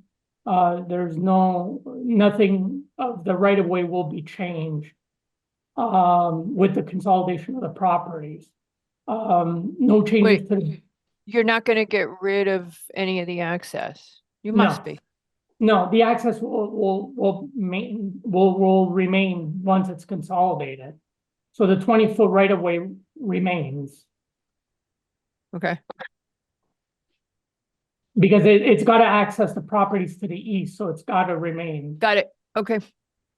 No changes to the buildings are proposed. There's a administrative coastal site plan review that's pending. So there are no changes to the building proposed. The site is not located within the public drinking water supply shed.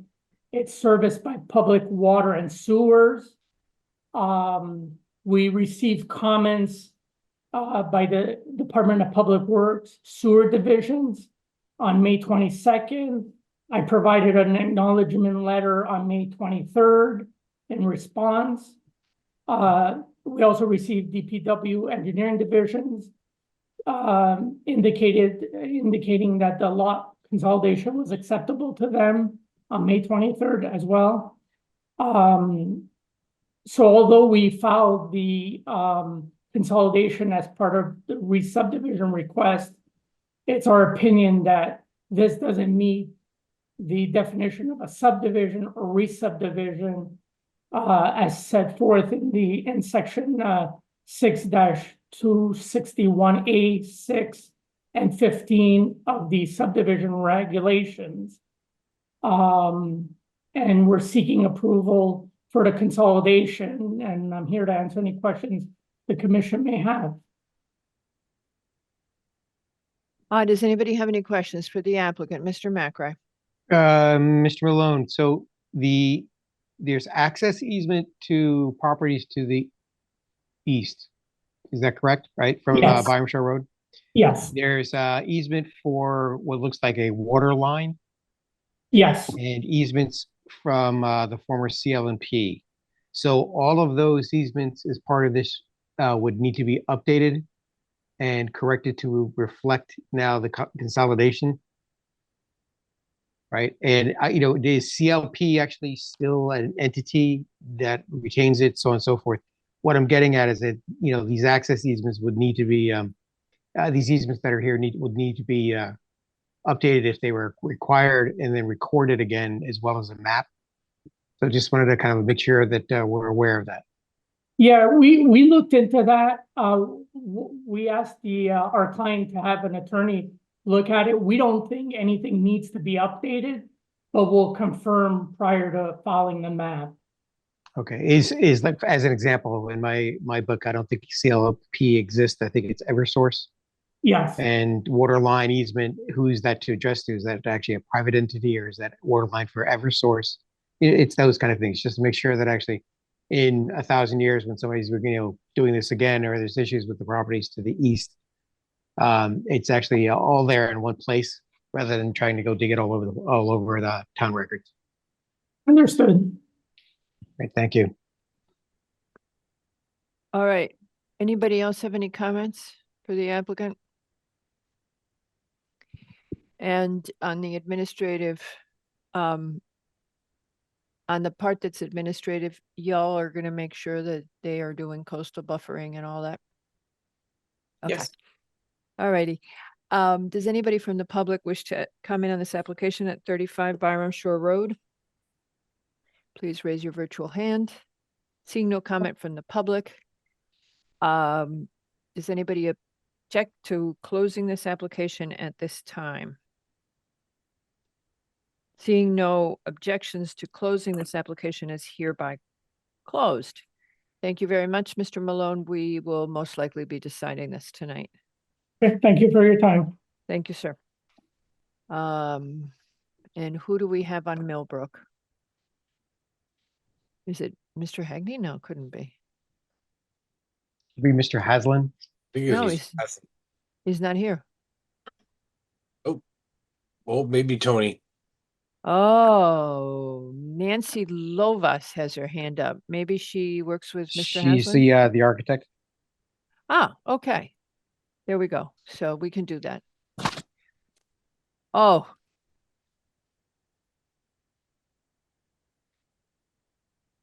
So Ms. Lovas, are you representing? No, I did it right. Okay. So I wasn't, Tony DeAndrea is presenting because it's mostly his work, but I'm here to answer any architecture questions. Okay, Mr. DeAndrea, I was trying to get you into the meeting earlier and you were declining, just so you know, I kept trying. What does the balloons say behind you? Excuse me? Oh, balloons. Mom. Yeah, that's Mom. Somebody brought over some balloons for Mom. Okay, our next They- application is number 9, the Millbrook Corporation for a final site plan and special permit. This is to construct an addition for a patio kitchen, if you will, to do a pizza oven at the Millbrook Club at 61 Woodside Drive. Seated on this application are Albin, Macri, Levy, Wells, and Yuski. And with that, we're going to let Mr. DeAndrea talk.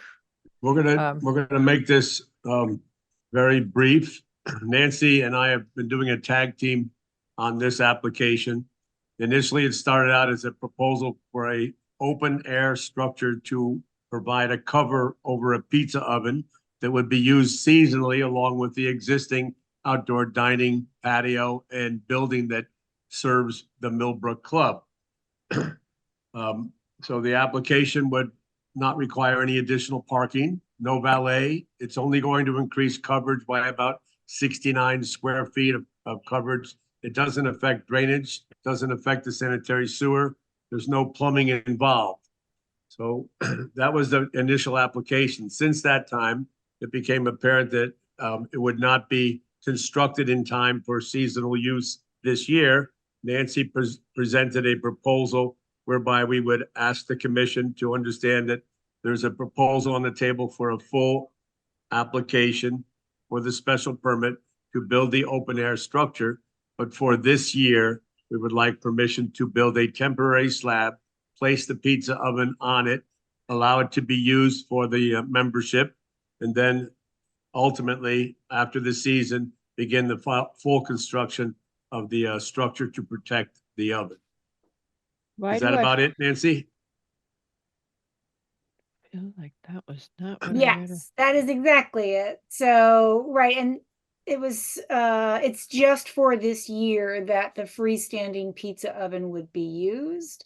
The slab is temporary as well. It will be demolished when the permanent structure is built. So that's not what is in our staff report. What is in your staff report? The applicant was requesting approval to construct an addition to the existing outdoor patio kitchen building to provide cover for the pizza oven. We don't. Correct. Okay, we don't have this thing about a temporary slab. Yes, that- you do, Madam Chair. Under item number 10 in Bianca's staff report, it was noted that the applicant had also submitted an administrative site plan application for temporary use of the pizza oven with a temporary patio slab. Well, that being the case, then why are you here tonight? We're here tonight for approval to install the pizza oven, with the understanding that the overhead structure would not be constructed this season. Just don't So even it's- go farther. Okay. Don't go farther. Further. You have you're going to deal with an administrative site plan with the planners, and you're going to do your, whatever you do. When we approve your 147 square feet, you have 5 years? Yes. 5 years to 3 commence. years to start, 5 years to finish. You have 3 years to start. What you do in those 3 years, if you file an administrative site plan with Mr. LaRoe and Ms. Kolakowski, your problem, your business, their business, not ours. Okay. Okay? So you got 3 years. Am I correct, folks? 3 years to Yes. start, 5 years to finish, typically for the site plan special permit. Yeah, It's and actually we 5 don't, and 5 now, but yeah. yeah, I thought it was 5 and 5. Yeah, it changed during COVID, right? Okay. I Yeah. missed that. Yeah, well, I believed you when you corrected me, which is a flaw. Okay, so, it is indeed. So as far as I'm legally correct, we approve you. What you do with an administrative site plan in the interim is up to you and the We staff. appreciate that. No, it's just the law. Administrative site plan is a separate thing. Yes. Patrick, Tracy, you good, right? Okay, all right. So forget the demolishing and all that. You're doing this 147 addition. You have addressed the fire marshal's issues. We have done that, yes. Okay, Nancy has secured the consent of the fire marshal for the proposal that we are presenting this evening for full construction of the pizza oven with the enclosure.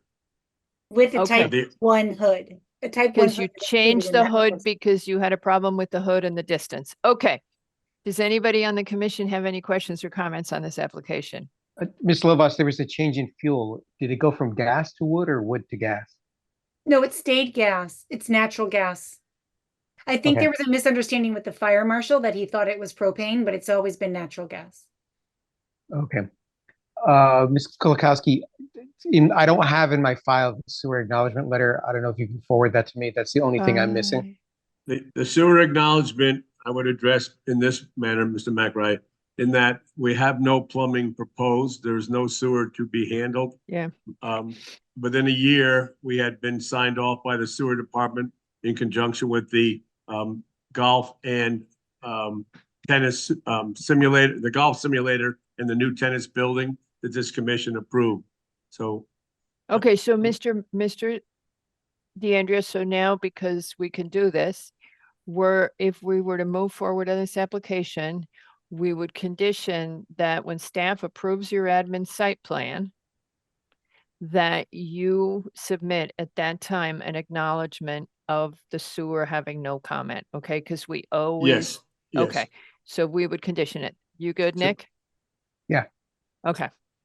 So since you happen to have two things in, now we can take advantage of it and take a ride on your admin. Thank you. Okay. All righty. Anything else from the commission? Okay. Anybody from the public wish to speak on this application? Seeing nobody from the public, does anyone from the commission object to closing this application at this time? No, no. Okay, seeing no objections, this application is hereby closed. Thank you very much. Thank you, everyone. Okay, goodbye, Ms. Lovis. It was nice meeting you. Nice meeting you. Have a great night. Bye-bye. All right, moving on. Now we get Mr. Hegney back. And Mr. DeAndrea is frozen. Yes, we are 10, right? Yep. Yep.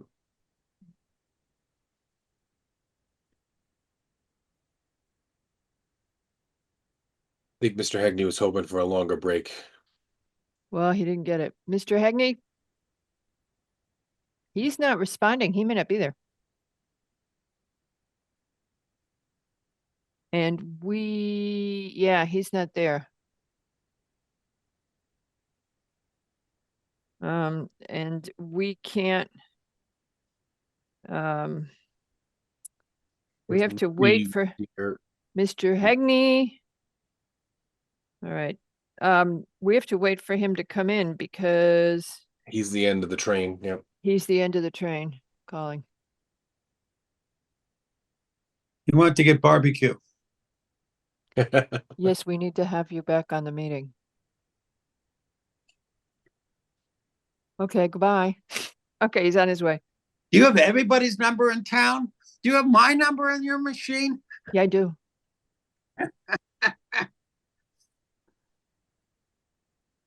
It's all those speed dials, the first 6. Oh, no, I don't have him on speed dial. It's not. My speed dials are different. All right, Mr. Hegney is with us. So, sometimes the speed with which you proceed amazes me. Mr. Hegney, we were doing a pizza oven. I mean, even we can only drag a pizza oven out for so long. I thought that would be at least 20 minutes. Mr. Hegney, she has your number on her speed dial. She doesn't have our number. She has your number. Well, Mr. Yeski, I I don't know what to say. Yeah. Take it as a compliment. Thank you. I will. Mr. Rydberg should be floating out there a bit because I've been I'm on. not seeing him, so it's your turn because This is great. This is great. well, when they used to do this in the old days, let me see. All right. Yeah, we midnight. It just means that you're ahead of schedule. We're I ahead of don't. But Patrick, my schedule's 9 o'clock, so the chairman has extended it to 10 o'clock. All right. If you thought we were getting out here by 9 o'clock, you were Yeah, a eternal opposite. Well, it was those people in Central Middle. That was the problem, right? They went on. Oh, and we've got you on the building committee. We had the same problem when McRae was on New Lab. We had to let them talk. I think Central consolidated. I know they consolidated their comment. Mr. Hegney, start without Mr. Rydberg. I think Yes, I there are will. He's questions. becoming Here's the technically thing. challenged. Let me announce this, and then Mr. Basili, after this, you can go home. 103 the next application is number 10 at 103 Mason Street LLC for a final site plan and special permit to construct a 3-story, 7-unit residential structure, of which 1 2-bedroom unit will be designated as moderate income pursuant to section 6110. This is located at 103 Mason Street in the CGB zone. Seated on this application are Albin, McRae, Levy, Wells, and Yeski. Now you can go. Thank you, Wait, Madam Chair. Are you frozen? No. No. And do not interrupt Mr. McRae because Basili doesn't like it. Oh, you missed all that. All right. Good evening again, members of the commission. Tom Hegney for the applicant. This was before you as a pre-app. We went to ARC actually 3 times and submitted electronically once. We've made great progress, and either Mr. Rydberg can go over that with you or I will. We postponed from the April meeting so that we could meet with the town engineer. We have done that. He wanted test borings. He wanted groundwater elevation determined. Mr. DeAndrea's office took care of all that. And so we have a few items to address, but overall, the town engineer is satisfied that we have done enough to just come back to them at the time of building permit. I'd like to have Rudy go, now that he's here, go over the last group of changes we made, because we've made significant changes to the facade of this building, removing stone, lowering roof lines, changing balconies, changing windows and openings, and putting in what I think is a very significant landscape plan that provides a great deal of screening from Mason Street to the building, and including some spruces that are 8 and 9 feet tall to start on the property in front of the building. So with that, Rudy, can you go over the last few items that we were discussing with ARC so that commission can know where we are on that? Certainly. Good evening, everybody. For the record, Rudy Rydberg, the architect for the project. Tom and I were on the call. I've been watching this since 4 o'clock, believe it or not, just for fun and edification. And we were talking about it. And next thing you know, he hangs up on me, and I'm now trying to connect on. And for some reason, it took an extra minute. So my apologies. Anyway, so Tom's correct. We went back 3 or 4 times with them. Each time we improved the building and tweaked the building. I think the main things that they talked about was softening of the massing. Now, when we started the building, we originally had, we've always had our 4 corner towers that are slightly taller than the middle of the building. We had stone for 2 floors and shingle above. They asked us that we remove one row of stone and make it just the first floor stone. Actually, that would be great if you could bring out the rendering. I think the rendering is all we really need, because the rendering reads better than the, there you go. Yeah. So if you look at that upper right-hand corner there, this was the latest that we've done and resubmitted back to them after their comments. Pat, are you in charge of this? Or, I am, yeah. Can you zoom in on that little upper right-hand corner rendering a little bit more? Because right, I can hit the highlights. Perfect. Okay, that's good. Just pull it back a smidge there. Okay. So this basically shows the fact that we originally had 2 floors of stone and 1 level of shingle up top. And then to change the scale and the massing, we eliminated the 2nd floor of the stone between the towers. I still wanted the towers to read as an element. And again, that was a positive reaction from them. They've talked about the balconies, and there are no balconies that I can remember along. They mentioned it in their note about the local area. We don't have any balconies, and there's a need here for balconies, we believe, because there's other develops around town that certainly have balconies. We want to have some outdoor area, but we also have area on the first floors where they have on-grade parking play area. But we've taken the color of the balconies. They read as if they're dark, but they actually are painted the same color as the shingle color. So they read dark together because just in the rendering, they're close together. They're 4 inches on center. So they read the same, but it will be the same color. They like that. Okay. We tweaked the windows up in the upper towers, added some trim there. We've also dropped the height of the building. They asked us in the massing to drop the cornice area between the towers. We did that. Before, if you look at the middle, the 2 wings on either side of this front tower that you see, the cornice and the frieze board that's above the balcony doors now sits on top of the doors. Before, it used to be 15, 18 inches above the door. So we dropped that entire roof down. We also dropped the tower with it as well, because proportionally, we didn't want the tower to be much higher than where it is now in proportion to the overhang. So we did that. There was a comment also about windows. In E, their windows have come along well. Well, what we did was we had a few windows that we relocated so that they all read symmetrically above each window above. So they all lined up nicely. I think there were 1 or 2 that originally didn't line up. We revised the interior layout, thought it was a good point from them. We did that. Okay. The main other issue was they wanted us to make the corner more friendly.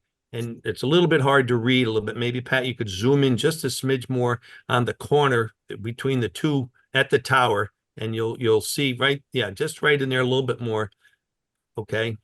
That corner. So we brought that whole corner in. It's a curve because we're on Mason Street and Lewis Street. We brought that in an additional 30 inches, which allows us to have landscaping. And I know that John Conti was part of it, a part of this revision, and asked that we could then have some landscaping at the ends, and in the middle could be seasonal flowers that could be changed 2, 3, 4 times a year. And that's where we also had potentially down the road a sign that says the Madison. So that they liked, and we put that in there. That's what the reference was to on F. And then the robust plan, we don't show it, of course, because we're designing architecture, not landscaping. We don't show the amount of landscaping that's been added, but there's 8, 9 feet arborvitae, some trees, landscaping. So there's a certain amount of privacy. Yeah, that's sheet 8. You saw the landscape plan. So I think we've met all their needs that they've asked for. And, you know, part of the issue that happens is that there's not always the same group of people at every hearing. So each time we went back, there was always somebody else coming in with a sort of a new idea. But I think they then allowed us to go back to the electronic review, and I think we hit all the highlights. And I think we've now got a nice building that will fit the needs and fits 6110G. Do you want me to comment about the fire marshal while I'm at it? Yeah, please. Rudy. Okay, so when I was dealing with 32 Field Point and the fire access at that project, Mark had then been, you know, was new to the to this process. He also said, "Oh, I've already started looking at 103 Mason." So I then met him at his office at the firehouse another time, and he said, "I've walked around there. If you're going to fully sprinkle the building," he said, "access to the back, I'm going to come in. I can then back out. All I want to know is, can you confirm that I can get in between your island that's coming in off of Lewis Street? Can you bring that arrow up, Pat, to the top right of Lewis? Keep going up around the corner. Now come in right there. Right below it, there's a little, right. So we've got a 23-foot wide access point with a sliding gate.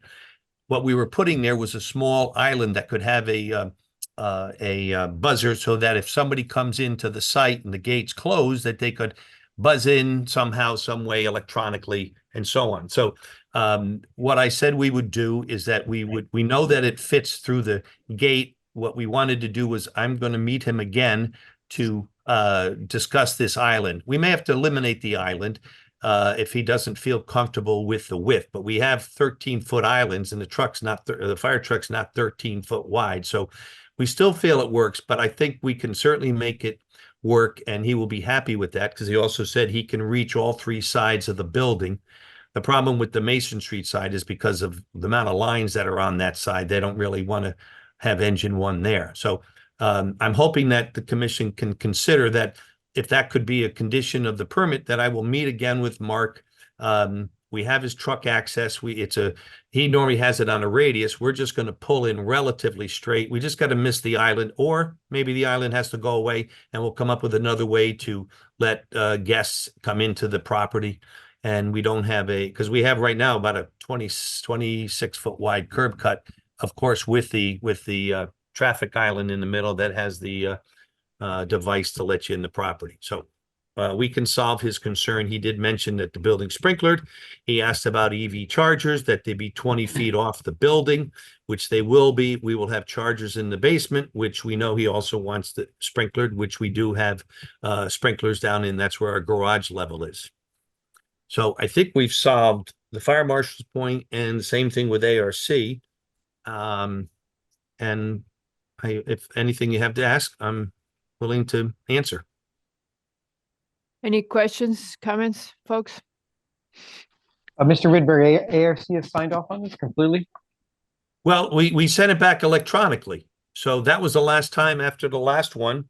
And I don't know if we've seen any response back from them, you know, legally or whatever, officially, but we answered all their questions. And I think we've, you know, they want us to lose the whole floor on the building. That's one of the comments that one of the precincts said, "Can't you do a 2-story building?" And we said, well, we're allowed 3 stories, and we meet all the regulations of 6110G. We think we've designed the scale of this correct. There's a couple other buildings up the street. I don't mention what they are, but you probably all know what they are. There's another one up the street that's much taller with mansard roofs. And it's actually at 62. Okay. Mason Street, and it actually looks like 4 stories from Mason Street, because the garage opening is facing Mason Street.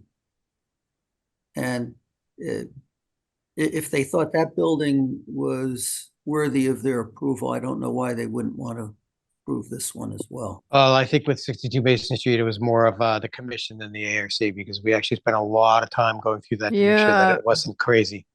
Mr. Rydberg. Don't get McRae and me started on who did the roof line. Go ahead, Mr. McRae.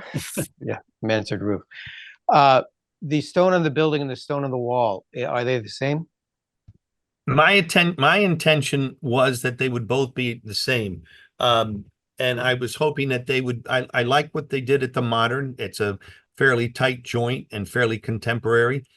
We did this one just to show a little different. The artist rendering was a little different. My sense is that they both would be the same. And So- it's a very Yeah. nice color, and we we haven't selected it fully yet, but that's Right. our concept. So, wait a second, Nick, before you go ahead, before you take the next so what I'm reading in the staff report is the applicant submitted plans dated 4/5/24 via electronic submittal to address ARC's comments. However, ARC found the updates lacking. ARC finds there could be further updates made to reduce the visual impact of the building. And ARC has asked for then the changes in the stone wall, which we just talked about. So it's not clear to me that you've got ARC at this point, based on what Marisa has in the staff report. And she knows because she's the ARC person. I realize that, and she wrote back to us that, where's the note here? I have a copy of it here somewhere. Okay, and I know it went electronically to Paul Pugliese and to On what Richard. date? She responded somewhere here. I don't know. Tom, do you have it or me? I'm just looking. So she says, see it was just attached after email the chain dated 4/16/24. That's why I'm asking you about the date, because as of 4/16, it was still not resolved with ARC. If you've got something newer than that, No, that was the result. That was where we were at, I'm sure. And there was a Alright. discussion between, we never had discussed it any further, but okay, so she's saying that ARC finds there could be further updates made to reduce the visual impact of the building. If it means dropping a story, we would agree with you that the zoning regulations allow you to go to 3, and we would not stop you from doing the zoning regulations. Mhm. But I don't know why she has it this way. In her mind, ARC is not done. I Sorry. believe that Richard Heim commented, and I don't have it in front of me here, the same email. I think But I he do. commented still wanting to be, because he was the one who said that he preferred it to be a smaller building. It's still a bigger building. It's still mass. But then he said, I know we can't talk about it, but he does keep talking about it, saying it's a 3-story building. Can you do a 2-story? And No, that's not good. So- So, Tracy, was there an email from Marisa today? Tracy, yeah, Yes, sorry, the unmute was. yeah, it was Oh. sticky. And Yep. what did she say?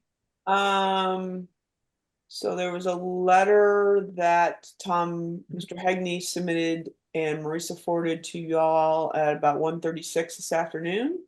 Mm-hmm.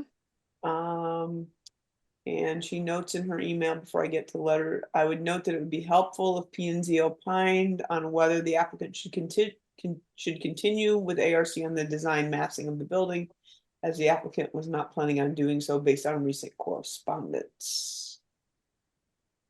Read that last bit again. Oh, hold on. Oops, I just opened the letter. Hang on one sec. We'll go back. I've got it, Tracy. It says the applicant was, as indicated, or was not planning on going back. Doing so ARC. based on recent correspondence. Okay, so we're good with ARC. We can move on. Well, no, she said it would be No. helpful if you No. opined on whether the applicant should continue with ARC. Right. That's I've what I got- wanted to hear twice. Okay. Right. I've And got I an still got it email. wrong. Which was the I've got first an part, email not the in front last of part. Right. I've got an email in front of me, but it's dated April 15th. That one we've already talked about. That was the one, they've submitted the landscape plan, and then on the No. 60, okay. This one is specific. It's a forward from Ms. Anastasio to Mr. Ridberg. Talking about forwarded the updates to Mr. Hine and Pugliese. Mr. Hine feels needs more work. And There you then go. Mr. Hine actually adds additional 4 or 5 points that need to be or look like he would like to have addressed. I guess the landscape was done not enough done for the visual impact. Third story between the towers articulated in a way that reduced the visual impact. ARC's never purview of the site plan would have been interested to see if the building mass could have been slightly shifted. And it's worth mentioning that when given full construction documents of the wall sections, even before final sign off from ARC, well, procedure issue. Okay, all So I right. think it's still there, and I think actually, I think maybe from what I understand here, we're waiting for a review back of what's been resubmitted, Mr. Rainberg. Is that where we are? This is what we submitted Oh. after all their comments. If you read even the And- one from yeah. 320, you can see the chain that starts talking about reducing the windows and so on, and how they approve that. So we got to that. I think the issue is they would like to see us bring a mansard roof to that third floor, is what they're looking for, so that it reads as a roof, not vertical shingle, not I siding. mean, Okay? I'm not an architect, but I'm not reading your architecture for that building as being related to a mansard roof. We don't want that. And I think, let me just say something again. Okay, so We you don't have looked at to, it. don't say anything yet, Rudy. Okay. I just saw our nod. That building, I'm not going to comment, I don't comment on architecture, but it doesn't seem to me that that architecture goes with a mansard roof. And Nick already knows how I feel about mansard We roofs. agree but- 100%. Okay, Mr. Levy? Ditto. Ditto. So you're good. No mansard roof. No Okay, eliminating a third story. You were allowed to do what's within the regulations. I mean, we And- have no reason to deny you what's in the regulations unless you can't put out a fire. Right.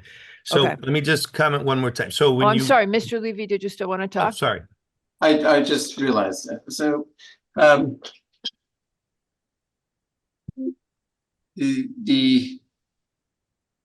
I think that the massing is certainly interesting, and I think it probably fits pretty well with everything. But what I wanted to ask you is about the landscaping.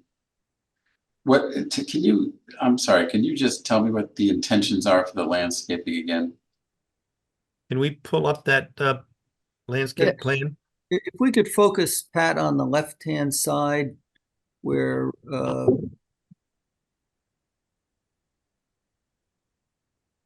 maybe a little bigger as well. So there are very significant evergreens. There are 3 white spruces, 8 to 9 feet tall when they're planted. There are hollies. There are arborvitae along Lewis Street and along the corner. I'm not sure where we would put the additional landscaping if we were to do that. A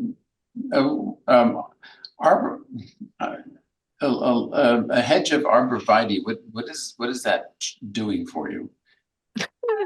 It provides some screening for the patios on the Lewis Street side of the property and provide some privacy. Because If we I could- reduce the height of the May I wall. The comment? wall is only 3 to 4 feet. So, Mr. Hegney, I don't know if you are aware that Mr. Levy is generally opposed to arborvitae. There's so many things that are native that would be, I mean, even if you used privet to create a hedge, it would fit in so much better with the downtown. I like evergreens, but to create a hedge of arborvitae just doesn't seem to fit downtown.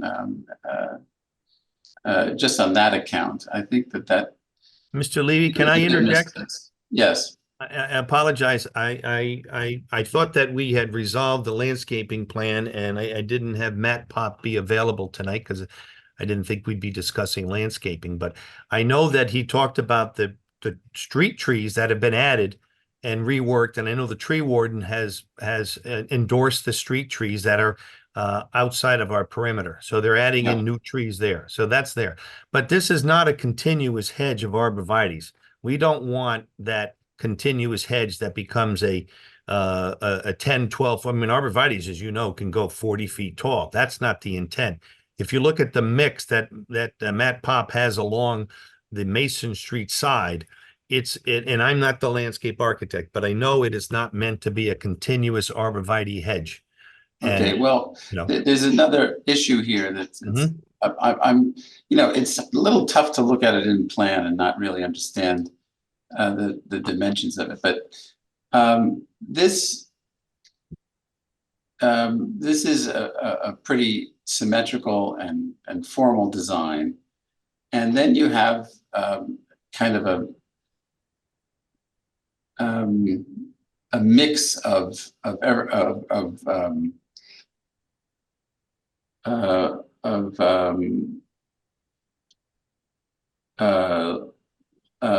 landscape material, and you may want to reconsider and do something which is a little bit more consistent with the architecture. I think that using arborvitae downtown is kind of like a wrong signal. But instead of doing something which is kind of more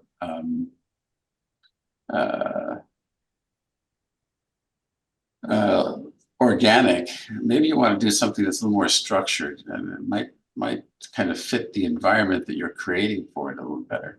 But arborvitae doesn't really fit downtown. It really does not. I appreciate how you want to do some screening, but screening, once you get to 4 or 5 feet high, you've really done all the screening you need to do, and you're doing plenty of shrubs and upper thing. It's very well screened. I think maybe just it's a little bit overdone, maybe. Oh, no, we wanted it. We even removed parking places to get more landscaping. We wanted it green. Yeah, but I think that the way that it's done is not necessarily. Okay. But so where are let's see. So how do we deal with this with staff and so on, if possible? That would be. Yeah, that's the big question. Yeah. If we could come back and just review this with staff. Absolutely. We're happy to do that. And we'll have Matt You there. you have that talent on your staff, and we'd be happy to work. Where is the parking plan? Didn't see it on first blush here. You can look at our parking plan as well. It doesn't have all of Mr. DeAndrea's details, but there should be. I think it's I want to say, isn't there an A 2.1 Pat there? There you go. You've reduced the parking in this count. We originally had more parking, and you asked that we reduce the count, which we did. So we have a lot more green area. We've located the handicap space so that they don't have to walk across the lot. They're directly at the curb cut, and then there's another space there. It's not so we have one handicap for the amount of spaces, and then we have 14 spaces in the basement in the garage, which is 2 for every tenant, and then we have an additional there's no 7. plan of that, right? Pardon me? There's no plan of Yes, there is. If you go to 2 points, that's what I wanted to see. maybe it's the next one, Pat, or one before. There is one that shows the lower level. There you go. Oh, that's what I was looking. This is the lower level. So you basically come down the driveway to come down into the basement of the building, and there's 14 spaces. So everybody, including the affordable, has 2 spaces themselves to go down into the lower level. Everybody has 2 spaces. So then purely up top, we have a nice group of 7 additional, 1 for every unit for visitor parking. And then there will be some EV in the basement, and we'll have EV for the handicapped up front, and maybe another 1 or 2 on the site elsewhere up top. But we'll meet all the requirements. Good. So what do you do about EVs? If there is a fire and you can't put it out, what do you do? Well, Pat, the fire marshal is addressing that and is writing a policy on what he's going to start requiring for the EV charging stations. So right. So my question is, do you put the EV stations in a particular place so that's what he's going to do. He's going to, instead of like way in the back, maybe you put them right at the entrance or something so that it's more accessible. I don't know. Whatever. Yeah, not our Whatever. job. Okay. That is not in our pay grade. Yes. And in our job description, that's what the fire marshal's working on it. There's actually an email from him in this very application that he is developing a policy of how people are supposed to locate, it's a new state law and nobody had really addressed it. So he's going to write a policy. And then everybody's going to know, because we've gotten hung up a couple of times now on the EV chargers and garages. So I'll he's tell gonna, you what somebody else has done, which I thought was a good idea. To put a CMU wall between these EV stations and the rest of the parking. I thought that was as clever a thing as I've seen so far. If I can interject also, there's a concrete slab, a concrete wall, and a concrete ceiling throughout this entire basement. So there is fireproof. There's no flammable materials in the space beyond the where we have storage units, and those will be metal of chain link or something for the tenant storage. Basically, down there everything is CMU. So Okay, I know so- that would make him yeah. happy as well. let's That just move curious. on. Because it's Or, almost. or we it's- can just put the folks, chargers outside in the. folks, it's 10 o'clock. Maybe Let's put them leave. No, outside. people, Maybe that is a good idea. please stop with the chargers. We aren't the fire department. The fire department are going to write a policy that applies to garages, and they will take care of it, and we will make sure that there is compliance. That's our job. Let's go back to what we do. What we do, Mr. Levy has a concern. He doesn't like the arborvitae. Okay, agreed. We will handle that administratively. Next question is, you're outstanding. You have submitted a drainage plan that we did tell you that you didn't have the exemption because it's not single family. The only things that were outstanding is that you have to do a turning radius. They said to respond to Beta DPW. And they're asking you for the turning radius for the emergency vehicles, which is a little bit the problem that Dawson is having as well. I suppose we could condition all that, but I'm trying to think in terms of architecture.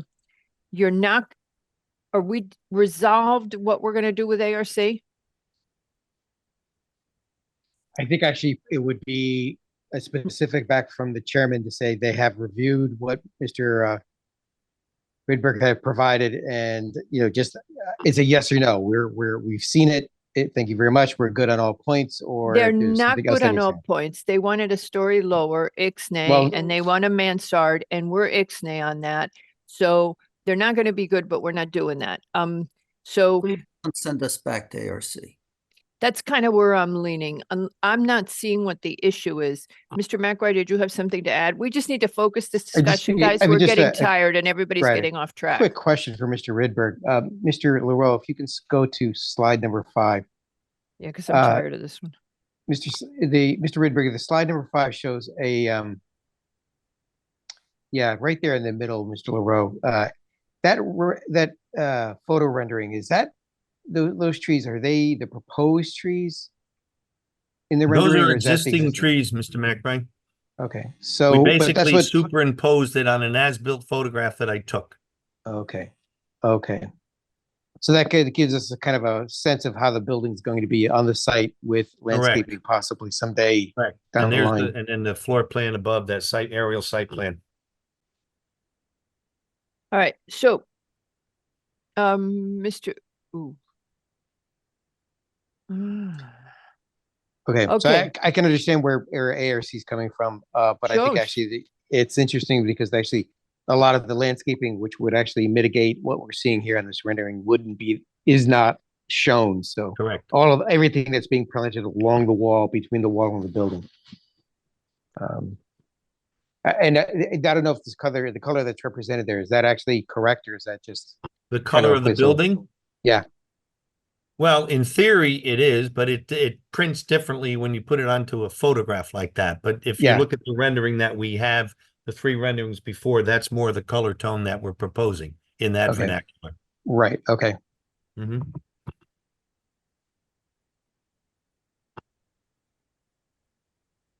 Okay.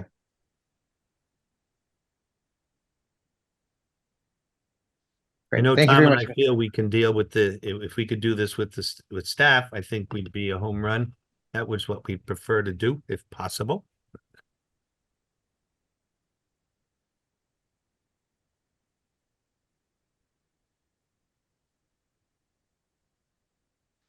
Sorry, stepped away, looked like for a second. Mr. Rydberg, just a quick question. The balconies themselves, is there any way to actually recess the doors to the balconies and push the balconies closer to the facade? Recess the doors into the building. Yeah. The complication there is I end up with a water sill problem of waterproofing. How do I handle Mhm. that? Okay. Unless I notch them all in there. I've Okay. made these balconies are fairly modest. They're only 4 feet deep. And so they're, Oh, okay, because that's they're what not I'm big. seeing. They looked bigger to me on your rendering. Okay. I think the only one that may be slightly larger is the one on the left side because that is off the living area. Right. Okay. And there was a discussion at one point, the ones on the balconies on the side, on the Mason Street side, since those are off of bedrooms, that they could, there was a discussion about trying to make them a Juliet balcony. And I don't think it got too much traction, but it could be. I So- listened to that ARC discussion. So here's the deal, guys. Those are They've only been- 3.5 feet deep. Hegney, just hold on a second. They've Yes. been to ARC 3 times.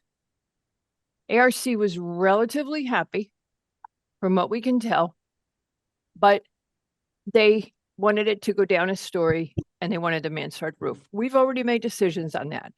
I would suggest we leave the architecture alone or send it back to ARC.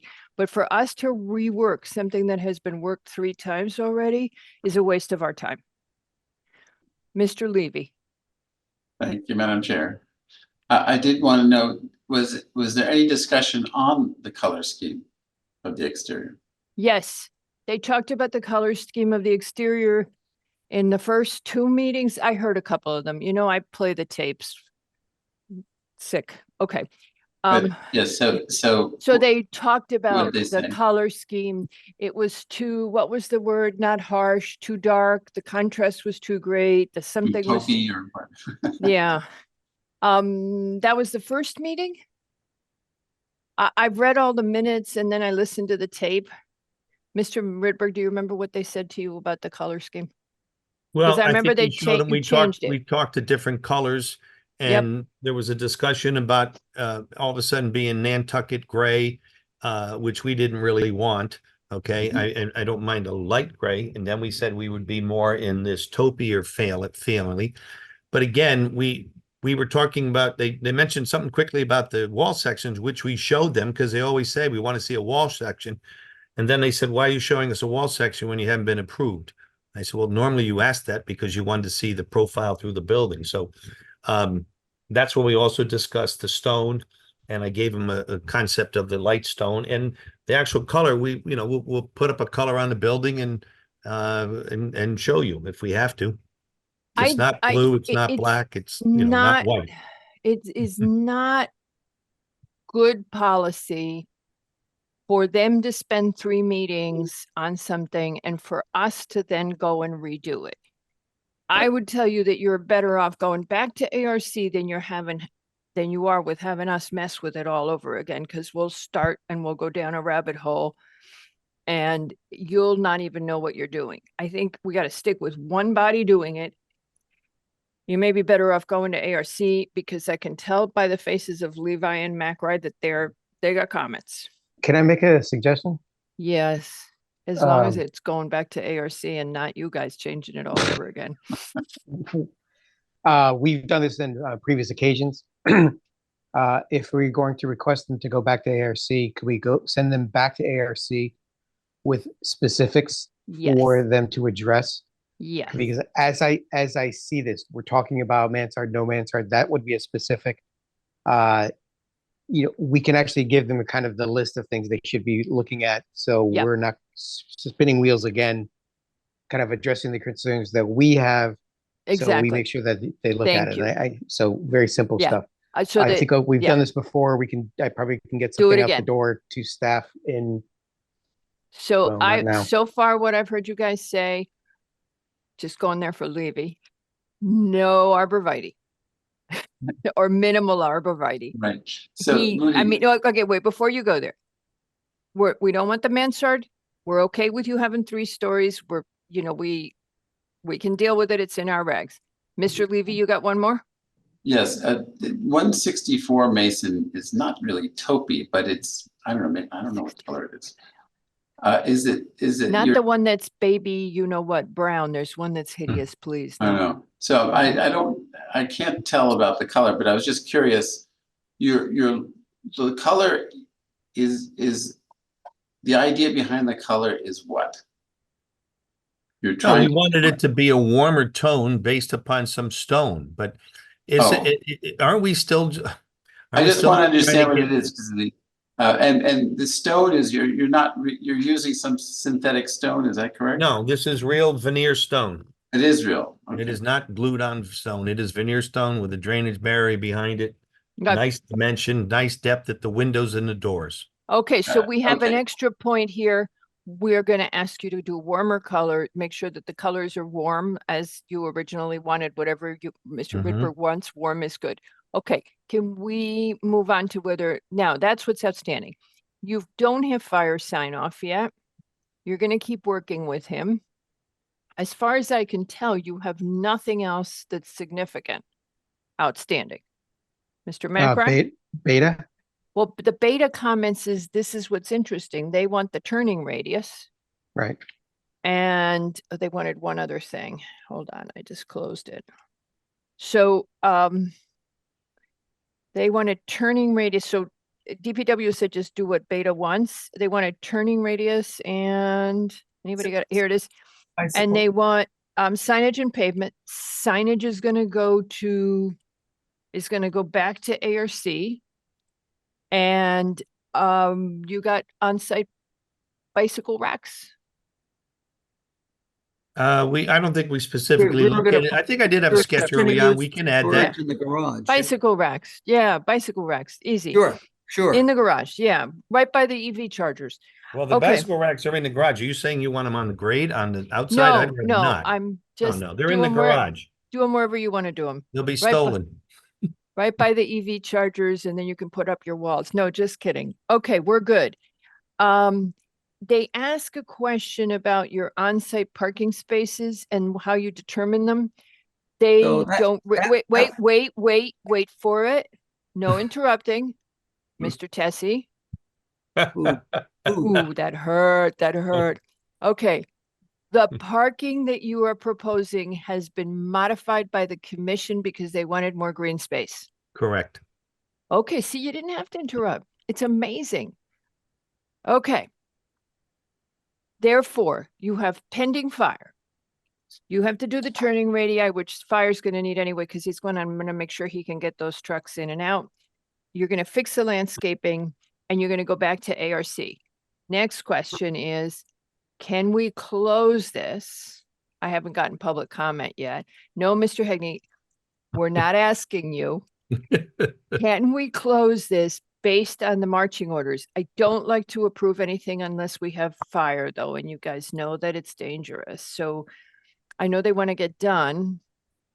Because we can send you back to ARC regardless of whether we've closed it. My take is I would really like Dawson to sign off. Can I comment on that first, or do you want me to wait till later? No, I'm good I with took a that, breath. Chairman. I think, as I Chairman. said, I have You're met with me? Mark. You're with me, McRae? Yeah, I just want to make sure that we've got this correct. Okay. I mean, it's going in the right direction. It's kind of, we're going there. I just want to make sure we've got everything buttoned up on this one. Oh, I'm not Yeski. disagreeing with that. I just know that we with will you, work Chair. with this. Yeski, Because. okay, Yeski's with me. Okay, Oh, go sorry. ahead. Go ahead, Um, Rudberg.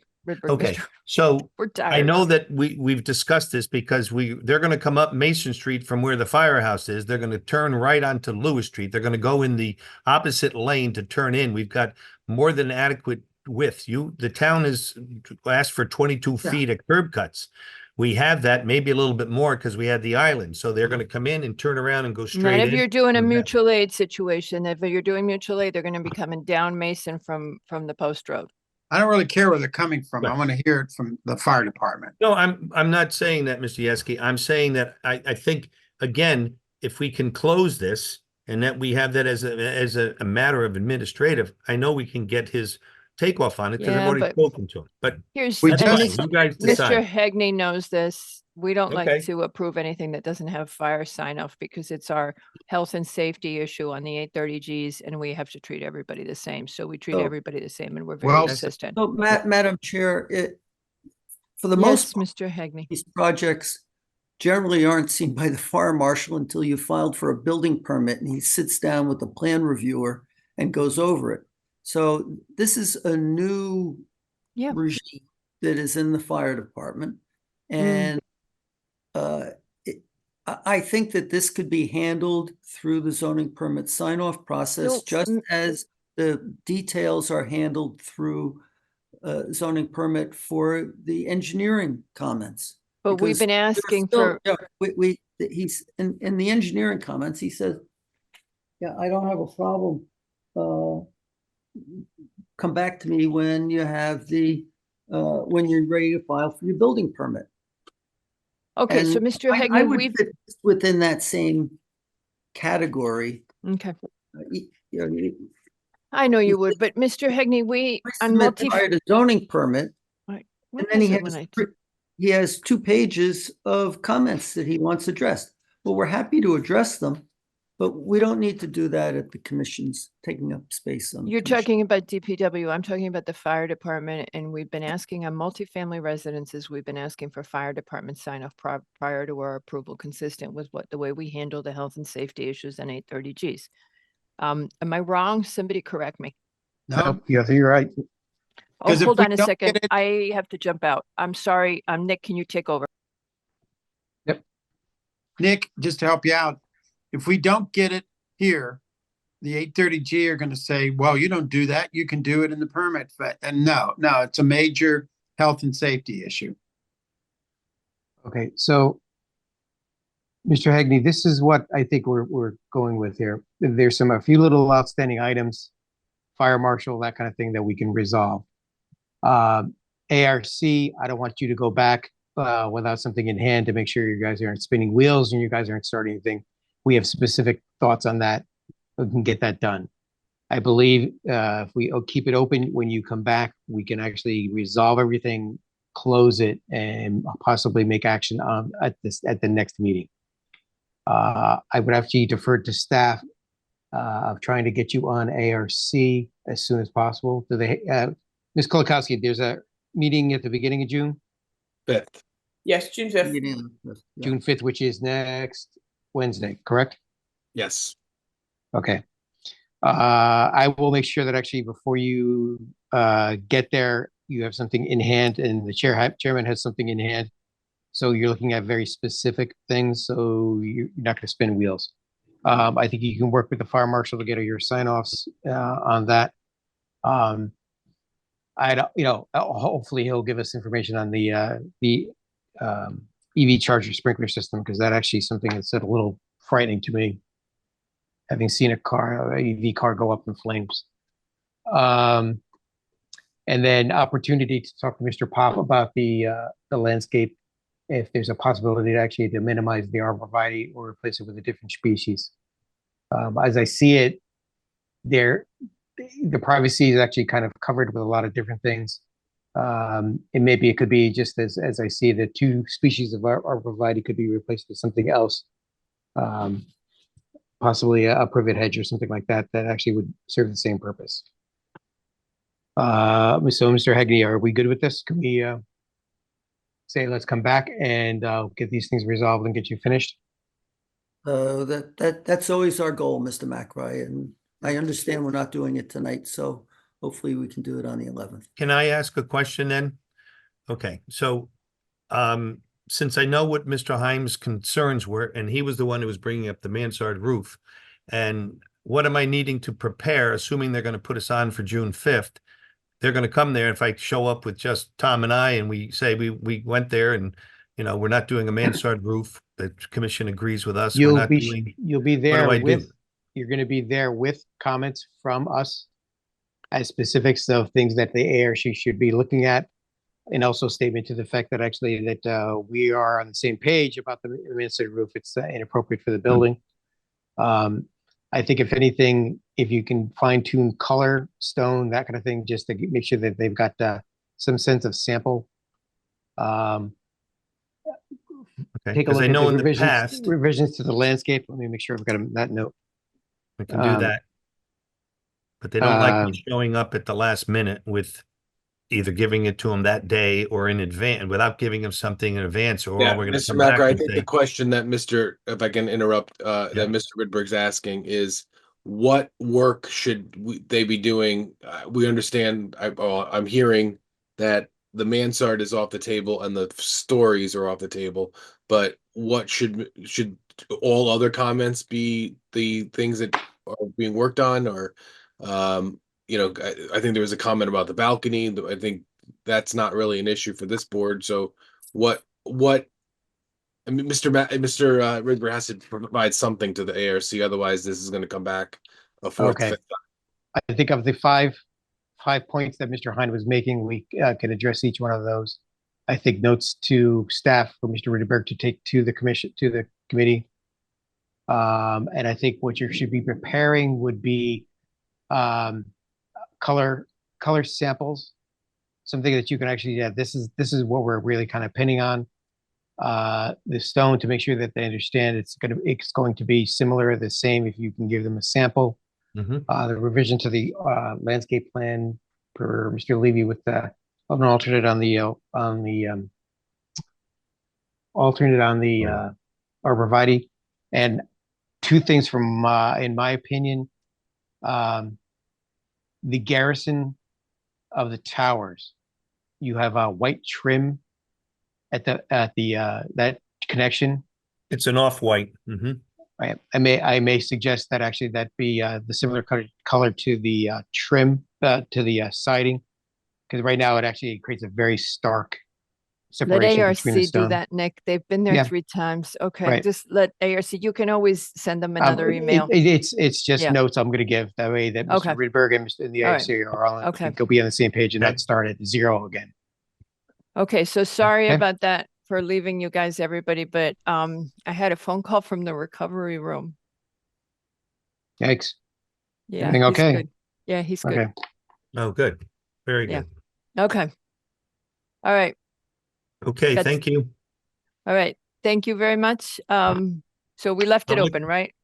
Yes. Yes, we're going to get notes back to staff Oh, for Mr. sorry. Ridberg. We didn't ask for public comment, Mr. Macker. Oh. Sorry. Thank you. Mr.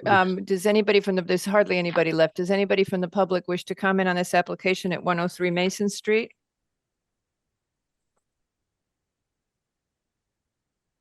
Seeing no comment. Okay, so we left it open. You are going to go to ARC first, and then you're Mhm. going to come back. All right, and you're going to work landscaping, try to avoid discussing the landscaping with ARC? It's a revision just to make sure, see if we can actually have an alternate Okay. from the All right. let's see, talk about color samples, stone samples, just so Okay. everybody's on the same page. Some minor notes, the revision to the landscape, so we're avoiding the arborvitae, that kind of thing, but with specific instructions, so we're, like I said, not starting at 0 again. Okay. Okay, thank you. All righty. Thank you, I Mr. just had Ritter. one thing. I just wanted to ask you, what's the floor to floor heights? Floor to floor heights in the building, I believe we have 9-foot ceilings. 9 And foot. therefore it's about 10'6", give or take, 10'4". There you Just go, Mr. curious. We Hegney. have other applications who are Yep. insisting on 12 feet. We Not would like to, insisting. we would have liked to, but we're staying within the regs Okay. that are allowed. All right, I did hear that earlier in the evening. We'll take Yes, it. yes, we're good. We're good. We're not going to Thank talk about you. another application without the applicant here. Okey doke. Bye. Okay, goodbye, everybody. Mr. Thank Hegney, you. you're really leaving now, right? I am leaving. Enjoy the rest of your evening, everyone. All right. Okay, Mr. Basili. Mr. Basili, come say goodbye. We're Come say sorry. Did you have fun? Did you have a good evening with I us? can't remember last time I had such a good time. Which part was the best? Pick anyone. Me splitting his skull open, screaming and yelling. The end is the answer. The end. The end is always the answer. Mr. Basili, have a good rest of your evening. All right. you too. And by the way, it is a powerful thunderstorm. Yes, it is. Yes, it is. It passed. I think it passed here already. So This is the one that did so much damage in the south. Okay, have a good 2 weeks, and we'll see you when we come back. right. Then, thank you. Same Bye-bye. bat time, same bat station. All righty. I hereby move approval of the March 5th, 2024 Do we have a minutes. discussion item? Oh, shoot, the discussion item.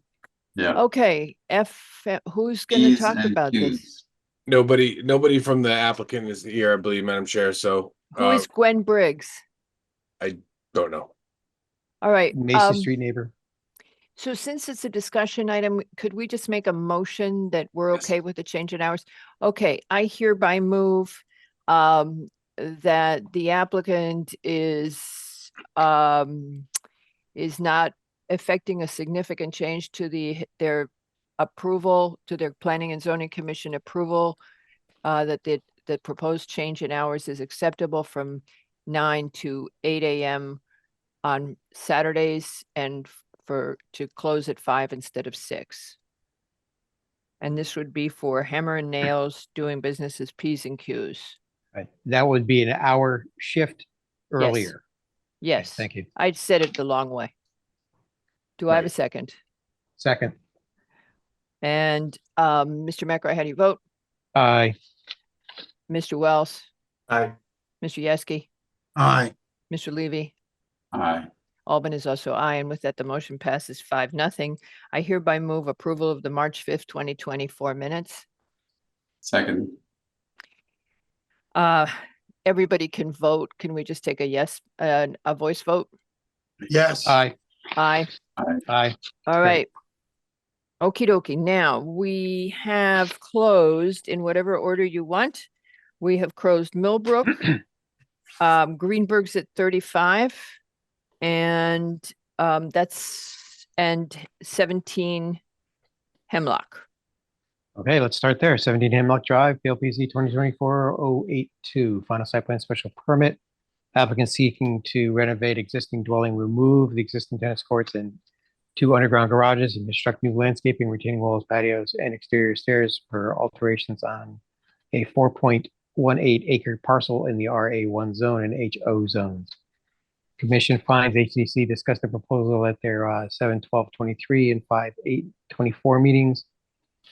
Sewer issued comments on 3/24, requesting uplands a sign letter acknowledging receipt of P&Z comments. Wetlands issued a permit on number 2024-026 to conduct regulated activities on the site. And conservation issued comments dated 5/23/24 with recommendations to the plan and S&E controls. And as required, the property came before the commission as a pre-application at the 02/06/24 public hearing under file PLPZ 2024-024. You got to talk slower because when staff listens to the tape, they can't figure out what you're saying. Okay, I'll talk slower. Therefore, motion to approve the application noting the following. Pursuer Division comment, applicants have submitted the letter dated 4/4/24. The applicant shall revise the proposed S&E control plan to reflect the CTDEEP March 30th, 2024 guidelines for soil erosion and soil control guidelines. The applicant shall maintain in good working all S&E controls throughout the duration of the construction. And post-construction, the applicant shall restore the existing access way to its pre-construction condition. And the applicant shall address any and all remaining staff or interdepartmental issues. Do I have a second? Second. Mr. Wells is seconded. Mr. McRae, how do you vote? Aye. Wait. Who was seated on that? Not me. Not Levy. So it was Jones for Levy. Yeah. Jenkins. Jenkins. Jenkins. Sorry. Thank you. And then Okay. Jenkins, yeah, so it's Jenkins. Alvin, McRae, Got Geske, it. Jenkins, Wells. See, that's why I've been saying it all night. So when I faded, somebody would wake me up. McRae voted aye. Yeski, Yeah, aye. Wells, Aye. Jenke, Aye. Albin is also aye. And with that, the motion passes 5-0. Okay, 35 Byron Road, application PLPZ 2024-173, final coastal re-subdivision. Applicant is proposing to consolidate 4 parcels into one proposed 1.046 acre lot in the R20 coastal overlay and flood hazard overlay zones. The commission finds the proposed application is neither a subdivision or re-subdivision. Sewer District comments 522, requesting applicant submit a signed letter of acknowledgement, and engineering issued comments at 523 indicating a lot consolidation is acceptable. Wetlands issued a permit needs questionnaires on 4/19/24 indicating no action, and site improvements are proposed under separate administrative CAM application. Therefore, a motion to approve the following comments per Sewer Division comment. The applicant has submitted a signed letter dated 5/23/24. The applicant should prepare a record sheet in a form suitable for the chairwoman of the Planning and Zoning Commission to sign and file with the Greenwich Land Records. And as required, utilities, access, and sewer easements shall be updated and recorded to reflect the new recorded map. And those utility access easements, etc., shall be recorded as notes on the map. And the applicant shall to address any and all outstanding staff or environmental issues. Did you make the finding that this is neither a sub nor a resub? Yes. Okay. All right. Missed it. Okay. Do I have a second? Second. All right. McRae, how do you vote? Aye. Levy? Aye. Wells? Aye. Yeski? Aye. Albin is also aye. And with that, the motion passes 5-0. Okay, 61 Woodside Drive, application PLBZ 2024-135, final site plan special permit applicant seeking to approval to construct a 147 square foot addition to the westerly end of an existing outdoor patio kitchen to provide cover for a proposed pizza oven on a 4-acre lot property located at 61 Woodside Drive in the RA1 AE and X flood zones. Whereas the applicant also has submitted an administrative site plan application for temporary use of the proposed pizza oven with a temporary patio slab for the 2024 summer season. The temporary installation will be removed prior to the permanent structure being constructed. The commission finds that Greenwich Fire Department issued comments 5/8/24 noting concerns about the location of the pizza oven, specifically referring to section 308 of the 2021 International Fire Code portion of the Connecticut Fire Safety Code. Health Department issued comments on 5/10/24 and approved the proposal. Engineering, the Department of Engineering, the applicant submitted a drainage exemption dated, letter dated 4/3/24. Sewer issued comments dated 5/8/22 requesting applicants submit a signed letter of acknowledgement of their comments. Wetlands issued a permit needs questionnaire on 4/4/24 indicating no action required. And the ARC reviewed at their 5/1/24 meeting and approved the addition with comments to be addressed with an electronic submission. Therefore, a motion to approve the application noting the following. Per ARC comment, the applicant submitted finishes and details electronically, which were reviewed and found acceptable by ARC chair. The applicant shall submit a signed letter confirming no plumbing or water service to the project, thus satisfying the request by Sewer Division for a acknowledgement letter. The total volume of all buildings exceeds 150,000 cubic feet pursuant to section 6.101 of the BZR. The covered patio addition would add volume, and the applicant should provide a letter from the architect noting that the total volume exceeds 150,000 cubic feet prior to zoning permit sign off. Per Greenwich Fire Marshal requirements, the applicant has revised the fuel source and has received endorsement from the Fire Marshal Office dated 5/24/24. No, he says he did not revise the fuel source. Okay, but the fire department did endorse the project, correct? Yeah. Okay. Well, actually, we're gonna make that a condition when they do the admin, right? What we said is prior to staff signing off on the associated administrative site plan, they will receive fire marshal sign off. That's where we left it. Okay. And the fuel source has not been changed. He said they've been natural gas all along and then it was a misunderstanding. And you thought. Okay, I misread his email. This is just an No, no, update you for my di- comments. we The fuel all source did. was changed. Yeah, okay. We all did, and then somebody asked at the meeting, and he said, no, it's always been natural gas, we didn't change it. All right, Okay. Levy? Wait, all Wait, conditions of the, Yeah, Levy David. wants to say something. I just I got a little confused here. So it's the RA1 zone. Yes. But it says up above on the first page R20. So what I'm confused about that. It's R20. I believe it's R20 in this area. Yep, my mistake. You are correct. Thank you, Levy. But it I says know- RA1 below in the application summary. So Yeah, it's a mistake. It's Okay. it's R20. That neighborhood's R20. Okay. My bad. I'll fix it. Well, it's, No, it's not your bad. It was an error in the staff yeah, report. it's duplicate in the staff report. Okay. Now, You know, where they was use I? old reports. You were up to staff department comments. All conditions of the original approvals shall be continued and the applicant shall address any and all remaining staff or interdepartmental issues. Okay, do I have a second? second, All right, McRae, how do you vote? Aye. Levy? Aye. Wells? Aye. Yeski? Aye. Albin is also aye, and with that, the motion passes 5-0. We're good. Yeah, that was enough. That was enough. It felt like a longer meeting.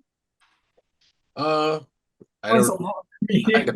don't- I'm not gonna disparage the length of this meeting. Oh my God, a 6.5 hour meeting is not a long meeting? Wait, It can I- felt like 8. Yes, ma'am.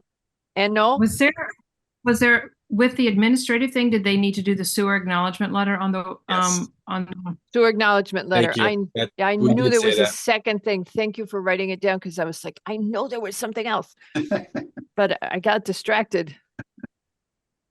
Okay. So for anybody who cares, we have a working kidney. Yeah. It is functioning. wow. Good news. Yep. Good news. Started working immediately. Perfect. Good. Just freaking amazing. Miracle. It is a miracle. You mean they opened up a bottle of champagne? Is that why it's working immediately? No, I mean, this is I don't think they let you drink champagne at Cornell, at Cornell in the city, but maybe later. But there you go.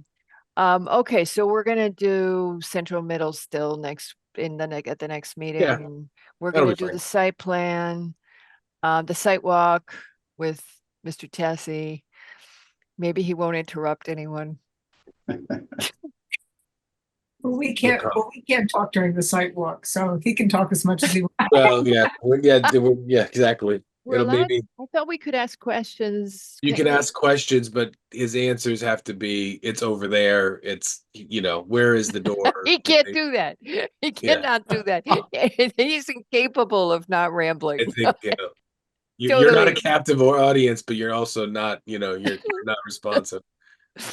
No. All right. I can't know- think of anything else. It's been a long day. Thank you, everybody. We have the ZEO starting on the 10th. Yeah, I Oh, mean, that's a ways away, but yes. Close enough. Well, it's before our next meeting. It's closer than it was yesterday. That's true. Okay, guys, sleep well, everybody. thank you. Thank you. Bye. Thank you. Hey.